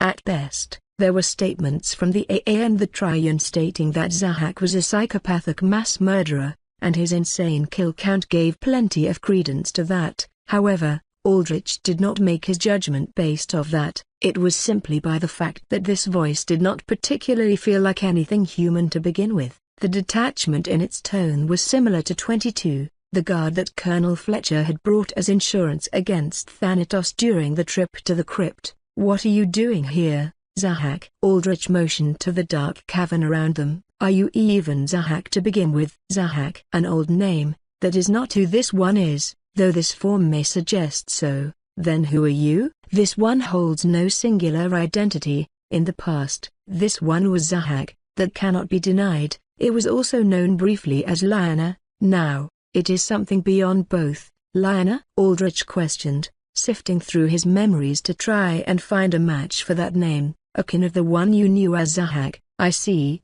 Aldrich narrowed his eyes in contemplation, finding out who Zahak was talking about. Details about Zahak's personal life were extremely difficult to come by. What he did, who he killed, how he was stopped, that it was well documented, eulogized, and memorialized, but what kind of person he was and who he was close to was a mystery by design. The Panopea complex kept it a secret, though for what exact reason, it was hard to tell. The reigning theory was that it was to villainize Zahak in the eyes of the global public. But Aldrich had always thought that theory strange. Zahak had personally killed over 1 billion people, throughout human history. He was probably the single most prolific killer both during life and after death if you counted the monstering to be caused by him. If ever there was someone that did not need help getting villainized, it was him. But Aldrich did know who Lyanna was. She was Zahak's daughter from before the altering, though beyond her name, nobody knew really who she was or how she had ended up after the monstering. She presumably died before the altering as there were no records of her past it. That still answers almost nothing, said Aldrich. Let this one make it clearer. Zahak placed a robe-covered hand on his chest. Originally, this one was Zahak, then, this one was Lyanna, then, this one became something more. What are you, then? Some kind of entity that switches between bodies, said Aldrich. In a way, yes, said the entity. In a way, anything more specific you can offer me? The entity did not respond. Either it could not, or it chose not to. The result was the same. Aldrich chose a different branch of questioning, breaking down the entity's statement. Originally, that implies you were someone else before Zahak. Before, this one was formless, mindless, without memory or thought. Then what are you, exactly? Right now? The world, declared the entity, its neutral tone rising. The world? Aldrich did not quite know what this entity meant by that. The voice of the world, of life. If you couldn't tell by my line of questioning, I don't like dealing with cryptic messages. This one's memories of Zahak and Lyanna are unclear, but this one will attempt to enlighten you, kindred, in the event humans consider as the altering. Energy from the deep cosmos seeded itself into the planet, instigating the rapid development of powers and environmental changes. The seeding process involved the coalescence of energies in the planet's core, and from there, this one's current form was born, a nascent egg of power. This one remained dormant, mindless, slumbering, empty as humanity waged senseless slaughter upon itself on the world's surface, with their newfound might, war that this one now knows as ingrained within humanity's self-destructive nature,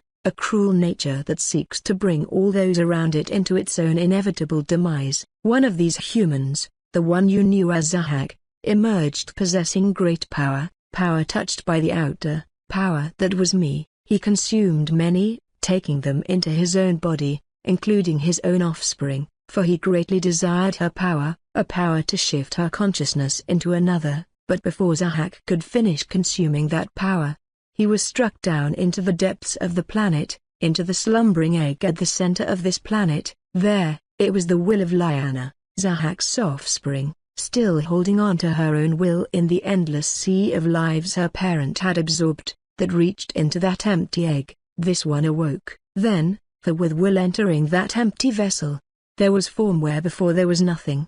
Aldrich took in these revelations with a hand to his chin. This was groundbreaking information that practically nobody knew about. One thing that immediately came to his mind was that this confirmed that it was not just Vanguard that had an irregular power that did not belong to this world, but Zahak as well, and Zahak had a power from the outer, the very same source that Aldrich derived his Elden World powers from. At the same time, the knowledge just broke open the seals to a complex chamber of questions. This one senses you hold many questions, kindred, but this one advises against it. The connection this one holds with you is short. There will be no time to answer your thirst for knowledge, said the entity. The altering seeded an egg into the planet's core, and Lyanna filled it in using her power to transfer her consciousness, said Aldrich. Though he did note that Lyanna's power had not shifted her consciousness but instead created a new entity entirely. But that begs the question, who or what was the egg originally for? The entity did not answer again, but after a pause, it did elaborate a little. This one cannot answer that, for this one does not know. This one holds no memories from before it filled the emptiness of the vessel. All this one truly knows and follows is the will left behind by Lyanna, this one's mother. That will being? Asked Aldrich. The will of Zahak was to consume all life into one. The will of Lyanna, on the other hand, was to protect life, said the entity. This one seeks to enforce the will of Lyanna. Aldrich almost laughed at the absurdity of the statement. This entity, by controlling Okinos and dozens of other locuses, had killed over 1 million people worldwide in just 2 days. Preserving life seemed to be on the last of its priorities. I'm beginning to connect the dots here. Scientists have observed that variants have an instinctive trigger to follow a leading creature, a locus, and they determined that from locus energy signatures during battle, especially regeneration, that they receive energy from an outside source. This led to the idea of a hive mind theory, the center of that hive mind. It's you, isn't it? That is so. Then how is it that you are protecting life? Said Aldrich. To me, it seems like you've waged active war on humanity already, and that's involved killing countless people, not to mention the monstering.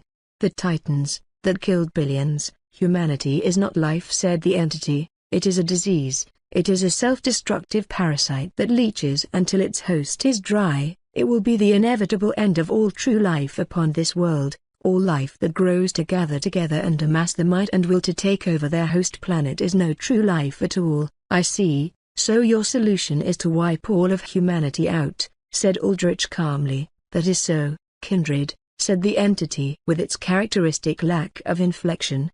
Despite having a will born from Lyanna, who likely had been a compassionate woman, this entity was far from human. It truly did not consider humanity anything more than a pest to get rid of. And this one senses you do not hold true anger over such a statement, kindred. You protect the humans, but even now, in speaking of their annihilation, you hold no strong emotion. Do you truly care about them? Reasonably so. Disappointing, kindred. This one has sensed that you have taken care of one of this one's children, and yet you have corrupted her to be more human, to embrace a nature that leads to the inevitable end. Aldrich understood that the entity talked about Carissa. My parenting is none of your business. This one understands that. That is why this one has called you here, kindred, to discuss Carissa. So that is what you have named her. No, not her, She is fully yours, kindred. She no longer holds any connection to this one. This one wishes to discuss the fate of humanity.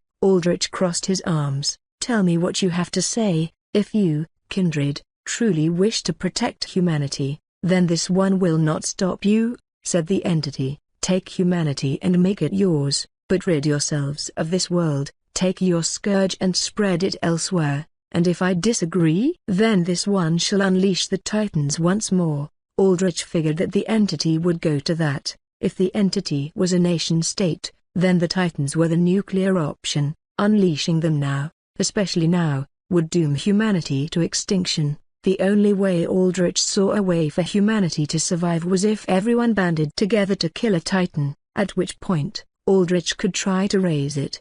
But that was impossible. First off, it was unclear whether Aldrich could even raise a Titan to begin with. It seemed that raising undead overwrote the hive mind control that the entity placed on its variants, but it was hard to tell whether the same would apply to Titans, and Aldrich knew that in his current state, with how he lost mana and health with stronger boss-type beings, would not be able to raise a Titan. The Titans were simply on another scale of power entirely. Of the original 20 Titans, humanity could handle exactly 8 of them. Each of those 8 could total countries in a matter of days, but a coalition of the strongest heroes and villains could stop their ceaseless march of destruction. The remaining 12 Titans were not just much stronger, but they were almost completely immortal. Not even Vanguard could kill them. In the end, the 12 Titans, weakened but unable to die, returned to their personal lairs where, according to energy scans and readings, they lay dormant in unreachable pocket dimensions. But the Titans are still resting, and this one does not wish to rouse its children when they are not ready to wake. But make no mistake, kindred, if this one is pushed, this one shall not hesitate to wake its children once more. You seem confident that you can win, even when my powers can override your control, said Aldrich. That is because there is simply no other alternative, kindred. Look, the entity pointed to the ball of white in the distance. The faint white light surrounded by hungry, approaching dark, that is a manifestation of this world's life force. If you defeat the Titans, then that meager light dies. This one dies, but so too does this world. It will rot and shatter, leaving mankind to face extinction, whether at the hands of this one's children or planetary destruction. The end is the same. Aldrich mulled over what the entity had said. It was either shepherd humanity to outer space or suffer the wrath of the Titans. Both options were bad, to say the least. The nearest habitable planet was light years away, despite the diverse spectrum of fantastical powers that the alter organs granted. The physics constant remained that nobody could surpass the speed of light, and nobody could warp themselves away to those kinds of distances, not to mention the fact that without ether in Earth's atmosphere, all alters would run out of energy to fuel their powers and advanced technology. Humanity had gotten so reliant on ether that it was impossible to tear them away from it. Some mutants might even just flat out die without an ether-supported environment, and Aldrich did not have the influence to steer all of humanity under his helm to begin with. Even now, the U.S. stood against him, and that it was just one nation out of many, a powerful nation, granted, but still nothing compared to the entire world. The alternative was to face the Titans, also an impossibility, for now. Supermind's conversation with Aldrich rang in his head, the heir to Vanguard power, that was the key to this. If Aldrich could make that power his, he was confident he could take on the Titans. But even that lead to a dead end. If the Titans were defeated again, then the entity would die, and then there would be no planet Earth anyway. The end result was, as the entity said, just the same, extinction. There was no scenario in which Aldrich saw a way to make a right decision at the moment. Every single route lead to a bad end.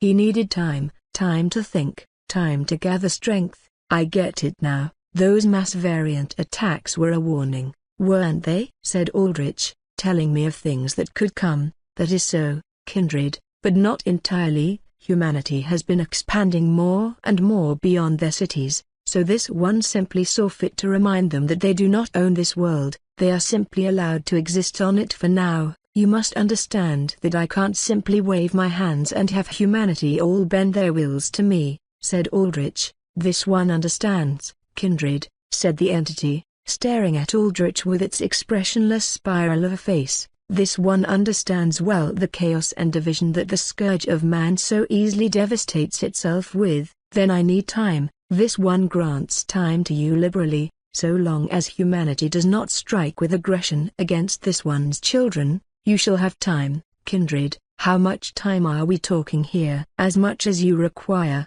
kindred. We are both timeless beings. There is no need to rush. I see. I'm beginning to see why you called me here. This is a ceasefire, isn't it? That is so. This one shall not bear the might of its children against humanity unless this one is provoked. But bear in mind, this one does not control the vast breadth of the sea of life growing upon it. Most live by their own wills and instincts. This one has no control over right to hunt, but over the geists and locuses, heralds of this one meant to cull the scourge of man. This one shall hold back, that should grant you ample time to amass might to bend the chaos of man to your will, kindred. In essence, normal variants would still live their day-to-day lives which occasionally involved rampaging through a city here and there. But geists and locuses that were targeted special forces against humanity would stay dormant, a good deal, but the issue was upholding it, especially on mankind's side. Aldrich knew that if humanity could, they would try to take back land from the wastelands that variants took from them, to reclaim what they believed was rightfully theirs.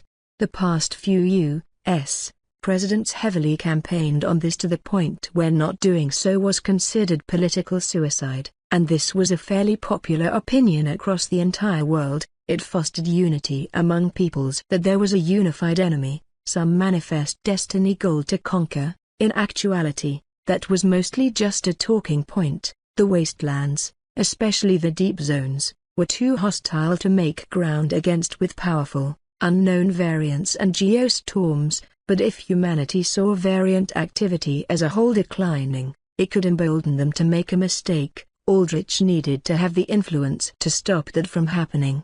The good thing was, this ceasefire gave him time to grow stronger and stronger. And what if I take over more of your children? What if I needed to get the strength necessary to convince humanity? Asked Aldrich. That is acceptable. Life and death cannot exist without the other. If you choose to hunt my children upon the surface, then that is your natural right, kindred. Just as it is in my children's natural right to hunger and feast upon man when they stray too far from their cities, but to lead attacks of great scale or to target the dearest of my children.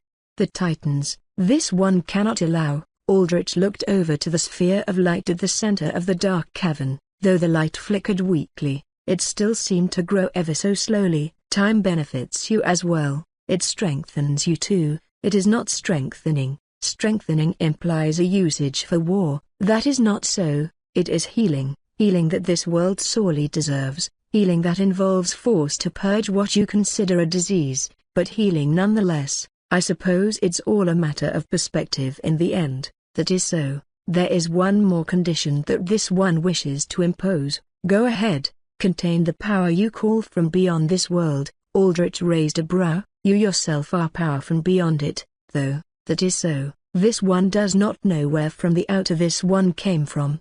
But that matters not any longer. Now, this one is this world, but it is because we share origins that this one grants you leeway. You may use your own powers, kindred, but nothing beyond that. This one fears that the misuse of power from beyond may lead to more unwanted pests. You already have one, was Aldrich's thought. The stranger was a demon that had, like a parasite, latched himself upon this planet, but Aldrich kept that thought to himself for now. He wasn't about to let the entity know about the stranger right now. There was a chance that the entity could even help against the stranger considering its words, but Aldrich could not trust it to that degree. I can accept those conditions. The realm I get my powers from is fine, but all others are not. Is that how things will be? Said Aldrich. That is so. Then we have a ceasefire, said Aldrich. There is no more to speak of. The entity turned around, and Aldrich's figure started to blur,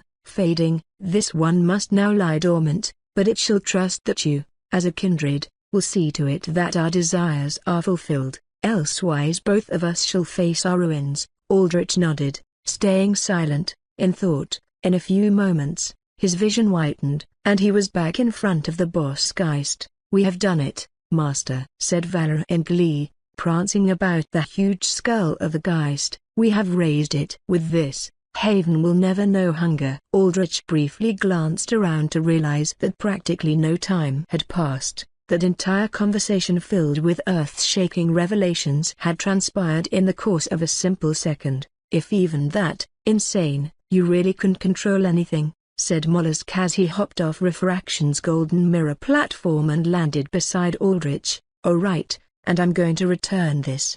He took off the spirit cloak and handed it back. The cloak floated to Aldrich's back where it wailed in content. "Thanks," said Aldrich quietly. "Master. Is something amiss?" asked Valor via telepathy. "I'll talk to you about it once we debrief in Haven," said Aldrich. "For now, let's prep to get a move on." Even in the deep wastelands where satellite surveillance was less than reliable, an energy surge on the caliber that the boss Geist released with its land-melting bullet hell was not going to go unnoticed. "We're going to fly on your back," Aldrich said to the boss Geist. There was no easy way to hide the boss Geist. It was far too big to store in his and Chris's boundary. "That is acceptable," the boss Geist said mentally. "Everyone hop on," said Aldrich as he leapt up, landing on the Geist's back. "And since you've entered my service, I've decided to give you a new name, Arcadia." "Arcadia?" the Geist mulled over in its mind, clamping its pincers gently together. "Arcadia, huh?" Refraction landed by Aldrich, his trigger turning off and returning him back to his usual goofier self. "That's basically the Greek myth version of paradise, isn't it? A Garden of Eden sort of deal. Thanatos for death, Arcadia for life. Who would have thought those two would go together? With me, the boundary between life and death is far thinner than usual," said Aldrich. "Your naming sense has improved, Master," Valor nodded proudly. Probably because Aldrich had not simply named the Geist tree. "I do try and learn from feedback, especially from my commander." Aldrich gave Valor an acknowledging nod, and she turned away shyly. That was when her eyes widened. Aldrich followed her stare. The forest of giant trees was starting to move. "Master, prepare for battle," Valor shouted, immediately taking stance in front of Aldrich. The shield she had dematerialized in her reversion bloodlust reappeared in her hand, and she stood with a wide, trained stance behind it. Her prior animalistic savagery gone. "Shit, not again," said Mollusk, "and there's like 100 of them too. This time, I really do think we should just warp out, you know," said Refraction, golden sparks of energy fluttering at his trembling fingertips. "You, don't need 100 of these things, right? Just one is good, yeah?" Chiros awaited with calm, for he believed panic, especially for a soldier, was nothing short of inelegant. His reverted crystalline form was gone, leaving him standing upright with his blade poised in ready position by his side. "Wait," said Aldrich. The earth started to rumble as the sheer magnitude of movement from the giant trees and their upturning roots churned the ground. Around the trees, their roots broke up from underground, coiling around each other to form thick legs. With a heave, the roots pushed their host trees above ground with a deafening rumble of parting earth and crumbling rock debris. Aldrich wanted to see if the entity would truly uphold its end of the ceasefire. It said it would move back all locuses and Geists. If Arcadia was any indication, every single one of those trees was a monumental egg gestating a Geist, which meant that the entity was supposed to pull them back. Attacking Aldrich right now would be a surefire way to break a ceasefire before it even really began. He did not believe the entity would do that, so he waited. Valor was the first to catch on. Her danger sense skill was likely not triggering. Unable to sense any hostile intent or bloodlust among the trees, she tentatively began to lower her shield. Chiros, seeing his commander ease up, followed, lowering his blade. "Are we all just surrendering here?" said Refraction, turning into good old mulch for those nicely oversized trees. "Silent mystery is part of this dude's image," said Mollusk, "but self-destructive tendencies definitely aren't, so calm your ass down." Frack, Refraction gulped and nodded. The entire forest began to move on their legs of roots, but not towards Aldrich. As a whole, they marched away, deeper into the wastelands, the earth rumbling with each of their synchronized, colossal steps. The countless insect variants that nested atop their branches buzzed about in a panic, creating a cloud of bodies that could almost blot out the sun. For a moment, Aldrich wondered if they, as natural variants, would attack as the entity had said it would respect the right of natural variants to hunt, but the insect variants simply followed the living forest back, not wanting to leave their home of nourishing fruits and sap and warm leaves for their eggs. After a few minutes, when the forest was well and far into the distance, Aldrich nodded in confirmation. The entity had stayed true to its words.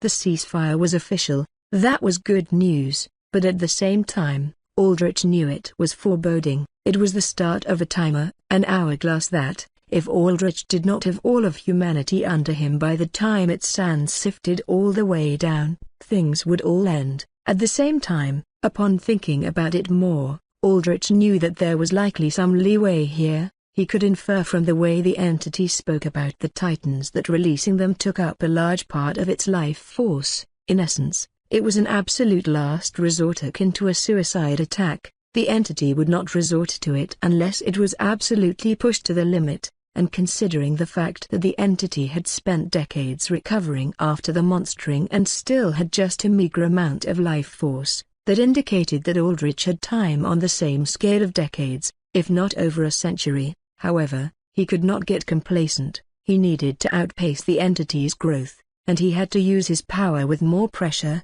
The talk with the entity forced Aldrich to shift the balance of his approach. Currently, he wanted to work with the world leaders, to listen to them and see what worked best for everyone. That was reasonable, but the entity had tilted Aldrich's scale of approach so that he valued control over cooperation. Control was harsher, crueler, but it was undeniably faster, so long as one had the power to enforce it. Arcadia, fly us back, said Aldrich. Use your telepathy to get directions from me. Arcadia clamped its pincers together in understanding and flew into the air, its huge butterfly wings sparkling like scintillating jewels under the sun. With just one flutter, Arcadia brought the group up high into the air, and from there, it was simply a matter of gliding back to Haven. Phew, at least we survived that, said Refraction, sighing deeply. You sound like you actually went and fought anything, said Mollusk. I may as well have, with all that mental pressure, to ease pressure after a battle. There is nothing that bests a talk, especially among fellow soldiers, said Churros, sitting down with Mollusk and Churros with a friendly smile. So, tell me of your lives. Aldrich left them to converse and headed up to Arcadia's skull where he looked ahead, thinking. He felt Valera's tender hand on his shoulder, such a gentle touch. I do not like it when I am touched without warning, but for the sake of our warfather, I shall allow it, said Volantis. This again? Valera smacked a spike off of Volantis's shoulder plate, taking care not to cause any real damage to Volantis or Aldrich. Come now, that was a tooth of a drake I slew, complained Volantis. You can find another. Look at how many creatures there are here, countered Valera. All of them upset my stomach. Until the Mind-Eater devises a way for me to devour them properly, I'm bound to starve. I am unlike you bloodsuckers that have less than discriminating tastes. Valera sighed and ignored Volantis. Master, something has come over you. The way you stand, it is rigid, stiff, cold. It reminds me of how you were when I first saw you in this world. Is something amiss? Aldrich took this time to debrief Valera. He gave her a rundown of his talk with the entity. Of course, Volantis heard this too. So that is how it is, said Valera. The world itself stands against us. She sighed softly. I suppose the dates we planned but never managed to bring to reality will not happen. Aldrich, for the briefest of moments, wondered how Valera could be thinking about dates right now, but he mentally shook that thought away. She had always been a responsible commander. Her intrusive thoughts meant little compared to her time-tested reliability. But rest assured, I will stand behind you through it all. Valera raised her shield. No matter what stands against us, whether they be the gods in our past lives or the very world in this one, I shall stand firm with you. for that is where I have sworn to be. I appreciate that, Valera, said Aldrich. Your goal does not change either, does it, Ahmed? Said Volantis. We are to conquer this world, are we not? To lead the greatest warband that has ever been seen across all realms. That the world stands against us matters not. No, it gives us an even greater foe to rage against. We are no raging orc warband, said Valera in admonishing tone. We do not simply go out on raids to take territory that we will lose right after the battle is fought due to a lack of planning or thought. We must think long term. He's right, said Aldrich, and so are you. We need both. More pressure to fight and raid, and also a level enough mind to keep what we've taken without issues, to take, but not destroy, to conquer, but not humiliate. But to do that all at once, on a time limit, too. Aldrich, for once, started to feel overwhelmed. He always knew that by taking the world stage, he was going to bring more and more responsibility on himself. But having to take over all of humanity to stave off planetary destruction, those were endgame issues he thought he would not have to deal with for a while. And we will all do that together, said Valera, smiling at Aldrich, her helmet uncovered to bear the surprising softness of her features. Her smile was warm, and in it, he did not feel alone. The weight on his shoulders lightened. Ha ha ha. Which human territory shall we raid then? From that curious telescreen artifact, I know that this New York seems quite mighty with its shields, walls, and powerful warriors. And it is the premier city of this United States kingdom that refuses to recognize you. I myself shall lead a raid against them to teach them the greatness of my armored. That's suicide. Not happening, said Aldrich. To crush my dreams so quickly. Such is the life of a mere armor, complained Volantis. Aldrich heard crackling in his earpiece. Arcadia had flown close enough to human territory to start getting net signals. He immediately contacted V. Status report? Boss? V's voice came in panicked. Good, you're back. Just in time, too. What's wrong? I don't think you'll like this. But whatever you did out there were massive energy surges. The AA's been super careful about variant energy surges in the deep wastelands, you know, after the locust attacks. They want to stop variant armies from building up before they get gathered. Let me guess, heroes are coming to investigate the area, said Aldrich. He knew this would happen, but he was prepared. The AA would send a team of A rankers, most likely, usually a group of 10, but with the panopticon still down. The heroes were stretched out thin doing patrols or hunting variants around cities. At best, Aldrich figured a group of 5 rankers would show up for a remote deep wastelands patrol like this, that he and his group could more than easily handle if it came down to a fight. But it would not come down to a fight to begin with. Aldrich's sentinel status afforded him that much protection, and now, Araf was his official partner. As a fortune heir, Araf might as well have been the prince to one of the most powerful kingdoms on the planet. On top of that, Dracul, another sentinel, was his ally, and in fact stayed in Haven at this very moment. No ragtag group of A rankers would ever think about throwing an attack Aldrich's way unless they wanted to be the instigator of a shitstorm that was quite literally on a national scale. Yeah, and I know what you're thinking.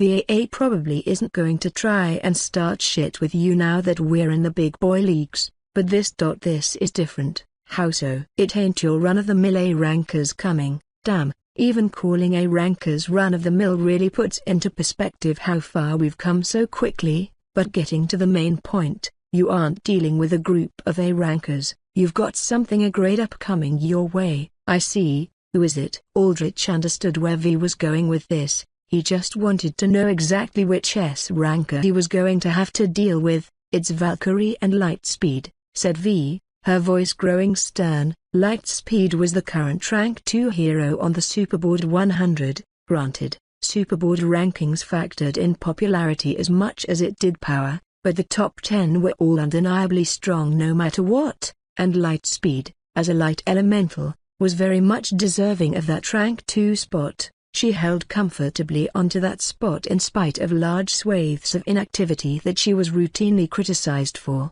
Even in the locust attacks, she had stayed at home, not doing anything because she did not feel like it. Still, her past track record of taking out S-rank variants one after the other gave her more than enough accumulated achievement points, that she could probably do nothing for quite some time without decaying in rank. Valkyrie was rank 15 on the superboard because she was frigid and rarely cared about anything other than taking out strong enemies. That meant she ignored most good PR tasks like rescues, only ever focusing on fights which tanked her but in pure combat power, she was widely regarded among the strongest in the planet. Her chlorokinesis combined with the gargantuan physical stats she inherited from her mother, the past Valkyrie who was once a member of the Triune with Supermind and Vanguard, meant she was all strengths and no weaknesses. These were two massive heavy hitters sent Aldrich's way. If it was just one of them, he could understand,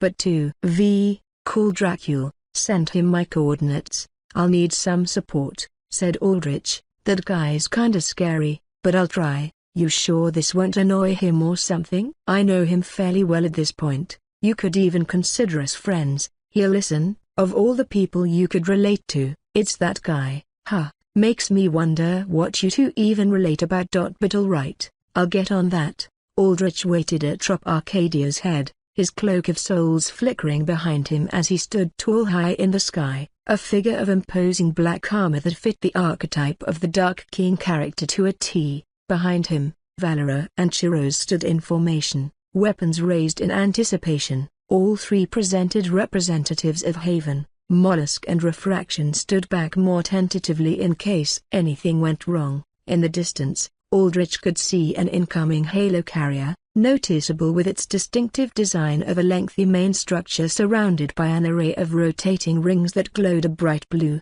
He was distinctly surprised. Carrier-class ships were enormous, more akin to small floatant fortresses than regular aircraft. They could man crews of hundreds with a completely self-sustaining ship environment. Generally, they existed as mobile space stations, never really entering into the atmosphere, and they were predominantly panopticon tech, though some wealthy nations and companies could manufacture their own, with the biggest example being the Black Dragon belonging to Imugi War Arts. The white metal and glowing green magnetic lock strips indicated that this was definitely panopticon tech. However, is that also a human creation? Said Valera. Aldrich nodded. Incredible, she muttered. It is nothing at all like the flying ships that men made in our realm. No, it surpasses even that belonging to the dwarves. Humanity has come very far in this realm, said Chiros. It does make me wonder whether they would have done the same had they not been in fierce competition with so many other peoples in ours. Any people who have monopoly over all their resources can get far, said Aldrich. He also knew that monopoly bred complacency, entitlement. Humanity felt like they deserved the world's resources, and because of that, it was going to be hard to ever get them to stand down against the entity. Somehow, though, Aldrich needed to make that happen. Will that ship be a threat? Said Valera. I don't think so, said Aldrich. If it wanted to attack us, it could have done so at that range.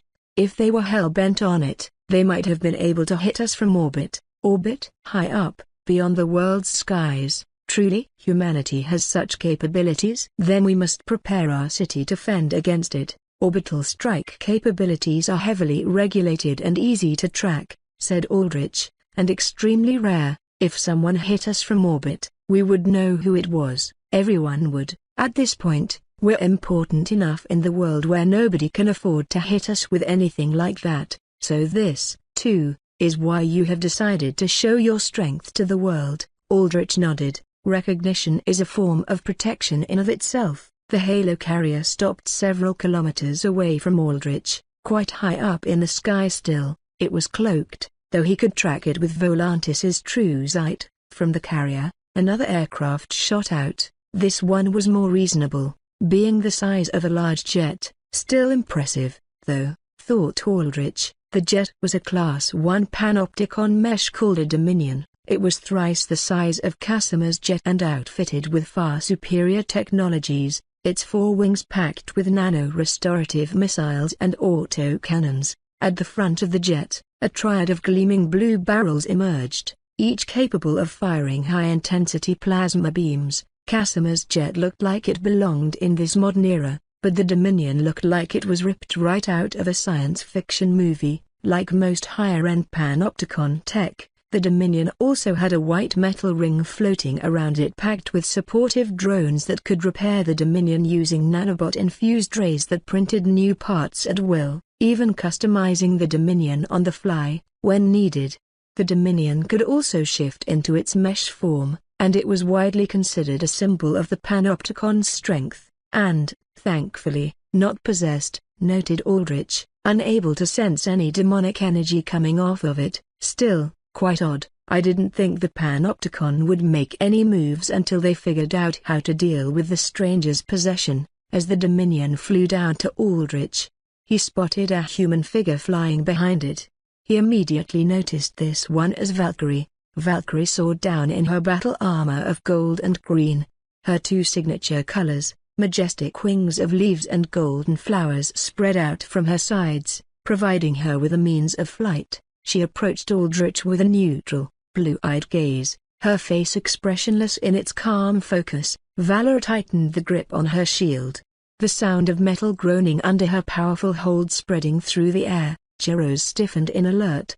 His blade readied. "That one dot is dangerous," said Valera, "and strong, incredibly so." "You can sense her strength?" asked Aldrich. "Not directly. Sensing the strength of alter humans is still difficult. I do not know when a human here is born powerful, gifted with their far-ranging abilities, but I know a fighter when I see one. I know the poise of one who knows battles. I can tell when one does not hold the light of the fight in the eyes, when they have yet to hold their blades properly or wet them in blood. That one dot is experienced. She has seen 1,000 battles." "Not just that," said Chiros.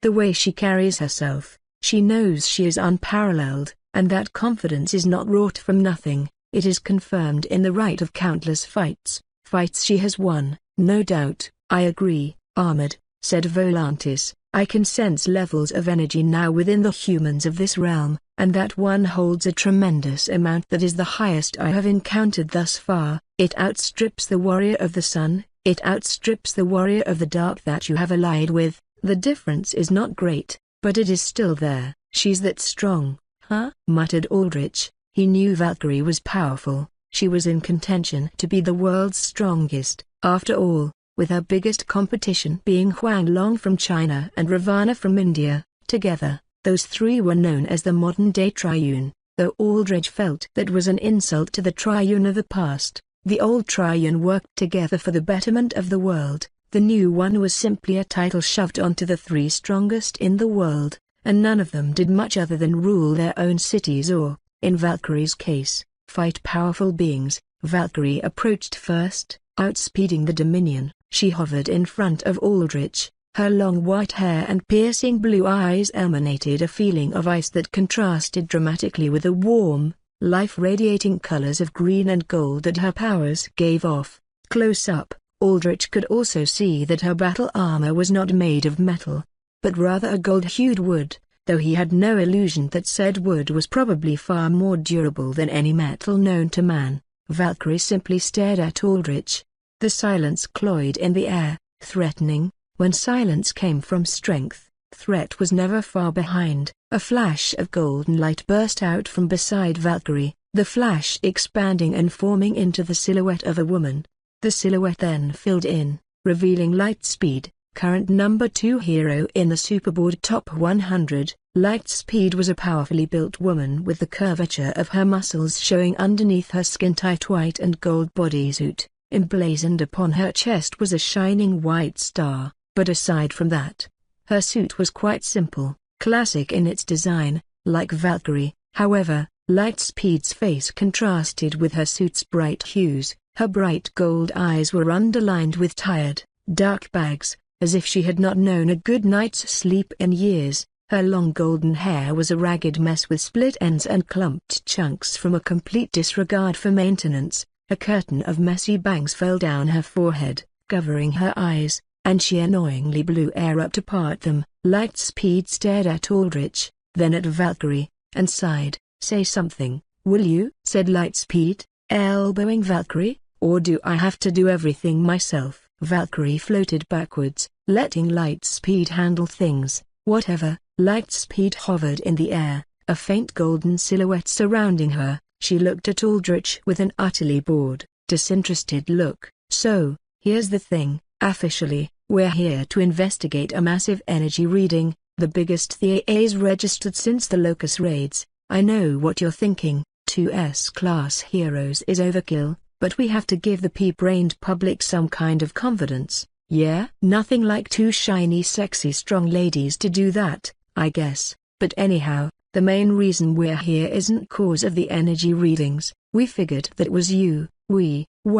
He, Lightspeed pointed at the Dominion as it approached close now, wants to meet you, Thanatos. Aldrich glanced over to the Dominion. It hovered near soundlessly above Arcadia, maintaining a safe distance, wary, however, its weapons, though out, were not aimed, indicating some level of trust. But who is it in the Dominion that wanted to talk to Aldrich? And who is he? Said Aldrich. Lightspeed rubbed the bridge of her nose, impatient. She put down a pair of black goggles over her eyes and looked around. Little words clicked from the goggles, indicating that they were high-tech and doing something. You've got a communication device in your ear, said Lightspeed. You'll have to get rid of that. I can't do that until I get an explanation for why I'm needed, said Aldrich. He raised his hand and pointed up, not to the Dominion, but far beyond, to the Halo Carrier, and why the Panopticon's Halo Carrier is watching from up there. Lightspeed's brow arched, surprised that Aldrich could see through the cloaking,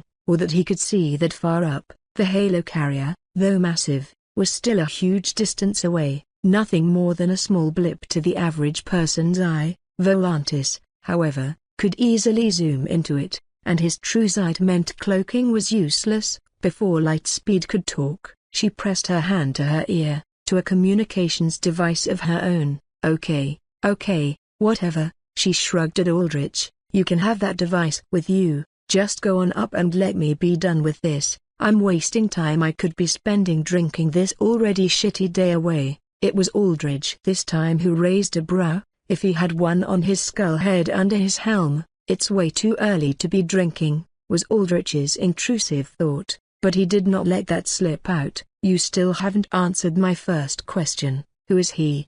Really making this hard on me now, aren't you? Fine, Emrys Dulac, you know, president of the AA. I see. Aldrich nodded to himself, assessing the situation. You'll have to go alone, too, said Lightspeed. We'll make sure your forces here are safe. Safe, is it? Interesting word for isolate, said Aldrich. It's what my job description told me to do. However you interpret it is your choice, said Lightspeed bluntly. Master, are you sure you wish to go?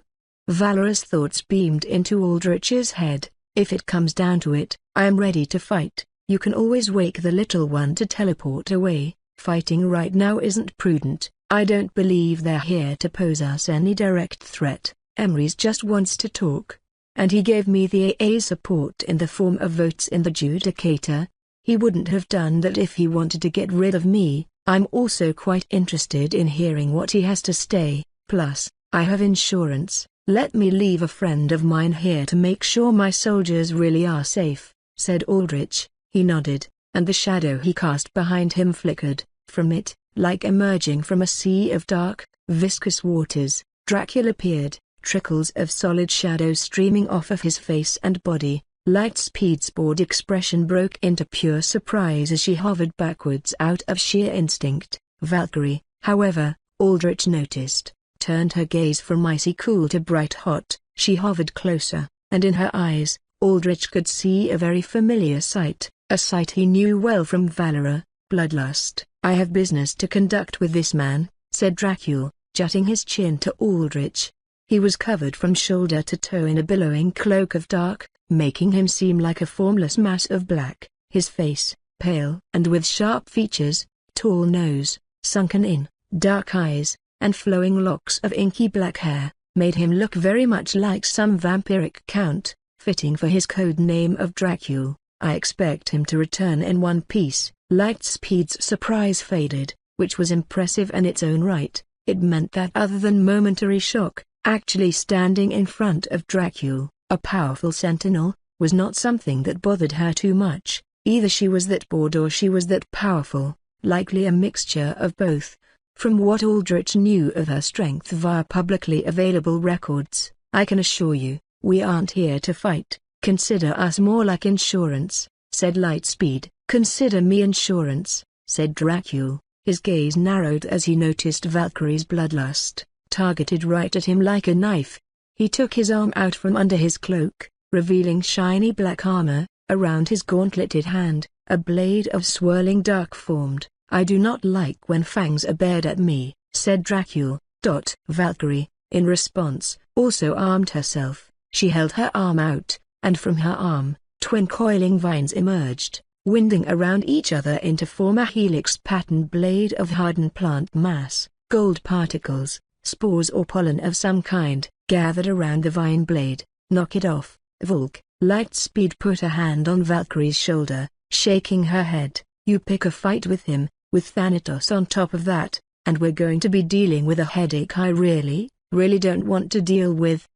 Valkyrie nodded. She hovered backwards with a soft flick of her flowery wings.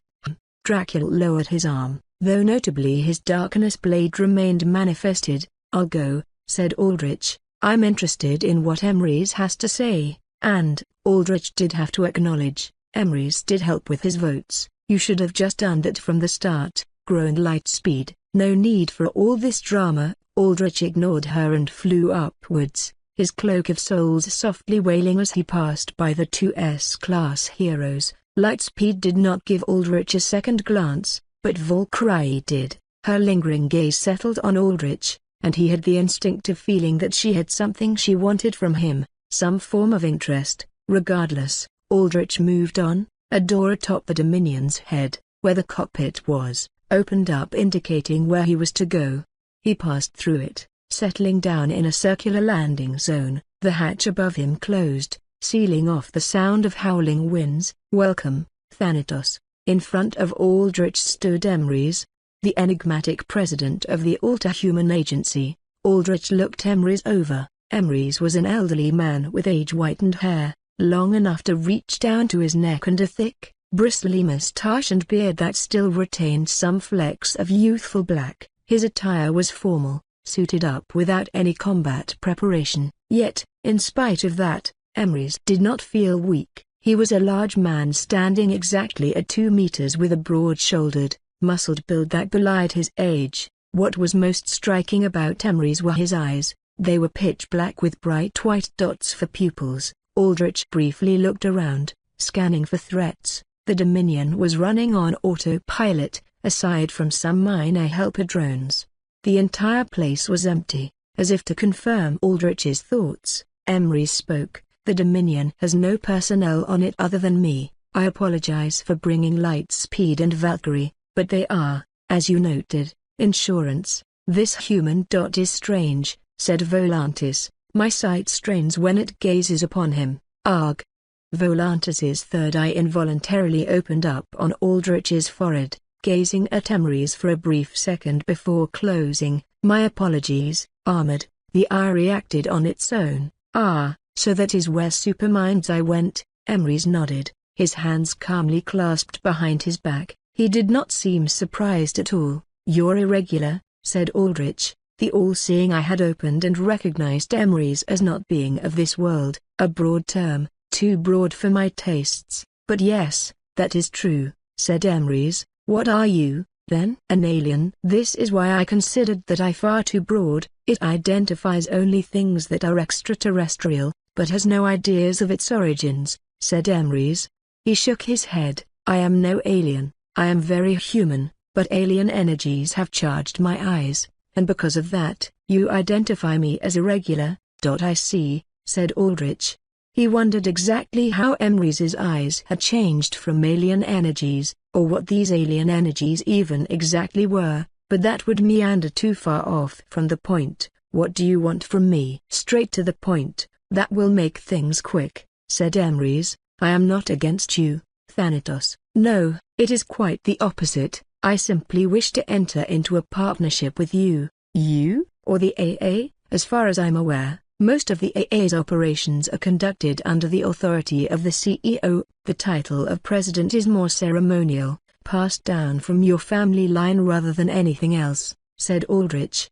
The Dulac family were founders and presidents of the AA, but notably, other than the first Dulac, all the successors had ended up living lives of seclusion, never taking helm of the AA. That meant that by all rights, Emery's should not have had too much power, but at the same time, contextual clues hinted against it. It was Emery's, not the CEO, that showed up at the Judicator, and Emery's had a halo carrier under his control. A ceremonial title could not have managed that. You already know I have more influence than meets the eye, said Emery's, reading through Aldrich's question to fish for more information. With that, Aldrich recognized that Emery's was a good talker, and impressive at hiding his emotions. His face was impossible to read, better than Solomon Solar or Zed. Doesn't mean I know everything there is to you, said Aldrich, and neither I for you. Let us keep it that way. Putting all our cards on the table to begin with is too extreme. No? Then what cards are you putting down? I want you to help the Panopticon recover from the irregular hacking it suffered at the Judicator, said Emery's. My eyes are capable of reading energy signatures at a fine-tuned level. Due to that, I know that you have some form of protection against the irregular hacking in Haven. Give the Panopticon a sample of that, and it can replicate the defenses. Asking for that much to begin with. Are you sure you aren't putting all your cards down already? I have more to play, was Emery's cool answer, and because of his inscrutable face, it was impossible to tell whether Emery's was bluffing or not. And I can choose not to play, either. It is up to you. That's quite a lot to ask for.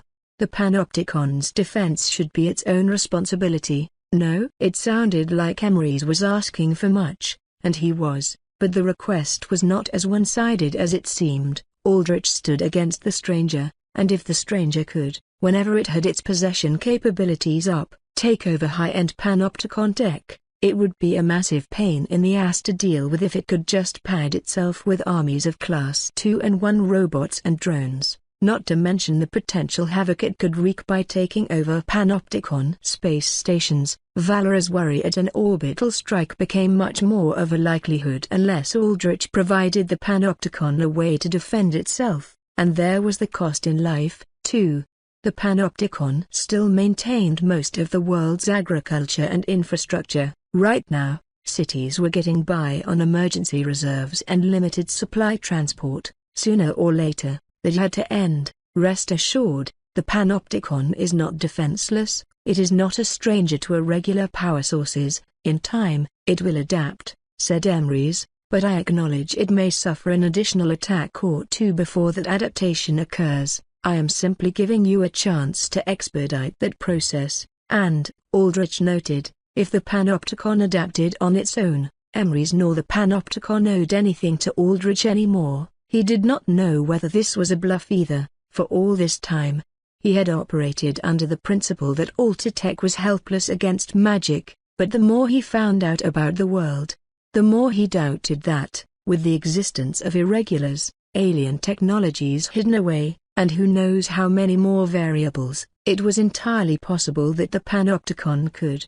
in fact, fend off against demonic possession, at which point Aldrich lost his leverage. And what are you offering me? Said Aldrich. I was part of Supermind's efforts in finding Vanguard's successor. He believed the heir to be humanity's new hope, said Emery's. If Supermind gave you his eye, he no doubt believed that it would be within your self-interest to find the heir as well. I am willing to extend my assistance in tracking down the heir, and if we find said heir, will you take them in? To be the new savior of mankind, said Aldrich. If that was the case, then there was no real benefit for Aldrich. To humanity, yes, as Vanguard's heir would surely be someone that could defend man, especially against the entity, but Aldrich reaped no direct benefit simply finding the heir. No, that is too one-sided of a deal. You can have the heir, said Emery's, turn them into one of your soldiers, if you so wish. Interesting, this guy is willing to hand over Vanguard's heir to me, just like that?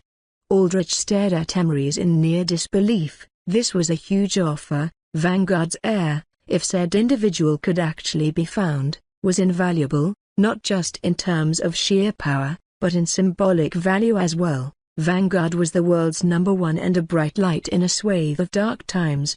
The first real hero, or at the very least, the one to really popularize the hero movement.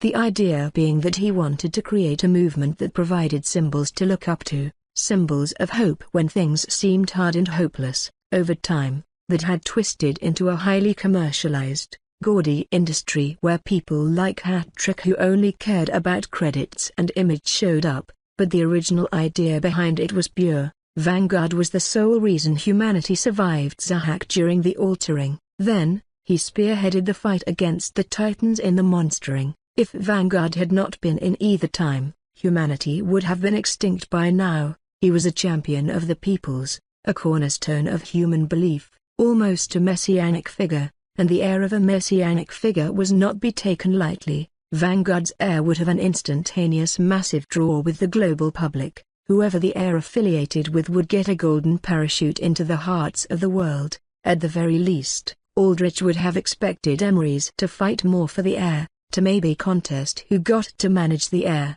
but Emery sounded like he was literally willing to serve the heir up to Aldrich as an undead. The implications of that by now were obvious as Aldrich's powers were widely broadcasted. That meant killing someone who inevitably was going to be a worldwide darling. Was Emery's trying to goad Aldrich into doing that to smear him? Even if that was the case, Aldrich was willing to do that if it meant getting the heir in his legion. Vanguard's power was one of a kind, granting him the strength to win against any foe no matter what. Such a broken ability was invaluable and instrumental in making sure Aldrich had more leverage against the entity. I understand it may seem odd that I am willing to give up Vanguard's heir so easily, said Emrys, parsing Aldrich's thoughts. For a moment, Aldrich wondered if Emrys was reading his mind, but it seemed unlikely. If Emrys could mine Aldrich for thoughts, he did not have to ask leading questions like this. It was more likely that Emrys was just perceptive,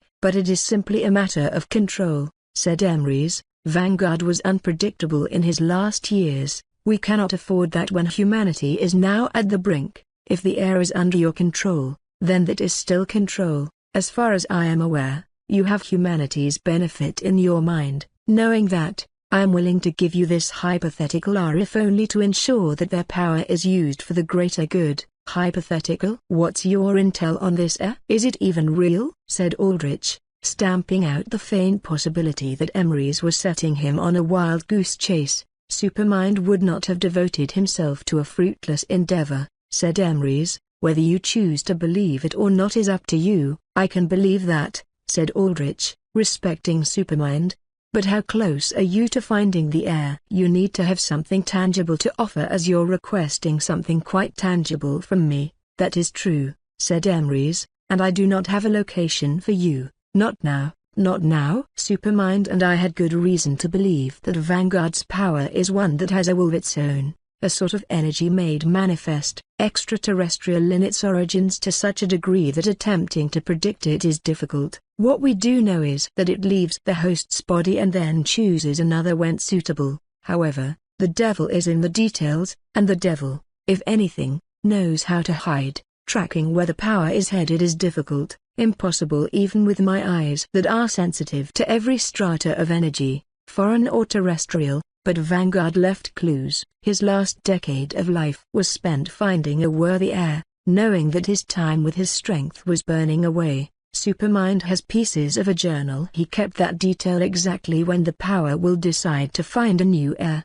and potential locations for the power to manifest. Pieces of a journal. Why not the full thing? Asked Aldrich. He went even more specific, his curiosity flaring. After all, this was about Vanguard, a hero that Aldrich had idolized so much in his youth. What exactly happened to Vanguard in these past 2 decades? Why was he so inactive? Vanguard's mind deteriorated as his power did. When he reached out to us for the first time in many years, he only gave us pieces. As for the source of his inactivity and decline, we do not know, not for certain. Though theories are abound, said Emrys, it is likely that a human vessel is unable to contain the tremendous nature of Vanguard's power. doubly more so considering Vanguard was a pure human with a comparatively frail body unused to regulating high levels of energy. Aldrich would have blinked if he could have. Vanguard had been a pure human, just like Aldrich. That was not a detail that mattered to him tactically,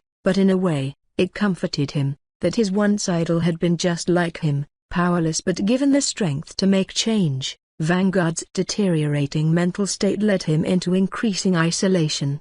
He pushed away Valkyrie and Supermind, his closest friends, leaving him in solitude, said Emery's, no other family and friends. Aldrich wondered, Vanguard was massively popular. He must have had some relation somewhere, a hidden child, maybe. Beneath the veneer of the cameras and lights, Vanguard was always a solitary man, said Emery's, the world always needed him, somewhere, something had to be done. And he knew that. He knew the weight of the world was on his shoulders, and he wanted to keep as much of that weight on himself as possible. He was always alone, especially after Valkyrie stopped fighting. Aldrich knew what Emery's was talking about. Valkyrie's decision to lay down her fists was a global tragedy, though it happened a while before he had been born. It happened right at the end of the First Corpo War of 2077, held just 7 years after the monstering, when humanity was still unstable and disorganized. Corporations monopolized the strongest of altars and, left unchecked, began to realize they could carve up the world into their own territories, taking over nations that did not agree to deals that sorely disadvantaged them for their resources. This led to massive megacorporations fielding literal armies of mercenaries and hired military forces. Beforehand, the Panopticon took a hands-off approach to humanity, only making sure everyone had equal access to food. But the 2077 Corpo War forced them to intervene once they calculated the conflicts could escalate into an extinction-level event. Once the Panopticon stepped in, the war quickly ended within 6 months. In total, the 2077 Corpo War consisted of 3 years of grueling battles, and the last one led to Valkyrie's retirement. Ragnarok, one of the leading military companies of the time, launched a fission bomb from its space station at Destiny Star, a Neo-Beijing-based megacorporation that had and still has a huge market share in the altar costume industry. Hu Yi, one of China's strongest altars at the time, diverted the unstable bomb at the cost of his life, redirecting it to remote wastelands. The bomb's detonation, however, generated a mass energy surge that a particularly powerful variant absorbed, turning it into an infinitely evolving threat. That threat, code-named Dragon for its serpentine appearance, quickly became a S-rank disaster capable of matching the power of Titans. The Triune mobilized to stop Dragon, and though the details of what exactly happened were iffy, the Triune did stop Dragon after a long, drawn-out fight. Victory came at the cost of Valkyrie's husband, the restorer of their team who died from collateral damage. Grief from that loss sent Valkyrie out of the public scene, and from that moment on, she refused to raise her fists ever again for the greater good. Vanguard exhibited a rare show of force afterwards, forcing Ragnarok to collapse by destroying all of their valuable infrastructure. The end of the First Corpo War led to the proper establishment of the Altar Human Agency, taking away monopolized control of altars from corporations to serve an organization that looked out for the greater good of humanity. The Panopticon became more hands-on as well, restructuring the global economy to a credit system that only it had the capacity to maintain. This forced corporations under the Panopticon, forcing them follow protocols that prevented them from waging large-scale conflicts against each other ever again. The world had been so broken back then, and now, it was looking like round 2 was coming up. When exactly did Vanguard die, then? Said Aldrich. His official disappearance was stated to be 2100, but I have a feeling there's more to that than meets the eye. You are correct. Vanguard did not die in 2100, that was when he decided to sever all contact, entering into complete isolation. His power at the time had faded so low that his days of saving lives were over. In any case, said Emery's, he did, however, hold fragments of that power within him. Every few years, he would burn a fragment, using it to travel or perhaps fend for himself. Supermind and I tracked those flares of energy. You didn't send anything to try and reach out to him? We did. At first, Vanguard destroyed any attempts to reach out to him or spy on him. Eventually, we decided that it was better to let Vanguard live than to force him to burn out his powers. Aldrich asked the most important question. Then when was the last energy signature? October 30, 2117. Aldrich stood there in silence. That date?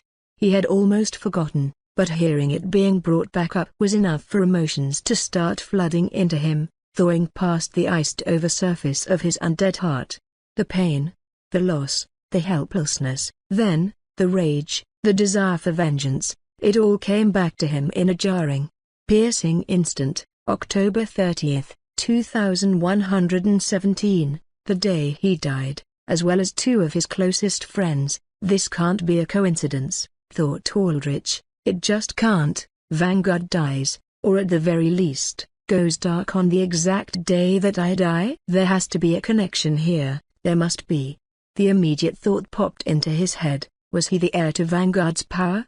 His gut reaction was a no. Vanguard's power was dramatically different from his. Vanguard was for all intents and purposes basically a flying brick super. He was ultra-durable, ultra-strong, and he could fly. The most unique part of his power was that his strength always increased, and against our foes, it continually scaled upwards. Records showed that at first, Vanguard was not a recognizable alter. When the altering first broke out, Vanguard, in a biography, professed that he tore the muscles in his arm and blew his back out lifting a small steel beam to save a few trapped people. But the more he struggled, the greater the threat he faced.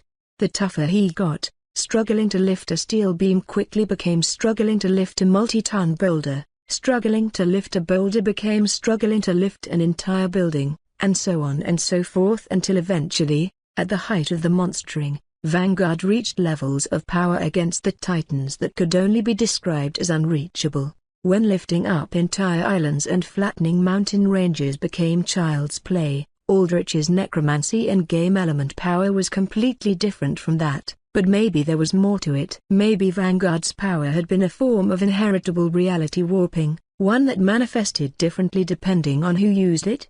Does that date mean anything to you? Said Emeries, quietly taking note of Aldrich's extended silence. I was trying to figure out whether the date was of any significance. Unfortunately, I don't think so, said Aldrich. He should not be letting telling silence like that show, especially not to someone powerful and, as of now, mysterious like Emeries. It has not been significant to me, either, said Emeries, but what is important is that I have a good idea of when Vanguard's power will re-manifest. This was another argument against Aldrich being the heir. If Vanguard's journaled information indicated that his power was going to show up again in the future, then that automatically struck Aldrich being the heir out as he already had his powers. When? Asked Aldrich, though his tone was more of a demand than a question. 6 months.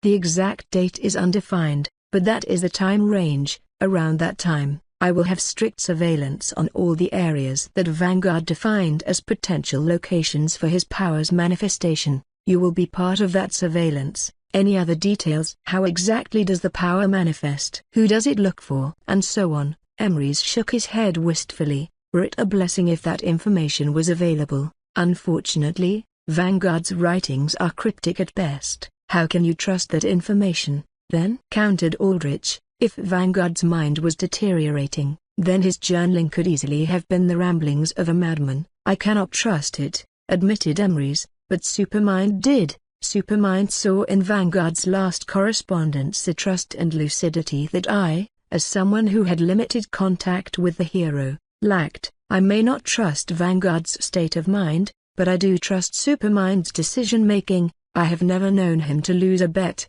hence why I worked with him so closely. It is also why I am willing to work with you, for it appears that Supermind has hedged a bet on you also, that he granted you that eye indicates to me that he would have wanted you on this search. Emeries referred to, of course, Supermind giving Aldrich the all-seeing eye. To Aldrich, it had seemed like a desperation move, something that Supermind did as a way to try and fight against the stranger. It takes an irregular to beat an irregular were the venerated hero's words. But maybe it was not just that. Maybe Supermind saw in Aldrich something more than a simple retaliatory force against the stranger. At the very least, Emery seemed to think so. I'm considering taking this deal, but I have conditions, said Aldrich. I expected that. Name them, was Emery's cool response. If you're going to be using my property to reinforce Panopticon defenses, I want to see how it's done, said Aldrich.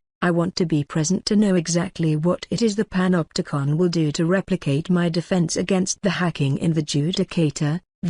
Aldrich wanted to figure out whether the Panopticon could replicate magic and, if they could, how they did it. Ordinarily, Aldrich would not have given the Panopticon the opportunity to analyze magic, but it was because Emery said that the Panopticon could eventually adapt on its own that Aldrich was willing to do this. However, Aldrich wanted to call Ems out on that statement, especially if it was a bluff. He wanted to know exactly how things were done, if they could even be done in the first place. Emery's reaction to this demand would be telling. Very well, said Emery, I will arrange for you to be privy to the Panopticon's more inner workings, not even a single second of hesitation. Interesting. On top of that, I want access to Vanguard's writings, continued Aldrich. How were they sent to you? Electronically or physically? Pen and paper. Good, send me them.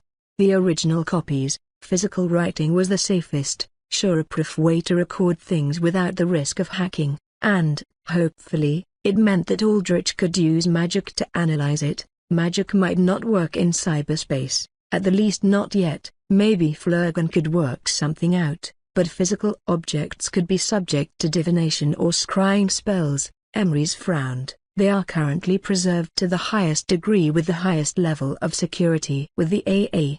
Giving them to you is a difficult proposition, even for me. I can send you electronic copies. Call me old-fashioned, but I like holding a book in my hands when I read, said Aldrich. I will see what I can do, said Emery.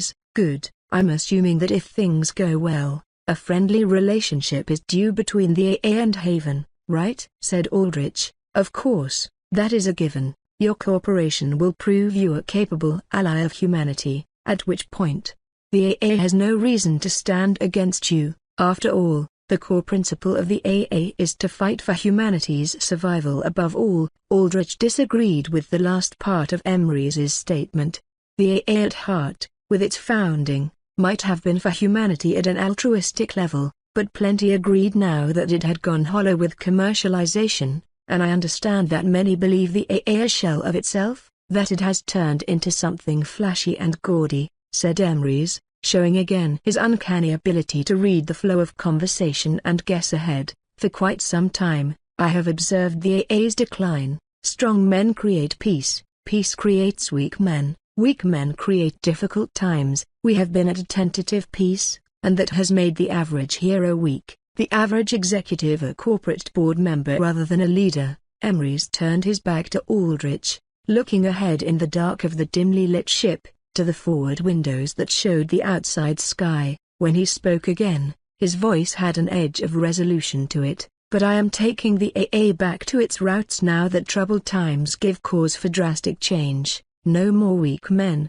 no more weak heroes, no more weak executives. I look forward to seeing that, agreed Aldrich, remembering Hat Trick, the most egregious offender of self-absorbed, commercialized hero that he knew personally. And one more thing more, said Emery, questioning. His tone was still neutral, however, hard to tell whether he was offended or curious. I am requesting a blackout, said Aldrich. A blackout was an area where heroes could not come in, usually a temporary zone due to extreme variant danger. However, blackouts were sometimes used for sentinels as some opposed AA activity in their controlled territories. This seems counterintuitive, commented Emery, especially after insinuating you wanted a more friendly, working relationship with the AA. You still want to put a blackout over Haven? It is within your rights as a sentinel, of course, but I had thought you different from the average sentinel who wields their powers like a feudal lord, selfishly without thought for the greater good. No, not a blackout over Haven. We can discuss the specifics about how the AA will work with and potentially operate in or around Haven later, said Aldrich. Interesting. I have an idea of what you want with a blackout, but I will not question you further. I am willing to grant you that, though I cannot extend a blackout past 24 hours, nor can I impose it on any populated city. Refer me to the specific details of this later. Emrys nodded, indicating with his words that he was done talking to Aldrich, or, more likely, done listening to demands. With a wave of a hand, Emrys opened the hatch doors above Aldrich, signaling him free to leave. Back at Haven, several hours later, Aldrich stood in V's underground, fortified server room. A floating screen in front of him played the news, showing off the only light in a vast room of cool darkness. A pretty, suited-up reporter pointed at a map of the United States where several glowing red patches were marked indicating variant energy signatures. The title under the reporter read, "Variants Retreating. Variant activity worldwide has been on the decline, which comes at a great and much-needed surprise after the Locust raid the week prior," said the reporter. She closed her eyes solemnly. "An attack on a scale that has never been seen since the monstering itself." She shuddered at the word monstering, for even now, the generational trauma associated with that word was staggering. Various variant behavior experts and researchers have analyzed the sudden retreat of variant forces, some saying that it is simply a warning for more to come, others saying that heroes and military forces have thinned enough of the herd to drive others back. Alternatively, a new Thanatos theory has arisen that's starting to gain more traction. I'm connecting here with Drive Vanus, head researcher at the VMI, Variant Mind Institute, and current leading proponent of the theory. A screen appeared at the bottom right, showing Drive Vanus at his desk. He seemed to fit the archetype of an intellectual with horn-rimmed spectacles, bright, intelligent green eyes, and slightly head-forward posture that made it clear he spent quite a bit of time looking down and reading. "Drive Vanus, can you explain the Thanatos theory to the public?" said the reporter. "Of course, Cindy, it would be my pleasure. As you all know, I was one of the leads on the team that formulated the hive-mind hypothesis, particularly when it comes to locuses," said Drive Vanus. "I won't go into the details to bore everyone watching, but prior research has indicated that the hive-mind is reasonably intelligent and above all, cautious. We've seen this before when Sheshnaga Biotech developed the Indrastra, an anti-variant gas-based biological weapon, when unleashed on a A-rank disaster Geist attack in Mumbai to devastating effect. All Geists in that entire section of the country, whether they were involved in the attack or not, retreated back to deep wasteland territory. This leads me to believe that Thanatos's ability to control Locus 011 showcased a powerful threat to the hive mind, prompting a similar retreat into testing. Then will this go the same way as the Indrastra? Sheshnaga touted it as the be-all and all solution to destroying all harmful variants, but within months, the variants evolved against it, said the reporter. Will the same happen with Thanatos? That's what I would like to know, said Drive Vanus, pushing his glasses up. The Indrastra's continuously self-evolving viral load was meant to counter variant adaptation, but that obviously ended up not working. In fact, it bred a strain of supergeists in India that to this day are resistant to any and all diseases. However, the nature of Thanatos's power is unlike anything the world has seen before. It isn't simply biology or even conventional alter power, it defies all conventions. Can it defy variant resistance? Yes, it can, was Aldrich's mental response. He did not know this for sure, but he was fairly certain, if the entity could just adapt against Aldrich, it would not have called for a ceasefire. Aldrich's power was on the same tier as the entity's own, both being from the outer, thus, one could not simply overpower the other. The reason why Aldrich's necromancy could dominate the entity's control over variants was likely a matter of specialization. The entity could control a vast number of variants and create and evolve them. Aldrich's necromancy was more focused on taking control of the dead. If both Aldrich and the entity had 100 equal stat points to distribute, the entity had spent just 10 on control while Aldrich spent more like 50. They had the same amount of stat points, but Aldrich was simply more invested. That's a difficult question to answer without being able to study Thanatos's powers directly, said Drive Vanus. The VMI has extended an invitation to Thanatos for a study to that end. Oh? And has Thanatos responded? Drive. Vanos shook his head wistfully. Not yet, but it's understandable. Thanatos is a new sentinel in contention with the United States. I'm sure he has plenty on his hands to deal with already. He stared at the camera, or rather, at Aldrich. But, Thanatos, if by any chance you're watching this, know that we at the VMI will welcome you with open arms. For humanity's sake, let's figure this variant threat out together. Thank you, Doctor. A pleasure. Drive. Vanos disconnected. Now, moving on, our financial expert Aaron and his projection of the markets now that the variants have retreated. Aldrich swiped the screen, sending that news channel away. V whistled from the ground where she sat cross-legged and hunched over as always. Now look at that, big boy. Thanatos is the main reason all the world's variants are shaking in their boots, or scales, or whatever. It's just a theory, said Aldrich. And why didn't I get mention of this invitation? You kidding me? V blew a bubble of gum and popped it with some annoyance. You're on the worldwide stage now. You get, like, 1,000 requests to meet you a day, from country leaders, random companies, mercenaries wanting a stable job, and this doctor dude. You think he's special? He's like one out of a bazillion research centers that have tried to get a hold of you. Imagine the clout one of these science festivals will get if they literally solve the variant crisis with you. V sighed. But yeah, I should be keeping you on top of everything. Issue is I'm not all that specialized for sorting through info. I'm good at infiltration. This boring work, no offense to Fisk, I offload most of this to him and his team, isn't my style. I guess what I'm really saying, I sorta want someone else to help me. I'm looking, said Aldrich. But you know it's hard. If I'm hiring, I need to vet them thoroughly, and they need to be loyal enough to work with me for a lifetime. It's easier for me to raise an undead at this point, but it should be obvious why I can't just assassinate a high-end techno and kidnap them. Yeah, pesky public image stuff. V shrugged. Downsides of being on the world stage, I guess. It's harder to get away with things compared to being in the underworld. Plus, I'm going to be real busy with this guy for a while. V jutted her chin forward, pointing to Desmond.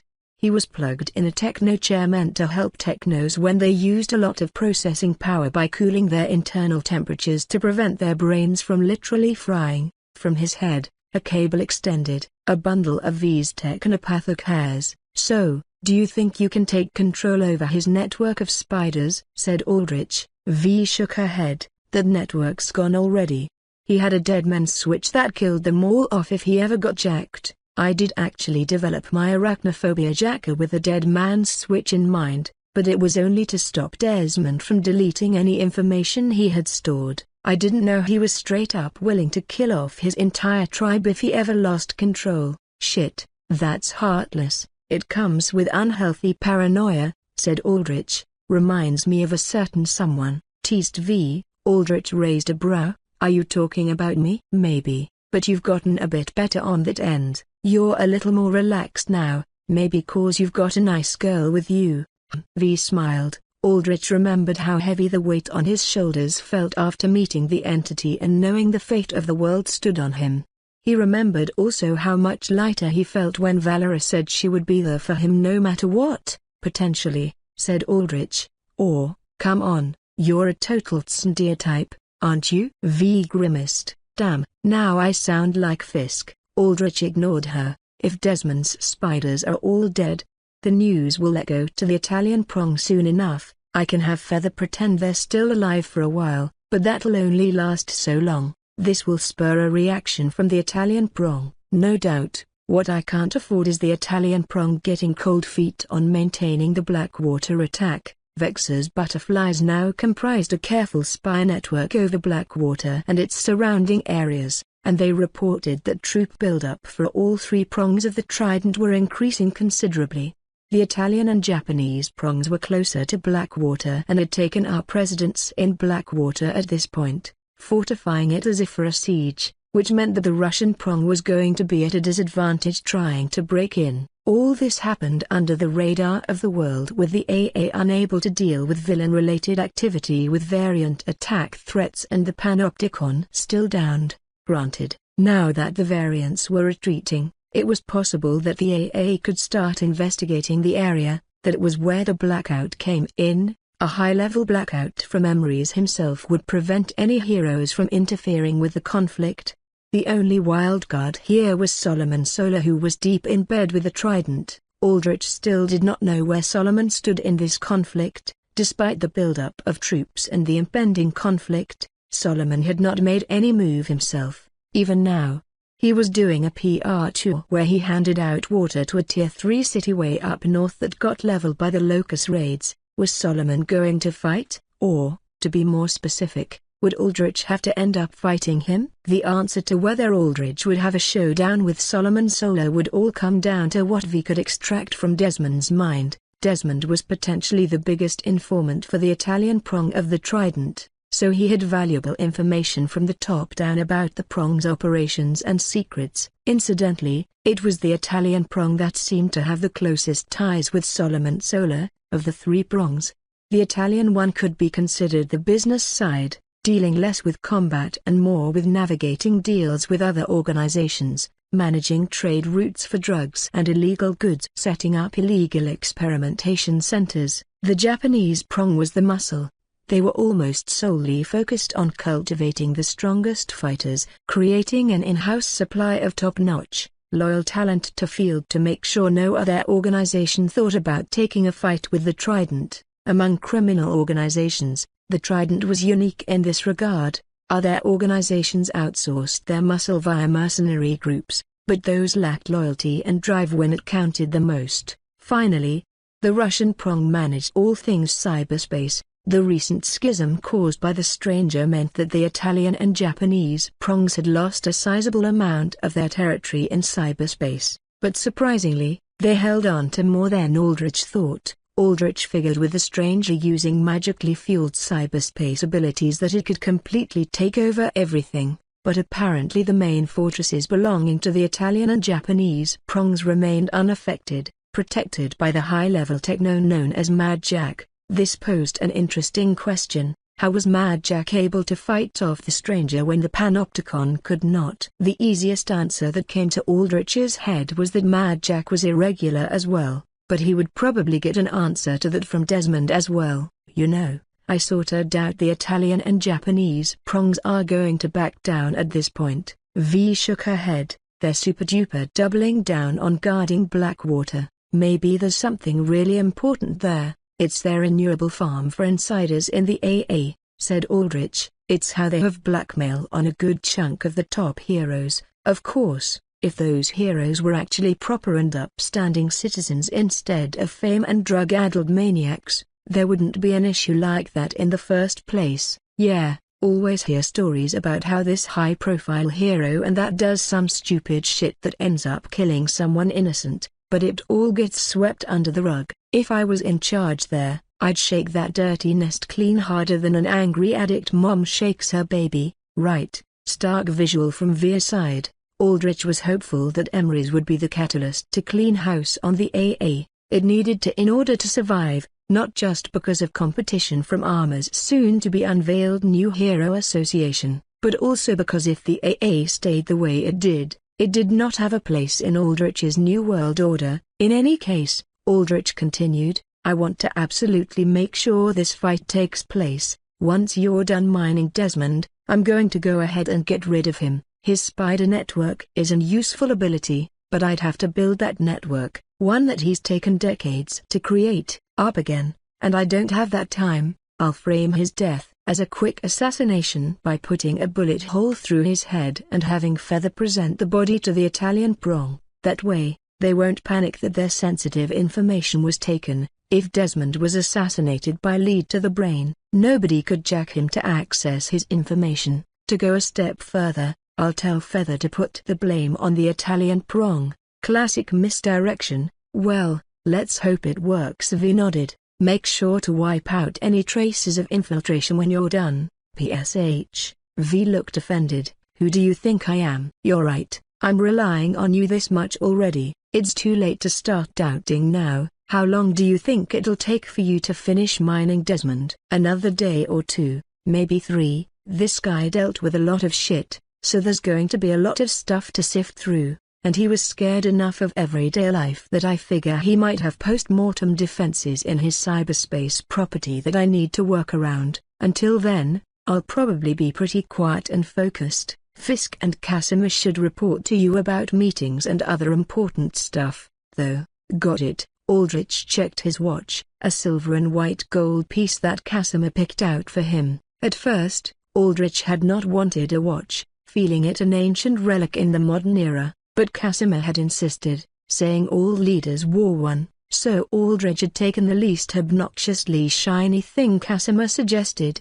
The time was 8:55 p.m. Speaking of, I have some of those meetings to attend to now. Aldrich made his way out, up to his office where he'd due to meet Araf. We've hit a roadblock here, said Araf. He sat across from Aldrich's personal desk on the 40th floor, cheap cigarette tinted bright orange at its tip. I've been talking to your masked man Casimir for the most part, and he's got us all settled with the business side of things, but this, I needed to get to you in person. It must be very important if it's taking you out of your busy schedule, said Aldrich, and he was not being sarcastic here. Anything that could force an in-person meeting from a Fortunaire was a monumental event indeed. Yeah, tell me about it, but you overestimate my schedule. Once you start to set the right people up, the weight on your shoulders gets a lot lighter, though. I figure you know a thing or two about that. Araf nodded to Valera, who, now in her business casual get-up, stood behind Aldrich. I like this human, Valera said mentally. He understands my importance. Don't let him flatter you too much. Then let's get to the point here, said Aldrich. Righto. Araf adjusted his dark shades. You remember why we made this entire business arrangement in the first place? Yeah? Of course, to ensure you won that race for inheritance from your father, said Aldrich. To my knowledge, I've already extended an invitation to your father for my powers. Yeah, thing is, the old fart's getting cold feet. Bet it's hard standing without a spine, but I digress. I offered of course to package your power in a form of treatment that's a lot more palatable than having to die first, but he's not biting that either. What about your siblings? Do they have an alternative solution? That's the big fucking issue here. I thought they had a fat load of nothing, talentless hacks with silver spoons shoved down their throats, all of them. But you know, my oldest brother, Arjun, he's got more gray matter in his cranium than my other 4 siblings combined. Doesn't compare to me, still, but I give credit where it's due. Araf shrugged. You know what Regenerol is, right? Yes, Aldrich had offered the treatment to Randall, Elaine's adoptive father, as a means to cure his waste lung. It was an experimental treatment using regenerative variant stem cells harvested from the disease immune geists that the news report before talked about, and coaxing a human body to accept them. A successful treatment healed all diseases, and not just that, it granted the patient an infinitely evolving immune system exactly like that of the geists. Arjun's the one that made that happen. Soma, his company, has also developed a fast version of Regenerol that induces short-term accelerated healing, a useful health pack for heroes or soldiers, all from that one discovery. He made one breakthrough and now he's milking it for all it's worth. Anyways, enough of my bitter rambling here, but Arjun has approached my father with a potential operation to make him truly immortal. I've looked into the downsides. There's a big risk of turning my old man into a mutated half-variant abomination, but maybe that's appealing to him, because he's taking more of a liking to that offer than mine. Aldrich nodded. So competition had popped up. What's the proposition here, then? I was willing to go along with my old man's game here, but now, I'm starting to get tired of it. Araf tapped his fingers absent-mindedly on the desk. How about we get rid of him a little more forcefully? If your father hasn't written you into his will as his successor, then killing him won't solve anything. It'll just cause a 6-way civil war between you and your siblings. As much fun as that sounds, I'd like to stop having childish fights with my brothers and sisters. I'm not suggesting we go guns blazing, full automatic Rambo, napalm in the jungles and bombs in the deserts style American gusto. I'd prefer something a little more subtle. Aldrich nodded. And what does subtle look like to you? You see, once I realized good old Arjun was stepping up his game, I decided to get some of my best teams to create a little something that will make my old man a little more agreeable. A mind control agent? Araf nodded. What kind of agent is it? Said Aldrich, wanting to know how feasible an attempt was. It's about as quiet as you can get, a tiny biocapsule that, when crushed, releases an odorless, colorless, tasteless brainwashing vapor. Biocapsules designed so that it can change its form to stick to nondescript surfaces like, say, the roof of the mouth or the cavity of a tooth, and its makeup doesn't trigger any alarms. Harvested from a rare variant deep in the abyss, cost me over 1 billion credits to make on short notice without peeping Toms getting in the way. Damn, thinking about the cost and the sleepless days I forced on my teams is making me more annoyed than I usually am. That sounds effective, said Aldrich. All you need is a capable person to spread the agent. Therein lies the problem, Thanatos. Araf pointed his cigarette at Aldrich. My old man's scared of the wind. He's holed up in a tower fortified so heavily it'll survive a few rounds of Judgment Days. Shit, forget Judgment Day. It'll probably take a beating from Shiva himself. He doesn't ever leave his room, either. Doesn't speak with anyone face to face, only ever through a screen. No ultra's going to get to him, and there's a specially made null device that projects a force field which stops any ultra power from penetrating while keeping all his life support medical gear online. But I happen to know one man in this world who has powers that ignore null. I see, Aldrich nodded. You're wondering if I'm capable of getting that agent to him with my powers? Hell. If you've got a way to brainwash him without my biocapsule, that'd be nice too. I'd feel a little sour pissing away 1 billion creds like that. But I can't be choosy here, can I? Aldrich thought about this for a moment. His powers did go through null, but this situation was surprisingly more difficult to get around than he initially thought. He could not very well just cast magic and bombard the CEO. He had to brainwash the CEO first, and an issue rose there. Flurgan's mind control required some level of physical contact, either by ingestion or, in the Judicator, sound waves. If the CEO only talked through a screen, it would not work.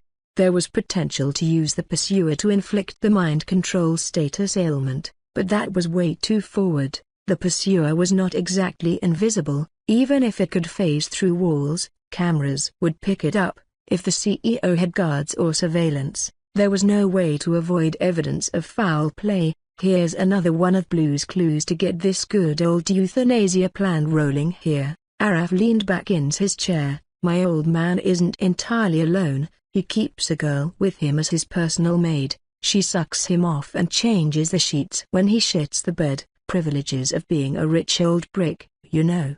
Get to her, then we get to him. Bingo. Issue is, this unlucky girl's basically a slave. Never sees the day of light, gets 1 day a month to leave that room, and even then, she's got a team spying on her 24/7. On top of that, she's got tracking chips in her, and on top of that, she comes back, she gets scanned a bajillion times and sterilized so hard her cunt hairs fall off before she even gets to breathe the same air as my old man. If we get to her, then it's got to be done quick enough that the surveillance doesn't notice anything wrong. It's got to be done with a means that doesn't trigger any scans. That's difficult, even for me, said Aldrich. But it does not escape my talents. Vex's voice spread through the room. The temperature of the room dropped, and Araf's cigarette died. Araf witnessed Vex's sudden appearance without a single switch in stride. All he did was look at the smoking, dimmed end of his cigarette with an annoyed face before lighting it again with his finger lighter. All right. So who is this? Said Araf. Vexa materialized behind Aldrich, but in front of Valera, in a swirl of visible, cyan-tinted winds. Her imperial robes flowed about her like a gentle breeze. You must be a man of some power, said Vexa, looking Araf's calm, seated figure up and down. Oh? And how can you tell? Said Araf. Your mannerisms, stiff, not in the way a scared retainer is before their lord, but rather the reverse. the stiffness of one who is used to lording, and that, in spite of the relaxed air you try to give, perhaps in a guise to relate with your underlings. We've got a mind reader here, do we? Araf blew out a curl of smoke, unfazed that he had been read so easily. Vexa's observational ability was superb. It exceeded that of Aldrich's, likely because she had a vastly more experience in navigating treacherous imperial court drama. I'm thinking of a number between 1 and 10, can you guess it? Only if you are willing to give up your body to me. Araf raised a brow. Such indecency, said Valera. You are talking to a renowned guest of ours here. Despite being such an innocently sweet little thing, your mind does tend to stray towards the muck. No? Vexa put her sleeved hands together and gave Araf a small bow. My apologies for the sudden appearance, but when I heard I could be of service, I simply had to intervene. What do you have in mind, Vexa? Said Aldrich. Is this man trustworthy? Araf saw that his cigarette died down again in the presence of Vexa's chilling aura. He took Vexa's hint and said, I'll take a smoke break outside, give you all some time to talk things through. Once Araf left, Aldrich said to Vexa, I know you haven't been here long, but you should stop referring to me as Lord or using court terminology in general. The human world here is completely different from the one you knew, that much is very apparent. Yet observing this world has made me realize that humanity here is still very much the same in many ways. They are still governed by the same instincts and emotions that give their actions direction, a direction that can be read with a discerning eye. Then what is your suggestion? Said Valera, crossing her arms. My, that dress looks wonderful on you, my sweeting, but to answer your question, I present another of my own. You both understand what type of being I am. No, a phantom, said Aldrich. He did not know all of Vexa's abilities. He knew her basic ones from when she could be first summoned, but in the mid-late game of levels, she would have developed a much larger host of talents that he was in the dark about. Plus, she had been busy all this time setting up surveillance and managing it. It was hard to pin her down and get her to explain every little thing she could do. Aldrich still had a good idea, though, but you aren't specialized in stealth. And you can, ghost walk, through walls, but sufficiently powerful spirits like yourself need to stay visible to use any powerful magic or abilities. That is correct, my lord. But sufficiently powerful spirits such as myself are also capable of possession. That is true, but at the same time, ghost-based possession counts as a mental attack. Aldrich put a thinking hand to his chin. The humans of this world find it difficult to adapt to magic, but they do have an innate resistance to mental attacks. Sheshnaga's CEO used to be a powerful altar. His body may have withered over time, but mental resistance wears away slower than physical ability. Not the leader, the girl, said Vexa. The one that warms his bed. I can possess her with ease. However, though I am a phantom, I am still a Jiangshi. She flipped her hair, and the veil of black parted to reveal her face. It was a small, angular, dainty face, the type that would have belonged to a pop star. Her features were, however, covered by a rectangular piece of paper attached to her forehead. Upon the weathered paper were various sigils glowing blue with power. As a Jiangshi, I only require that my talisman transfer to another's body before I possess it, explained Vexa. That still poses an issue, said Aldrich. The CEO will get rid of any talisman on the girl before she steps foot near him. Vexa put her hand on Aldrich's table, and when she withdrew it, a blue sigil glowed upon the dark, glossy surface. Permanent possession requires my talisman to be on another at all times, but a temporary one is a different matter. Simply transfer this sigil to the girl and I will have free rein to enter her body. She is a girl of no consequential power and thus resistance. No, it would be highly unlikely, said Aldrich. Then it is done. It requires but a simple touch to transfer the sigil. The sigil itself will also remain invisible once it is transferred. That can work, said Aldrich. He figured it was not difficult to arrange someone, especially with Araf's resources, to just touch the girl and transfer the sigil. Anyone could pose as a street rat or vendor and brush by someone else, but what will you do once you're in there? Use a potion from Flurgan, or Araf's bio capsule? I will handle it on my own. I need not to carry anything that may be detected. May I ask what abilities you are going to use? Asked Aldrich. I would like to keep that close to my heart, said Vexor. Unacceptable. Valera's tone was serious, firm. You are his chosen. You do not have the luxury of bearing secrets, especially those related to your ability. You have a long, deep, and cherished bond with our Lord. I can sense it, said Vexor, but it is not the same for myself. I have no qualms serving, but I wish to serve at my own pace, with my own privacy, and I wish to know whether you, an ever-careful man, would be willing to take a leap of faith with me. Vexor's talisman-covered gaze settled at Aldrich, and even under the paper, he could tell her stare was intent. I'll take that leap of faith, said Aldrich. Are you sure, Master? Said Valera, concerned. Araf, if I understand his position correctly, is like the prince of a great kingdom. His power and resources are a great pillar of support. Failure here may lead to the disappearing. I know, it wouldn't be a leap of faith if there wasn't anything to stumble over, said Aldrich. He had an idea of why Vexor was doing this. When she was alive, the emperor she served was at first a capable ruler who turned into a paranoid despot. He used Vexor's surveillance network and created a secret police that executed anyone who even had a slightly rebellious thought. In the end, he lost trust even in Vexor and at her guild. She, however, foresaw this, reanimated as a Jiangshi, and assassinated the emperor in turn. There was likely trust-based trauma here that lingered with her, or perhaps this was just how she operated. He could not really tell as he could not read her, but he did trust her enough to see this through. Again, I'll take that leap of faith. I only hope you won't end up disappointing me, said Aldrich. Vexor smiled warmly. This man, this CEO, reminds me of the type of man I despise, the type that clings to what they have built with all the anger of a toddler, willing to see it all collapse before they give even a single piece to another. But I happen to know exactly how to deal with this type of man. You will not be disappointed. With that, Vexor disappeared in a rush of howling, cold winds. When Aldrich tracked her using his chosen bond, he could sense she was headed outside, likely to check up on her butterflies. Aldrich pressed a button on his desk. You can come back in. His voice projected outside. Araf stepped into the room again, sliding doors opening and closing shut behind him with a smooth click. Oh, she's gone, Araf said, blowing out another trail of smoke. At least my cig won't keep dying now. So, what's the plan here? She'll take care of it, said Aldrich. Now that's handy. Araf sat back in his chair. How's it going to get done? Aldrich put his palm on the blue sigil still left on the desk.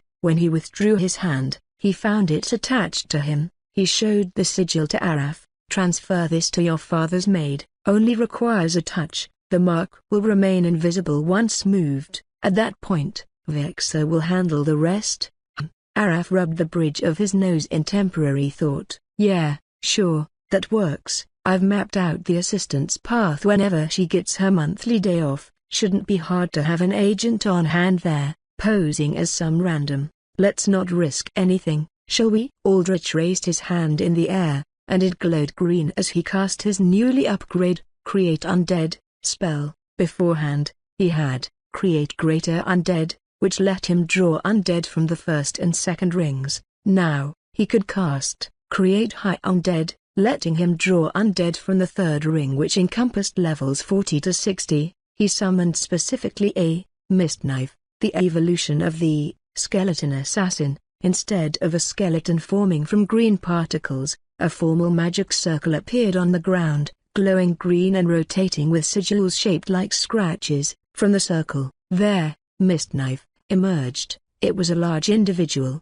around 2 meters tall, though it seemed much shorter with its hunched, low-to-the-ground posture. It was wrapped up in a dark green, almost black cloak and hood that covered a fully armored body. The armor itself was sleek, midnight black, and form-fitting, meant more for maneuverability than withstanding heavy blows.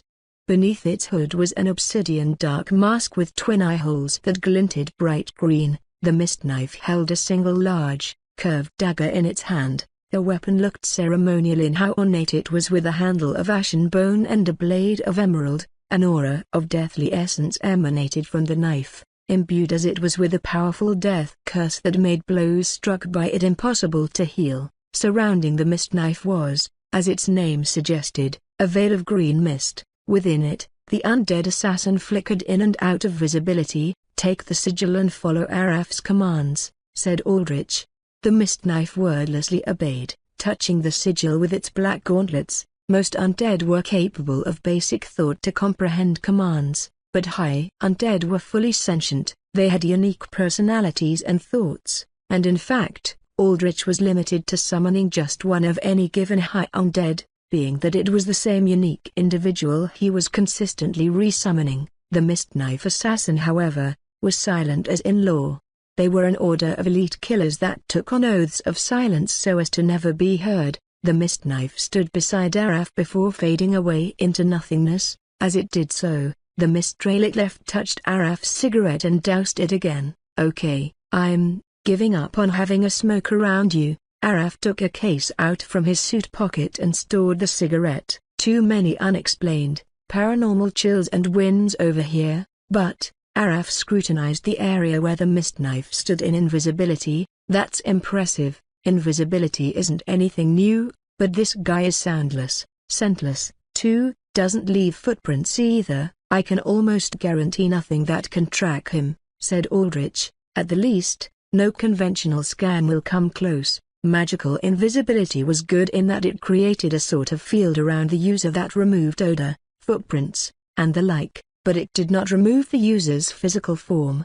Theoretically, a scan could reveal something like, say, a skeleton assassin, by mapping out its physical body. Radar, too, could work. There, Evil Eye, Gravewood, and their mist knife had superior invisibility called spectral invisibility that let them hide their bodies too. In the mist knife's case, it could dissolve its body into near formless vapor. It was less invisible than the Evil Eye and Gravewood, which were more ghostly, but it did come close. "So, then, how are we going to unconvince the old codger when we do get to him?" "Or when that girl, Vexa, right, gets to him?" said Araf. "Are we using my biocapsule? Tell me I didn't waste 1 billion credits here." "I'm afraid you wasted 1 billion credits," Araf sighed. "Well, I can't complain. Any amount of R&D is still R&D. I mostly feel awful for overworking my teams, but more time off and a fatter bonus should fix that." "How's Vexa going to do it, then?" "That, I'd like to keep a secret." Aldrich now threw Vexa's leap of faith test at Araf. Surprisingly, Araf just shrugged. "All right, as long as you get it done." He noted Aldrich's pause of surprise and smirked, raising his shades to reveal the glowing white lotuses that formed the pupils in his black eyes. "Like I said, I'm all in on you. The thread of my faith never ends as long as you're helping spin it." "Good. Now then, since we are using both one of my agents to get to your father's assistant and my own means of controlling his mind, I think it's fair to start talking about additional compensation," said Aldrich. Araf sighed and put his shades up again. Hearing the word compensation after wasting 1 billion credits scratches at my ears, but I've spent more on less. Several hours later, in a dining room at the Gilded Swallow, Aldrich had approximately 3 days before V finished mining Desmond for information. During that time, she absolutely could not be disturbed unless he wanted to risk her messing up, which he very much did not want to. Cyberspace infiltration was quite like physically breaking into a fortress. V had to avoid countless traps getting into Desmond's virtual information stores, and if she got distracted and triggered a single trap, she could risk deadly harm to her cyberspace avatar or risk another potential deadman switch triggering and deleting valuable information. That meant Aldrich had time to get things settled at home. In Haven, Aldrich, or, rather, Thanatos as he was with Volantis covering him, sat at a dining table peppered with a variety of bite-sized plates. Each plate acted like a bite-sized canvas for art, with food, sauces, and vegetables all decorated in aesthetically pleasing arrangements, a hallmark of fine dining which Casimir was quite fond of. He had renovated the biggest such establishment in Haven, located aptly in the central district where the wealthiest once gathered. Before the locust attack drove them all out, and turned it into his new personal base, a revival of the Red Circle. He stated he had changed the name of the place as well, turning it from Lately Adelaide to the Gilded Swallow, symbolizing, in his words, a shift from the red of molten ore to the polished gold of a finished product, and a shift from operating a seedy nightclub circle into a more proper establishment, something he had always dreamed of doing. Across from Aldrich sat Bart Lockfin, otherwise more well known as the CEO of Hammerhead Industries, a Tier 1 company in the United States. Bart was a mutant alter, a hulking giant of half-man, half-hammerhead shark. Most notably, his head was completely shark-like with a characteristic T-shaped hammerhead to boot, yet despite that, his eyes were surprisingly human in their expressiveness. "I have to thank you for lending your company to Haven when it needed it the most," said Aldrich, "and my apologies for pushing back our meeting. I know you requested it a few weeks ago, but I had some matters to tend to." "I understand. Becoming a sentinel is no easy task, I bet," said Hammerhead. "And lending? That isn't the word I would use. Technically, I'm still getting paid for all this, you know. That fortune boy you've got's putting up a pretty penny to make this contract happen. I'm assuming you're helping him in the inheritance, then?" The inheritance was the term coined for Schwarzenegger's CEO making his succession quest public to the world. "Correct," said Aldrich. Hammerhead nodded as best as his body let him. He very properly used knife and fork to slice of a thin chunk of steaming meat that looked all too small in his huge, toothy jaws. Dressed up in a fine black suit, Hammerhead almost looked ridiculous, but a sight like this was not all too uncommon these days with mutant alters being around aplenty. "Hey, once that fortune boy gets Schwarzenegger, Haven's going to be a beast to reckon with," said Hammerhead. "First time a fortune company will ever ally with a sentinel directly. I'd be careful if I were you. Too much power draws a lot of eyes. They'll want to break you apart." "They might find that harder to do than they think," replied Aldrich. "In any case, since you took the time to get here, I'm assuming there's something you want from me, isn't there? Forward, aren't we?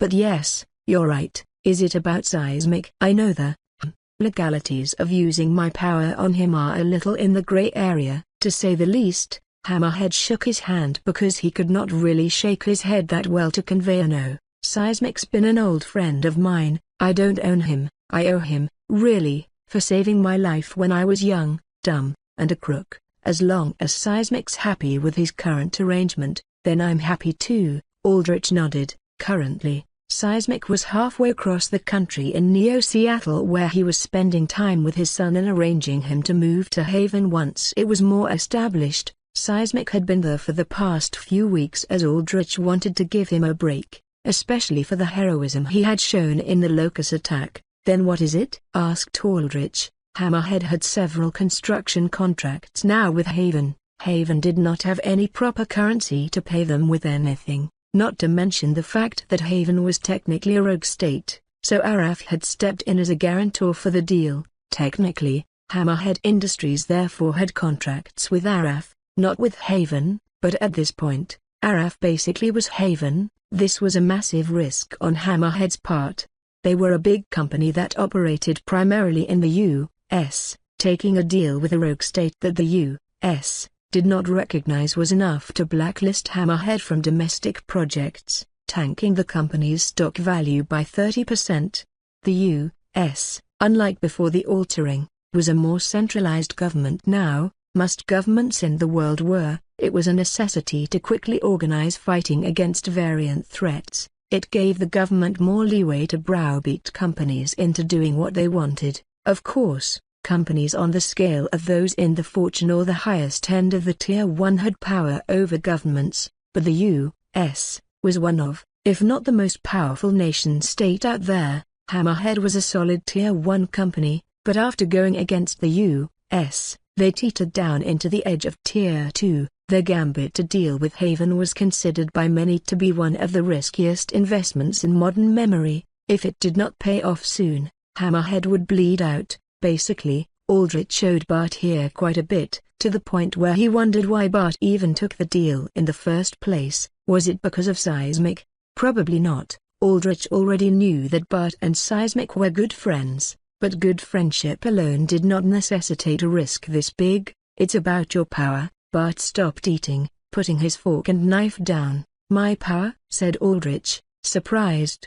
He thought Bart would be asking Aldrich for more payment, but his power was an odd thing to ask about. As a construction company, Hammerhead had very little use for Aldrich's power, especially considering the fact that its work was almost entirely automated. It's the whole reason for this, said Hammerhead. I believe in you, Thanatos, to reach real high, but if I was a proper businessman, I would have never taken these contracts for you. Mind you, they're still preliminary. I'm only contracted to build up necessary infrastructure to make sure Haven's citizens can survive. Afterwards, I can pull out. Most folks will say I just did my part to help the people living here survive. My company's valuation will go back up, and the government will start working with me again. Aldrich was not fazed. Bart was not making threats here, he was just stating facts. Aldrich was more curious where this was going. What did Bart want? Then why did you? Can your power, can it fix someone? Fix someone real badly injured? Said Bart, like what you did with Seismic. It depends on the type of injury, said Aldrich. If it's a condition that developed naturally by the body, then my power can freeze it, stopping it from progressing further. But it cannot reverse it, if the injuries are solely of a physical nature. However, my power can reverse that. Bart took in Aldrich's words. I'm going to send your folks a file, it'll have medical information about my daughter. I want you to tell me if you can heal her. Heal her? Aldrich paused. My power isn't exactly healing. You understand the prerequisite of my power to work, don't you? It's been reported widely enough. I have to kill your daughter first to make it work. Bart closed his eyes, sighing deeply. That's fine, she's not really living. The way she is right now. The file will clear it up. With that, Bart stood up heavily, the specially arranged large chair skittering behind him. He adjusted his suit and turned away. That's about all I wanted to ask from you. I thought enough time had passed that I could talk about this without feeling like my heart was sinking out of my chest, but I guess it isn't true. Time doesn't heal all wounds. I'm in no state or mood to talk anymore. When you've read through the file, reach out to me. Goodbye, Thanatos. Aldrich watched as Bart left without glancing back. There was too much on the man's shoulders to be caring about how Aldrich thought about his sudden exit. Outside of the dining room's doors, Hirindel and Walters escorted Bart out of the room where he would take a secretive back exit to an awaiting ride out of the city. Nobody knew Bart was here. He was a CEO, after all, and showing up here was bad press. Like he said before, Haven was a no-touch zone for most companies, especially those that relied on the U.S. for profit. Hammerhead Industries was already taking a beating profit margins-wise, and Bart did not want to fan those fires more by making his appearance here public. But the simple fact that Bart had taken the risk to show up here in the first place, to even make the preliminary contracts with Haven, showed just how much he was invested. And now, Aldrich knew why. Bart was not looking for profit. No, he was looking for something far, far more precious than that, his daughter's life.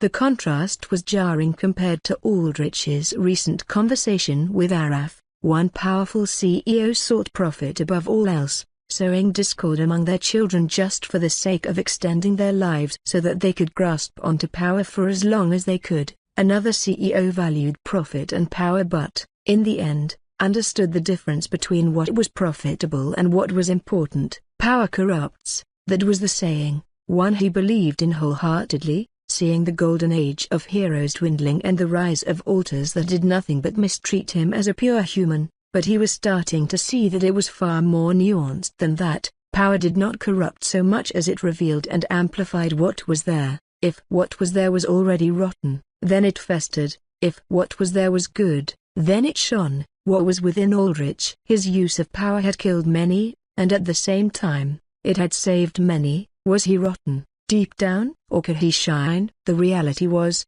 like the reality of many things, somewhere in between, and, Aldrich knew, so long as he met his goal of saving humanity, it did not matter what was inside him, rot or shine, as long as it got the job done. He was fine with both. But he was starting to realize that in matters of family, especially between parent and child, he had more shine than rot. He empathized more. He understood, one of the main anchors that rooted him to his sense of self, preventing him from drifting away into an immortal monster. While Aldrich contemplated, Volantis moved on his own, sending out strands of metal to pick up food on the plates, devouring them. "Delicious!" exclaimed Volantis. "Humanity has learned well how to prepare their foods. I see, nothing beats the feeling of tearing raw flesh off fresh bone, but this does come quite close." "You can thank Casimir later," said Aldrich. "As far as I'm aware, he does half the cooking personally with a lot of his staff gone. Ho ho. He is a man of many talents." "I see, right." Aldrich let Volantis devour all the plates of food before he exited the room himself, making his way through the main dining room full of round tables covered in clean white cloths and decorated with fine, glinting silverware and elegant wine glasses. There were no customers at this late hour. It was approaching midnight.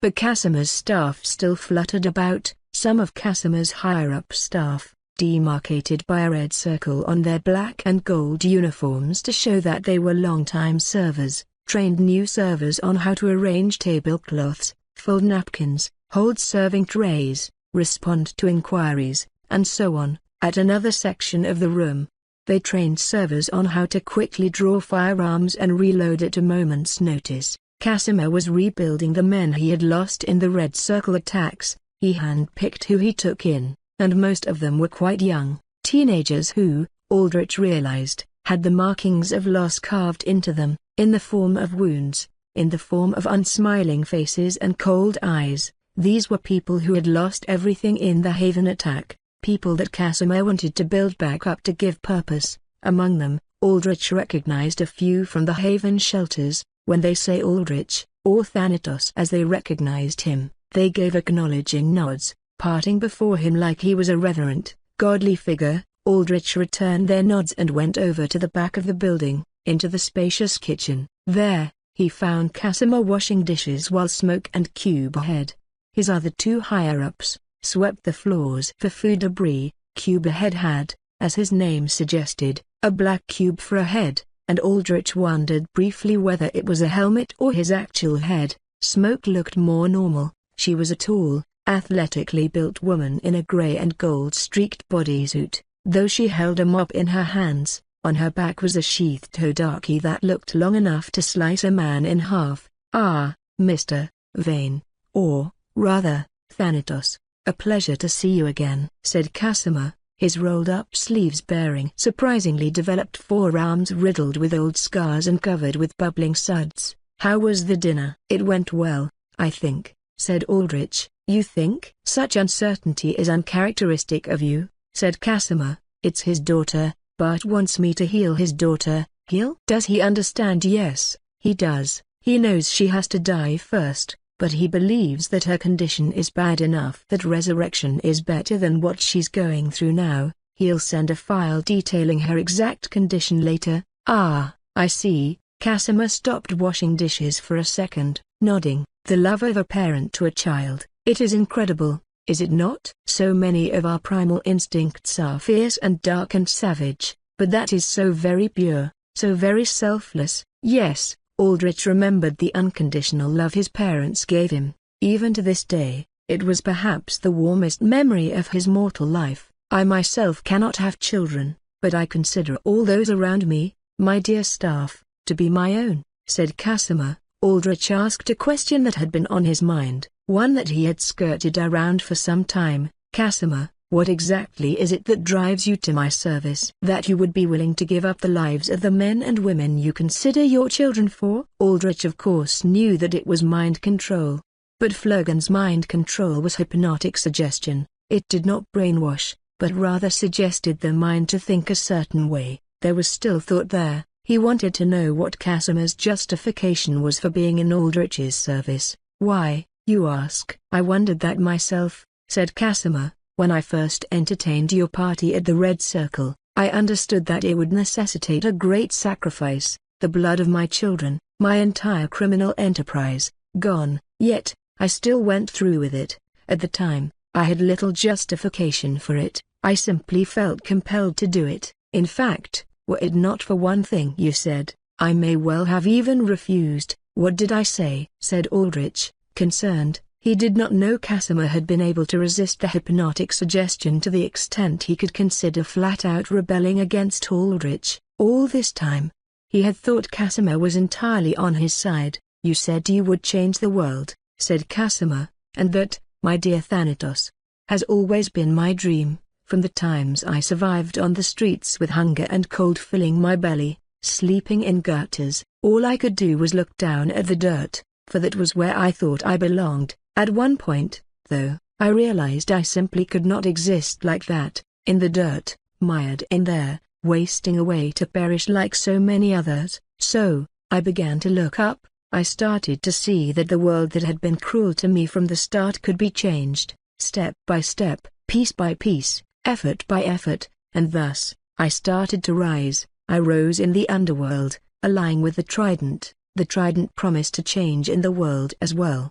A great revolution to take down the current world order and replace it with something anew. I wished to be a part of that, to topple the stagnation of corporations and heroes and panopticon control that ensured humanity's survival, but nothing more than that. There were still countless many like me who languished in the gutter, always looking down, never having the opportunity to look up even once. But as years passed, I realized in the end, the Trident and the AA are simply two sides of the same coin, hero or villain, it does not matter. Self-preservation, credits, status, position, they only cared about this, and that bred fear, aversion to risk, an unwillingness to change a world order that benefited them. I became jaded. In the end, I was but one man, a man who had built a small kingdom for himself, but I was no Ozymandias, no king of kings. I could not tower over the world and proudly proclaim despair, ye mighty. Rather, it was I who despaired. I did not have the power to reach further, no matter my efforts, but you did, and you promised change. That was enough to compel me, and now, I am starting to see that compulsion, I shall call it a stroke of luck, has borne fruit. So that was how it was. Casimir had been mind-controlled at the beginning, perhaps up to the point where he set up the party event that began Aldrich's ascension into a lich. Afterwards, he had chosen to stay out of his own volition. No doubt, there was pressure involved. Once the party was set up and done in, Casimir had indirectly caused the deaths of representatives from all three prongs of the Trident. He no longer had any support elsewhere other than Aldrich, but had the partnership between Casimir and Aldrich been one more based on force than mutual understanding, then Aldrich had no doubt that Casimir may have already plotted something behind his back. It was a strong reminder to Aldrich that if he wanted to go down the route of having a legion that could think for themselves, he needed to understand them, and it was a touching reassurance that Aldrich was working with the right person. At first, he had thought Casimir was like any other suited-up crook, lavishing himself in shiny expensive things and lording over goons, but that was only at face value. Casimir's staff were all his family, his riches. He indulged in, but did not obsess over.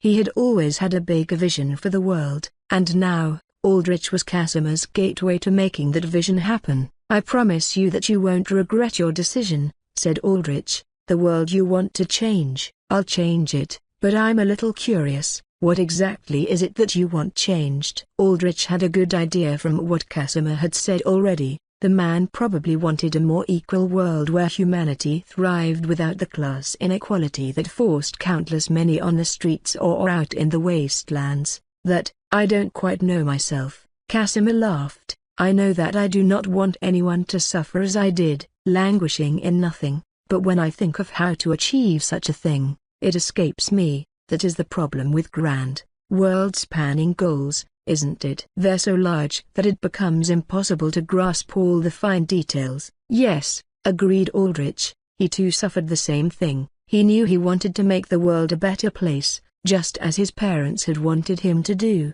though, as he was not a hero anymore, he had to figure out how to do it, as a cooperator, as a conqueror, something in between. Like Casimir said, it was easy to have a grand goal, but it was hard to visualize all the smaller details. Casimir resumed washing dishes. But that is the thing, Thanatos. I believe there is simply no point nitpicking over every little step along the way. A mentor of mine told me, bless her long-gone heart, that as long as you have a destination in mind, the path you take to get there will come naturally. I have a feeling that as you and I both operate on larger and larger scales, things will become more and more complicated. Multiple paths will appear, each appealing in their own right. But as long as we do not lose sight of what is at the end, we will be fine. I do not know about you, but I will keep that old adage in mind to make things easier for myself. I will too, said Aldrich. For a few days now, he had been plagued with the idea of saving the world and what it would take to do it. The sheer amount of choices and factors he had to consider was practically paralyzing. He had always been good at keeping a single goal in mind and executing, whether it be vengeance or training. But bigger things like this, he was not used to. It made him painfully aware that even though he was an immortal lich, his prior mortal life had ended at just 18 years. Granted, a lifetime of dealing with struggle had likely aged his mind up considerably, but the lack of experience was still there. Hearing something like this from Casimir, a man in his late 40s, was comforting. But I assume you have not come here to watch me clean dishes and talk to me about my dreams. No, although I would be very much touched if that were the case, said Casimir. Maybe I did, said Aldrich, internally smiling. Ha, quite forward, my dear Thanatos, but I must say, my lovely Blanca holds my heart already, said Casimir, and you, my good sir, have quite the fierce lady at your side already. You're definitely right on the fierce part, said Aldrich, but you're right, I did have something else to talk to you about. It's about food production for Haven. That, Casimir nodded, and though he washed and dried dishes, he ever so slightly cocked his head, listening intently. How's our current capacity look like? As it stands, we can currently barely feed Haven's current populace for perhaps 1 month, said Casimir, with the food stores left by Panopticon Skyfields, that extends to 3 months. Trade with nomads, particularly hunters bringing in game and crop from the wastelands, may extend that to 4 months, but that is simply to feed Haven's current, vastly dwindled mouths. As it stands, the city has a population of barely 50,000, consisting of the unfortunate that were simply too impoverished to move in the light of the locust raids. However, as time passes, this city's population will increase. An infusion of nomads tired of the harsh life in the wastelands but also tired of proper city life are settling here at higher rates, and by the end of the next month, Haven will have grown to 70,000. Each month that Haven lasts, rebuilding itself, giving the world more confidence that it is more stable, the more people will arrive. In essence, we have to deal with the food issue quickly, said Aldrich. Casimir nodded gravely. Correct. Within 2 months is my projection. The Panopticon controlled half the world's food supply with their skyfields, and government or corporate-controlled farmlands supplied the rest. Haven was surrounded by dry wastelands that could not grow much of anything. The land here was dry, cracked, and parched. What hardy flora that could grow were generally classed as variants that humans could not digest. In contrast, higher-tier cities like New York were generally surrounded by wet wastelands that had plenty of greenery around them, though said greenery was still infested with variants. Blackwater was nestled right at the edge between the dry wastelands that Haven sat on and wet wastelands that New York occupied. It had forests aplenty, forests that Aldrich had roamed in when he first became an undead. It was part of the reason why Aldrich wanted to take over Blackwater. It was like a forward base where he could start to access more life-giving land. Are you planning to broker a deal with the Panopticon? Said Casimir. I have a feeling that you have something capable of withstanding the terrorist attack on the Panopticon systems. I do, and the Panopticon AA has reached out to me for my assistance, said Aldrich. But I'm leveraging my aid for something else more important. Such as? Aldrich gave Casimir a quick rundown of the Vanguard inheritance issue. My. Casimir stopped washing dishes for a second. Cubehead and Smoke both stopped mopping the floors as well. This could fundamentally change the entire world, said Smoke. her grey eyes wide. Imagine the sheer power of having Vanguard on your side. Let's not even think that far. The AA is willing to give Vanguard's heir to you just like that, said Cube Ahead. Sounds awfully fishy to me. It's why I've held off on giving aid until I know absolutely for sure that I'm getting what I want out of the deal, said Aldrich. He had made further correspondence with Emrys, and the deal was that until Aldrich got Vanguard's journal and also inspected how the Panopticon would use his power, he would not lend protection. It almost seems as if Emrys does not want Vanguard's heir in the first place, as if he considers the power a liability more so than an asset, said Casimir. Emrys' idea was that Vanguard himself had been uncontrollable later in life, but if I have control over the power, the heir, then there shouldn't be an issue, said Aldrich. And he says that he's determined that I will be an ally for humanity, hence, he has no issue handing the heir over to me. Aldrich had to agree, however, that Emrys was quite cold when talking about the potential heir. The president had treated the heir like a thing more than a person, quite altruistic in thought, said Casimir. But historically, the AA has not quite lived up to its lofty, humanity-serving modus operandi. Also true, Emrys, however, frames himself as different. He wants to clean the AA up. I did hear on the news about how a ton of X6 were getting canned for the Locust raids, said Cube Ahead, and that it was started by the president itself. It was a big deal. The way the AA is written up, the president has a ton of power, but he hasn't shown up almost at all until now. Perhaps I am simply biased against the AA, said Casimir, shrugging. I understand the precaution, said Aldrich. I'm giving Emrys the benefit of the doubt for now, but I'm going to maintain a position that lets me pull out whenever I feel something is off. That is the most optimal route to take, said Casimir, but I will warn you again to be careful, particularly with this heir issue. None of us, the AA included, seem to know the true nature of Vanguard's extraterrestrial power. It may well be a force for harm than good, perhaps one that Emrys is sending you as a Trojan horse of sorts. That thought has crossed my mind, but reading Vanguard's journal should clear up some of those suspicions. In any case, I'll tread lightly. In any case, that is an issue 6 months from now. Let us circle back to the matter of feeding hungry mouths in the now. Aldrich nodded. Right, I'm here to tell you that I may have found a way to solve our food crisis. I've brought a powerful variant with an impressive chlorokinetic ability that operates on a large scale. It should, in theory, completely remove need to make deals with anyone.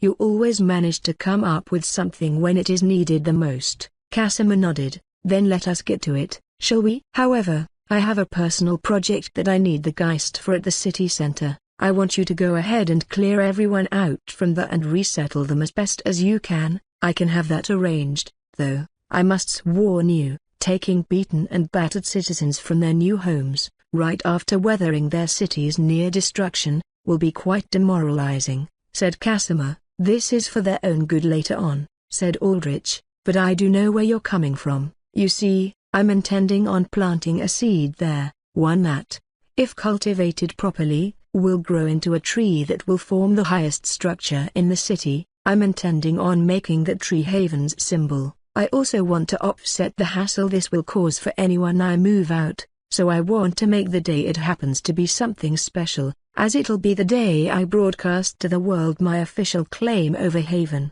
a sort of national holiday for our own commune, said Casimir. Precisely, and for that, I want you to plan a party, a proper party, no holds barred. You have an unlimited budget, or rather, as much as our budget currently allows. I'll haggle Araf into paying for it as well. Pull as many connections you still have as well. Can you do that? Casimir's mask emote widely smiled. My dear Thanatos, when it comes to hosting parties, you need not look farther than me. Casimir's mask face winked, though, you would know a thing or two about that, would you not? Aldrich watched from top his control tower as settlers in the central district were whisked away by Casimir's men in support from the nomads. It was just starting to turn into daybreak, the early dawn rays illuminating from this high up, through clear glass walls. He saw the people like little ants, all scurrying about, carrying their meager belongings with them on their back. Very few had cars that had survived the attack. On this front, the nomads helped out. If Aldrich was down there, he had no doubts that he would have seen quite a few begrudging looks, or worried ones, worried that they would have to leave yet again. The central district was the wealthiest, filled with high-end apartment complexes that had largely stayed untouched during the Haven attack. That was the point, after all. By being in the center, where the force fields were the strongest, buildings in the central district housed the wealthiest by virtue of being the safest. In contrast, the people that lived in these buildings now were people from Haven's poorest districts, the outskirts, as it was called, the ones that had been the first to weather the storm and the ones who had lost the most. Telling them to leave did leave a bad taste in his mouth, but in the end, what had to be done had to be done. Aldrich had sent Arcadia the Arcelestri seed, and she had confirmed that the seed could, in fact, be cultivated. It would, however, take a tremendous amount of her power, so much so that she would have to become dormant within the base of the tree itself to continually grow it. The seed would essentially grow around her much like how she had been encased in a giant tree beforehand, but instead of the tree nurturing her like an egg, she would be the one feeding the tree nutrients. Once finished, Arcadia would emerge in an extremely weakened state, but the tree would be almost fully grown. It was essentially an exchange in life force.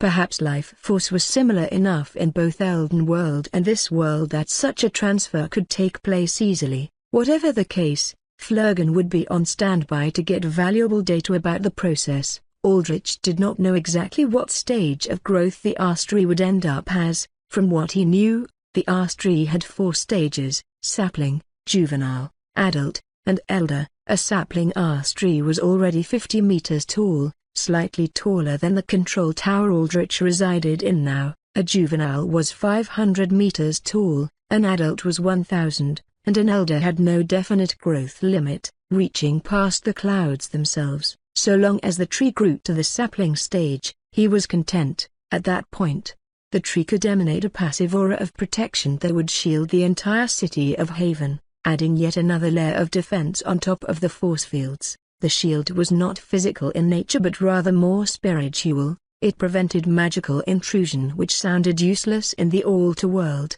but in theory, it would completely shut out the stranger and any other demon from trying to break into it. This was the reason why Deimos had burned down the Arstree in the 3rd trial quest. With it still standing, maintaining a flame arc to call in more demons was impossible. This was just speculation, but Aldrich theorized that the barrier, called the Arstree Veil, would also stop surveillance as it was meant to shut out any form of prying eyes from seeing into it, seeing the humans with such weary looks in their eyes, knowing not the world-shattering danger that lurks beneath them. "It does remind of something my father once said," said Valera, watching beside Aldrich, "that mortals are blind to problems larger than themselves." Aldrich had briefed Valera about the entity and how he was now on a race to control humanity before the world ended. She had taken it well, affirming once more that she would stand by him to the end. In hindsight, he wondered why he ever doubted that she would say anything else.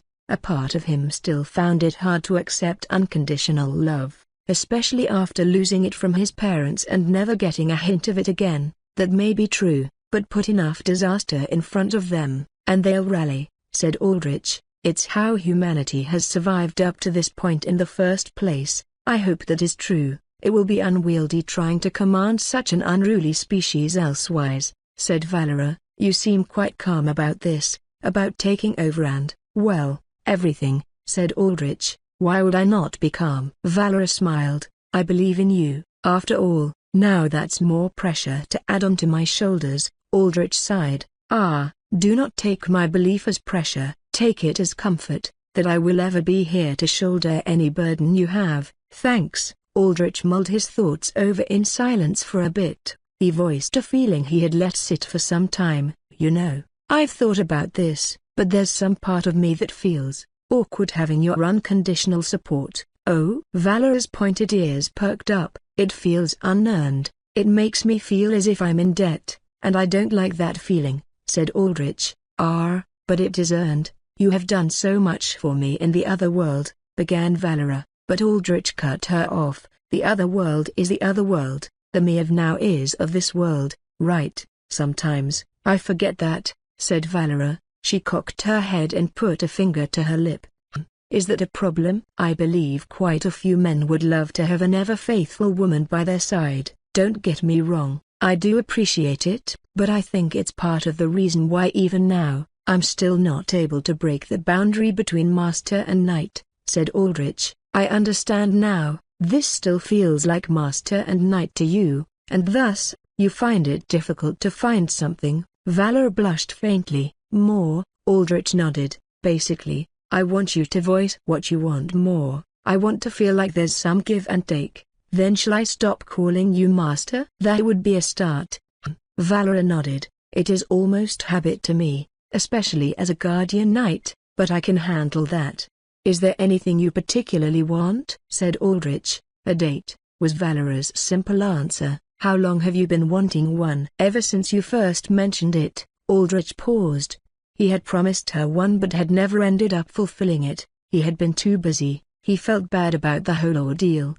He had said he would commit to something more for her, but in the end, he had not even been able to give her one date. It made him realize he himself was not putting in the grandest of efforts. Granted, it was by necessity as there were so many things happening, but the end result was still the same. All right, a date, I will absolutely promise, said Aldrich. A light bulb lit up in his head. I'm having Casimir plan a party in a few days. We can go to that. Ah, another night of massacre? Valor bared a faint smile, remembering the first party. No, not like that. Zero fighting involved, just festivities, said Aldrich. Oh, Valera looked mildly disappointed for a second, but her face quickly brightened up. Then a date it is. So long as I can be with my you, I will be happy. Good. Hopefully, it doesn't end up a disaster. With so many things up in the air, I wouldn't be surprised if